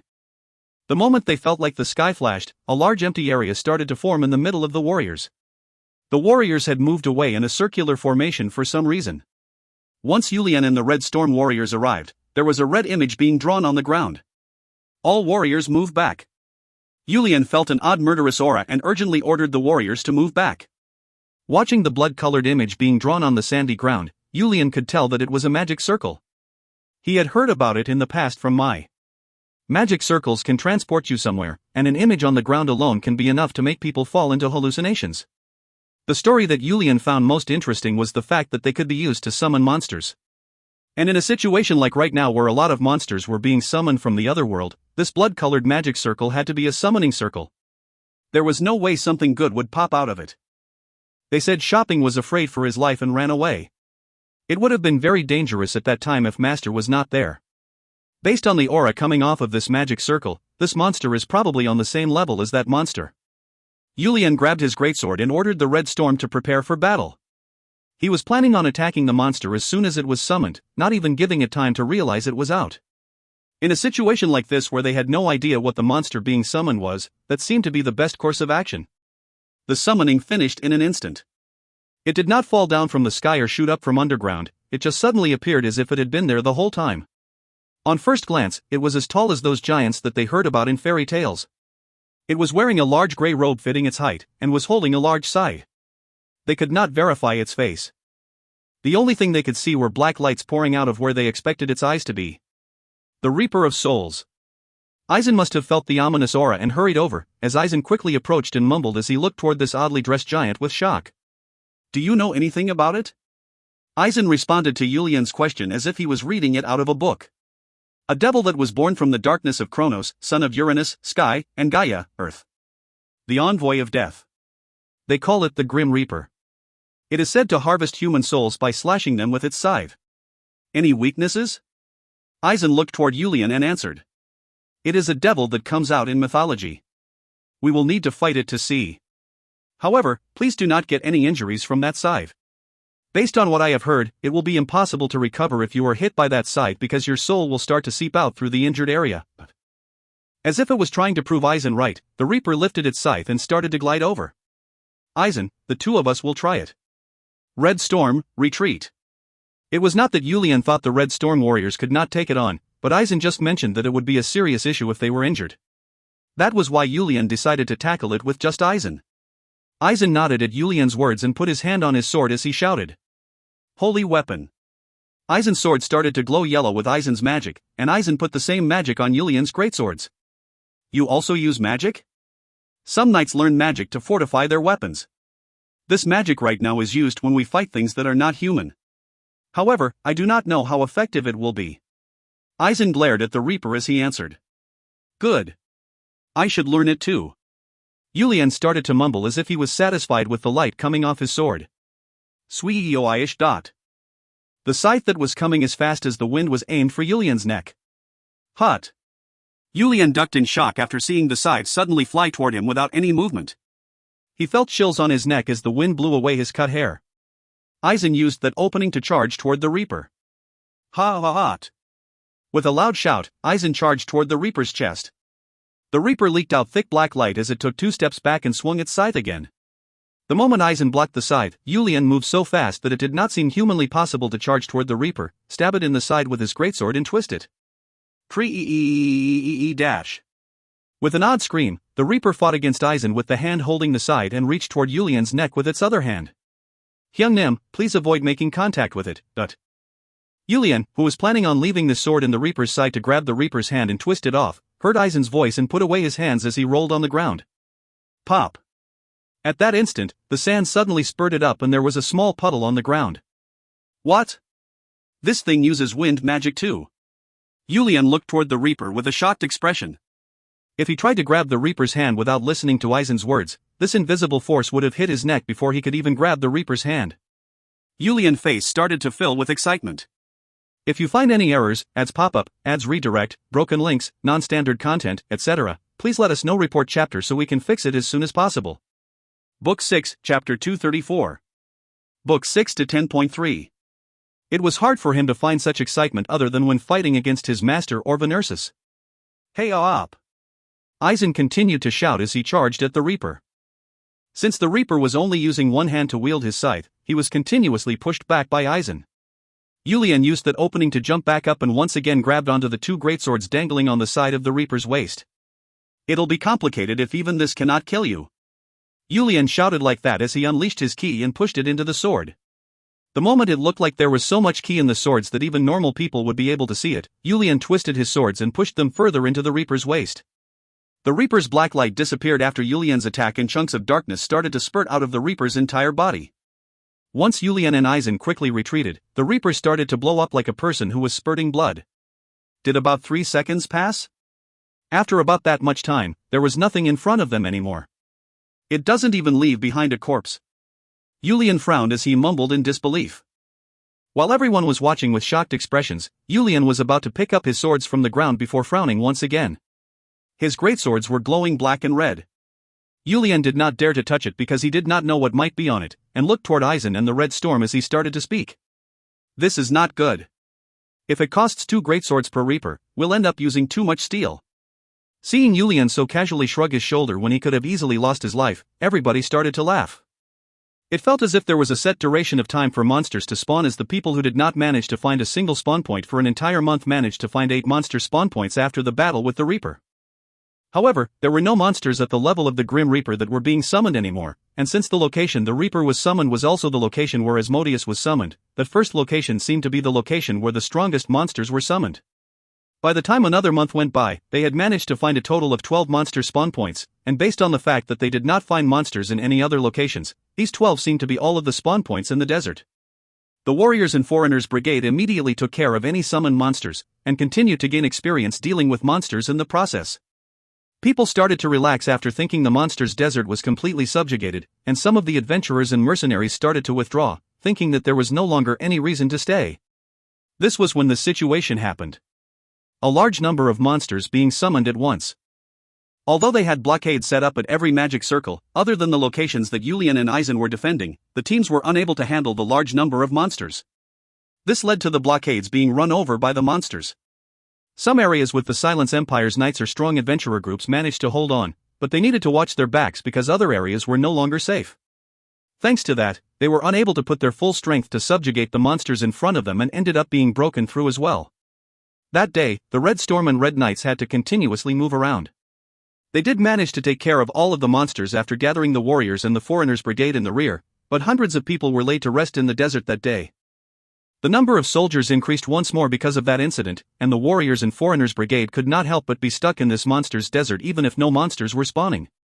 With the Warriors and Foreigners Brigade complaining because there was nothing to do in the area and no monsters were spawning, each nation's representatives started to worry. This was also the case for Yulian, who had the highest number of warriors designated to the area. They would not be thinking about it if they were continuously fighting, but it really was too boring right now. But it wasn't like they could bring their families to a dangerous location like this. One day, Runa urgently came to look for Yulian and started to speak. Glow, I have a method. Yulian's ears perked up.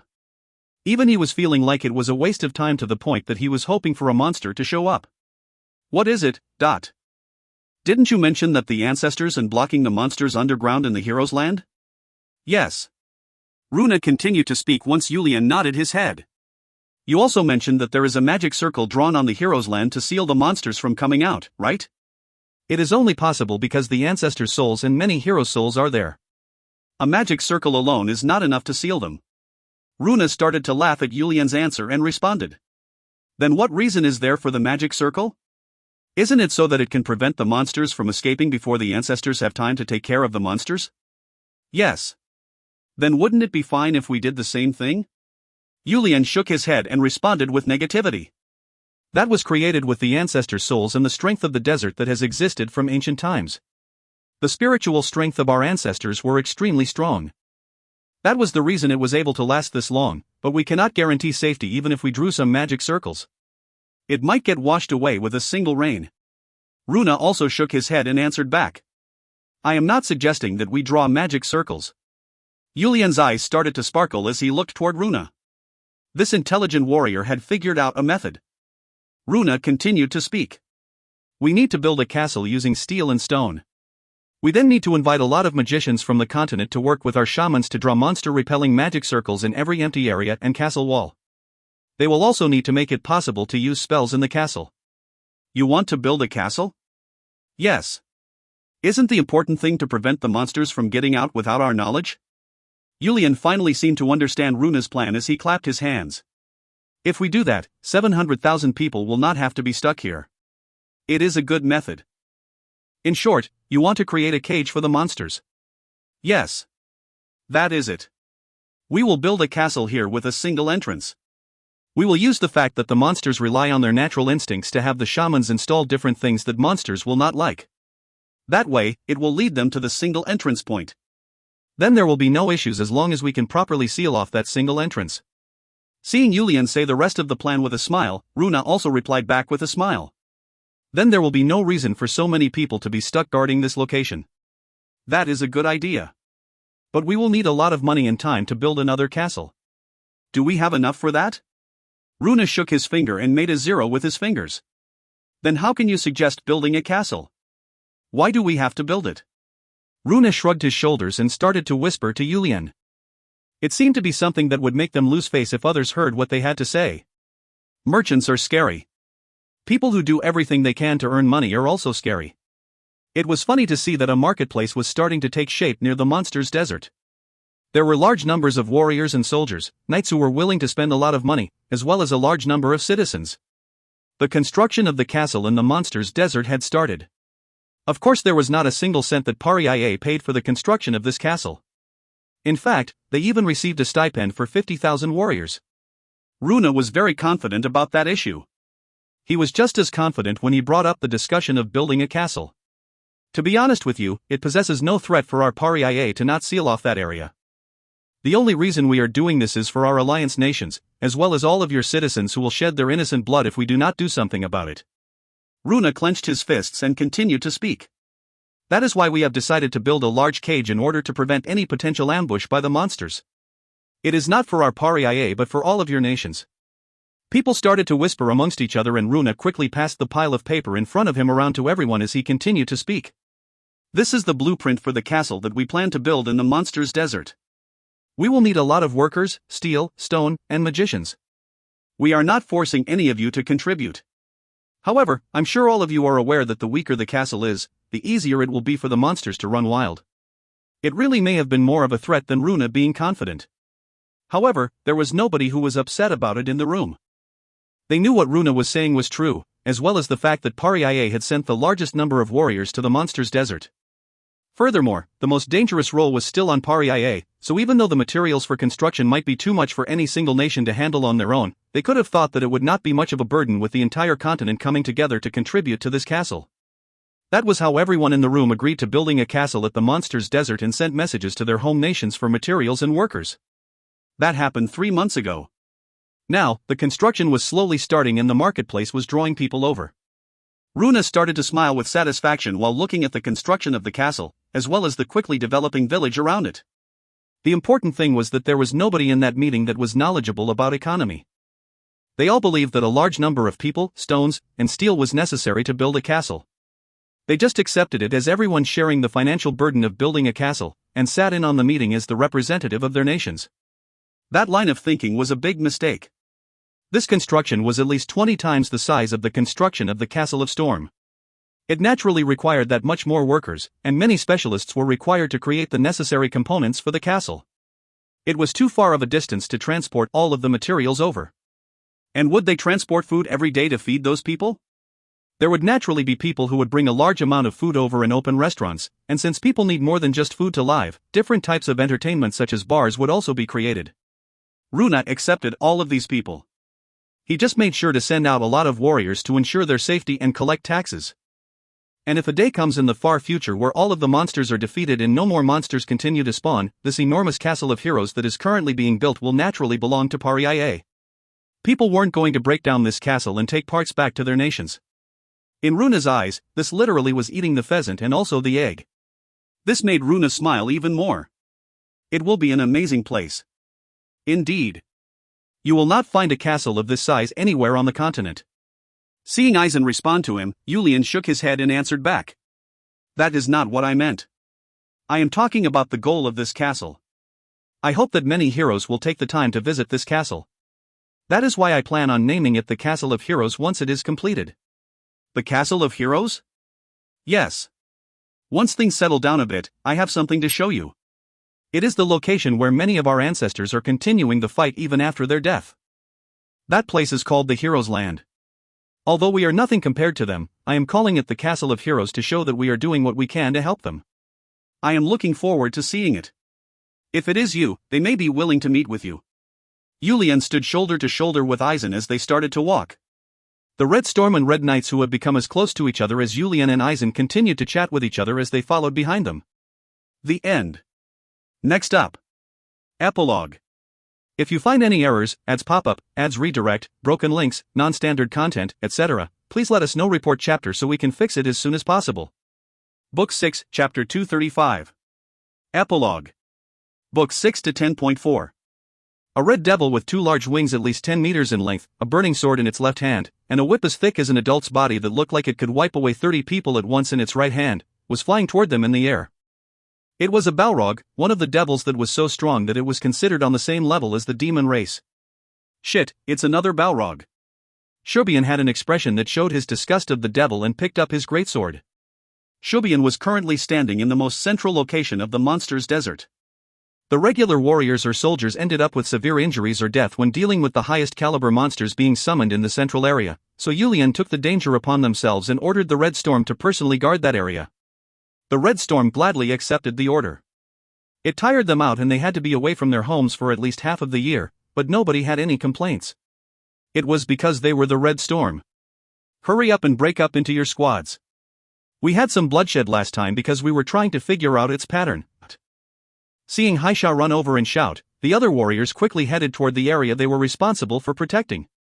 The Balrog swung its large whip toward the Red Storm warriors who were approaching in a semicircle formation to try to sweep them all away at once, but the Red Storm seemed to be used to it. They almost too easily avoided that whip. The Balrog seemed to be upset as it started to glare at the warriors and started to speak. You dare. Even that short phrase had a loud screech with it, making the warriors start to frown. Its voice was extremely annoying to the ear. It always says the same thing. Do you think monsters have no creativity? Thrint answered Shubian's question. What do you expect from monsters? We need to figure out how to kill them before they can even say that. Stop chatting and let's kill this thing already. Apparently the money sent to our families from killing that thing is pretty good. You whipped bastard. You're going to end up being treated as a cash cow like that. Is there anybody here who hates earning money by killing that thing? It's different than the past now. Haisha casually responded back to Shubian's words as he smiled. Everybody else smiled as well. Begin. Once Haisha shouted, the warriors started to run forward as if they had been waiting for his order to start. Rue war. The Balrog let out another roar as it flicked its whip once more. But it suddenly had an odd expression as soon as it flicked its whip. The speed of these humans was too fast. The moment the Balrog tried to flap its wings and fly up to attack in shock, it felt a piercing pain in its wing. Always the same pattern. There were two Red Storm warriors behind the Balrog holding long spears. They shook their heads in dismay as they started to speak. Oh, or what air. The Balrog shouted in anger and tried to rage around and sweep away the humans. It suddenly saw its monster's core in front of its eyes. What is this? That was the Balrog's last thought. And the end. Shubian smiled as he ran toward the Balrog's corpse and pocketed the monster's core. Won't they please come in a pair? Do you think this is just playing around? Don't let down your guard. The damage will be severe if this thing manages to escape from here. Shubian nodded his head at Haisha's scolding. He remembered how one of the continent's nations lost his city because of this thing. It had completely destroyed the entire city. Although it didn't happen to Paria, the fact that monsters were killing humans affected them all. It's just really boring. Seeing Shubian trying to act cool as he responded, Haisha started to scratch his head. Shubian was not wrong. I guess it makes sense. It has already been 3 years. They could see a group of permas in the distance as they chatted. Ha! Is it already the day to switch? As Shubian asked while looking at the dust cloud off in the distance, everyone turned their head toward the dust cloud. Glow! Haisha was the first to recognize Yulian and shout to greet him. Yulian was at the front of the group heading their way. You've all worked hard. Yulian quickly approached them and thanked them for their work. Following behind him were the young warriors of the second-generation Red Storm warriors. But why did you bring those punks with you? Yulian smiled and responded as Shubian looked toward the young warriors with nervous expressions standing behind him and asked. It is time for them to slowly get some battle experience. Isn't it too early? They've been training a lot with the medium-sized monsters, so it should be fine if half of you stay here to guide them. That is a good idea, but... Sensing the doubt in Haisha's voice, one of the young warriors stepped forward and answered. We are not the same as we were in the past, but... Oh, is that so? Seeing the sparkle in Shubian's eyes as he asked, all of the young warriors flinched. All of the warriors standing in front of them were monsters. Their natural instincts told them to be more afraid of their Sunbay Red Storm warriors than even their glow. Do not shake their confidence too much. They will really get cold feet. Glow. Seeing the young warriors get angry at Yulian's words, Yulian started to smile as he responded back. If you have a complaint, all of you can come at me together. I will accept you if you defeat me. The Red Storm 2 warriors looked around at each other after hearing Yulian's proclamation. They did not think that they would lose. Their glow was a single person while there were a significant number of them. Fine. The young warrior who was taking Haisha's role with the Red Storm 2 warriors confidently answered. You're so mean, Glow. At that moment, Prince stoically said a single phrase. He had recalled how they had all lost to the Glow in the past. In addition, based on Yulian's current abilities, there was probably no chance of victory even if the original Red Storm warriors all joined together with the Red Storm 2 warriors. But for them to try it on their own. Ha ha ha. Yulian laughed out loud as he answered. They're the ones who want to give it a go. The young warriors could not understand why the Red Storm warriors were clicking their tongues and shaking their heads. As Yulian's story comes to an end. It really is bittersweet as this series come to an end, even if the latter half made me struggle a lot. I could have written it a bit better. I could have written it to be more entertaining. There were some parts where I did get greedy, but what hurts me the most is that I was unable to properly portray that greed to all of you. Many characters were complaining to me. Why didn't you let me appear? I consoled them and apologized as I sent them back. I didn't have the abilities to put them in the story. I apologized them for my lack of abilities. The other thing that I was disappointed about is the story. Synopsis was really just volume 1, 2, and this final volume. To be honest with you, this final volume's arc about the Rogini Kingdom was an arc I made while relaxing, and the arc after that moved following my original synopsis for the series. I did contemplate the ending of this final chapter a lot. The thing that I really wanted to add was more about Yulian and Venersis' final battle. I truly wanted to draw out a conclusion between the two of them, but Pariae and Shwariai's situation, as well as the Desert Warriors and their glow's natural intuition made it very difficult to figure out. I was personally 50% satisfied and 50% disappointed with this final volume. I apologize to the readers who are reading this note right now and also thank you from the bottom of my heart. You persisted through the grumblings of a couple characters and accepted some of my greed as it played out through the series. If there is something that keeps me confident even through all of the regret as I read it from start to finish, it is the readers who stayed with the series until the end. I'm sure I do not need to say much. The author writes a story and cautiously pushes it out to the readers, and the readers read the story and give their praise and complaints about it. Yulian, Red Storm. I'm planning on forgetting about them from my mind now. Only because I have the belief that has helped my writing improve at least a little bit. Author thanks a bunch of people in this next paragraph that really doesn't need translating. The author named Sayunchen No will return to you with the story about a knight named Aizen.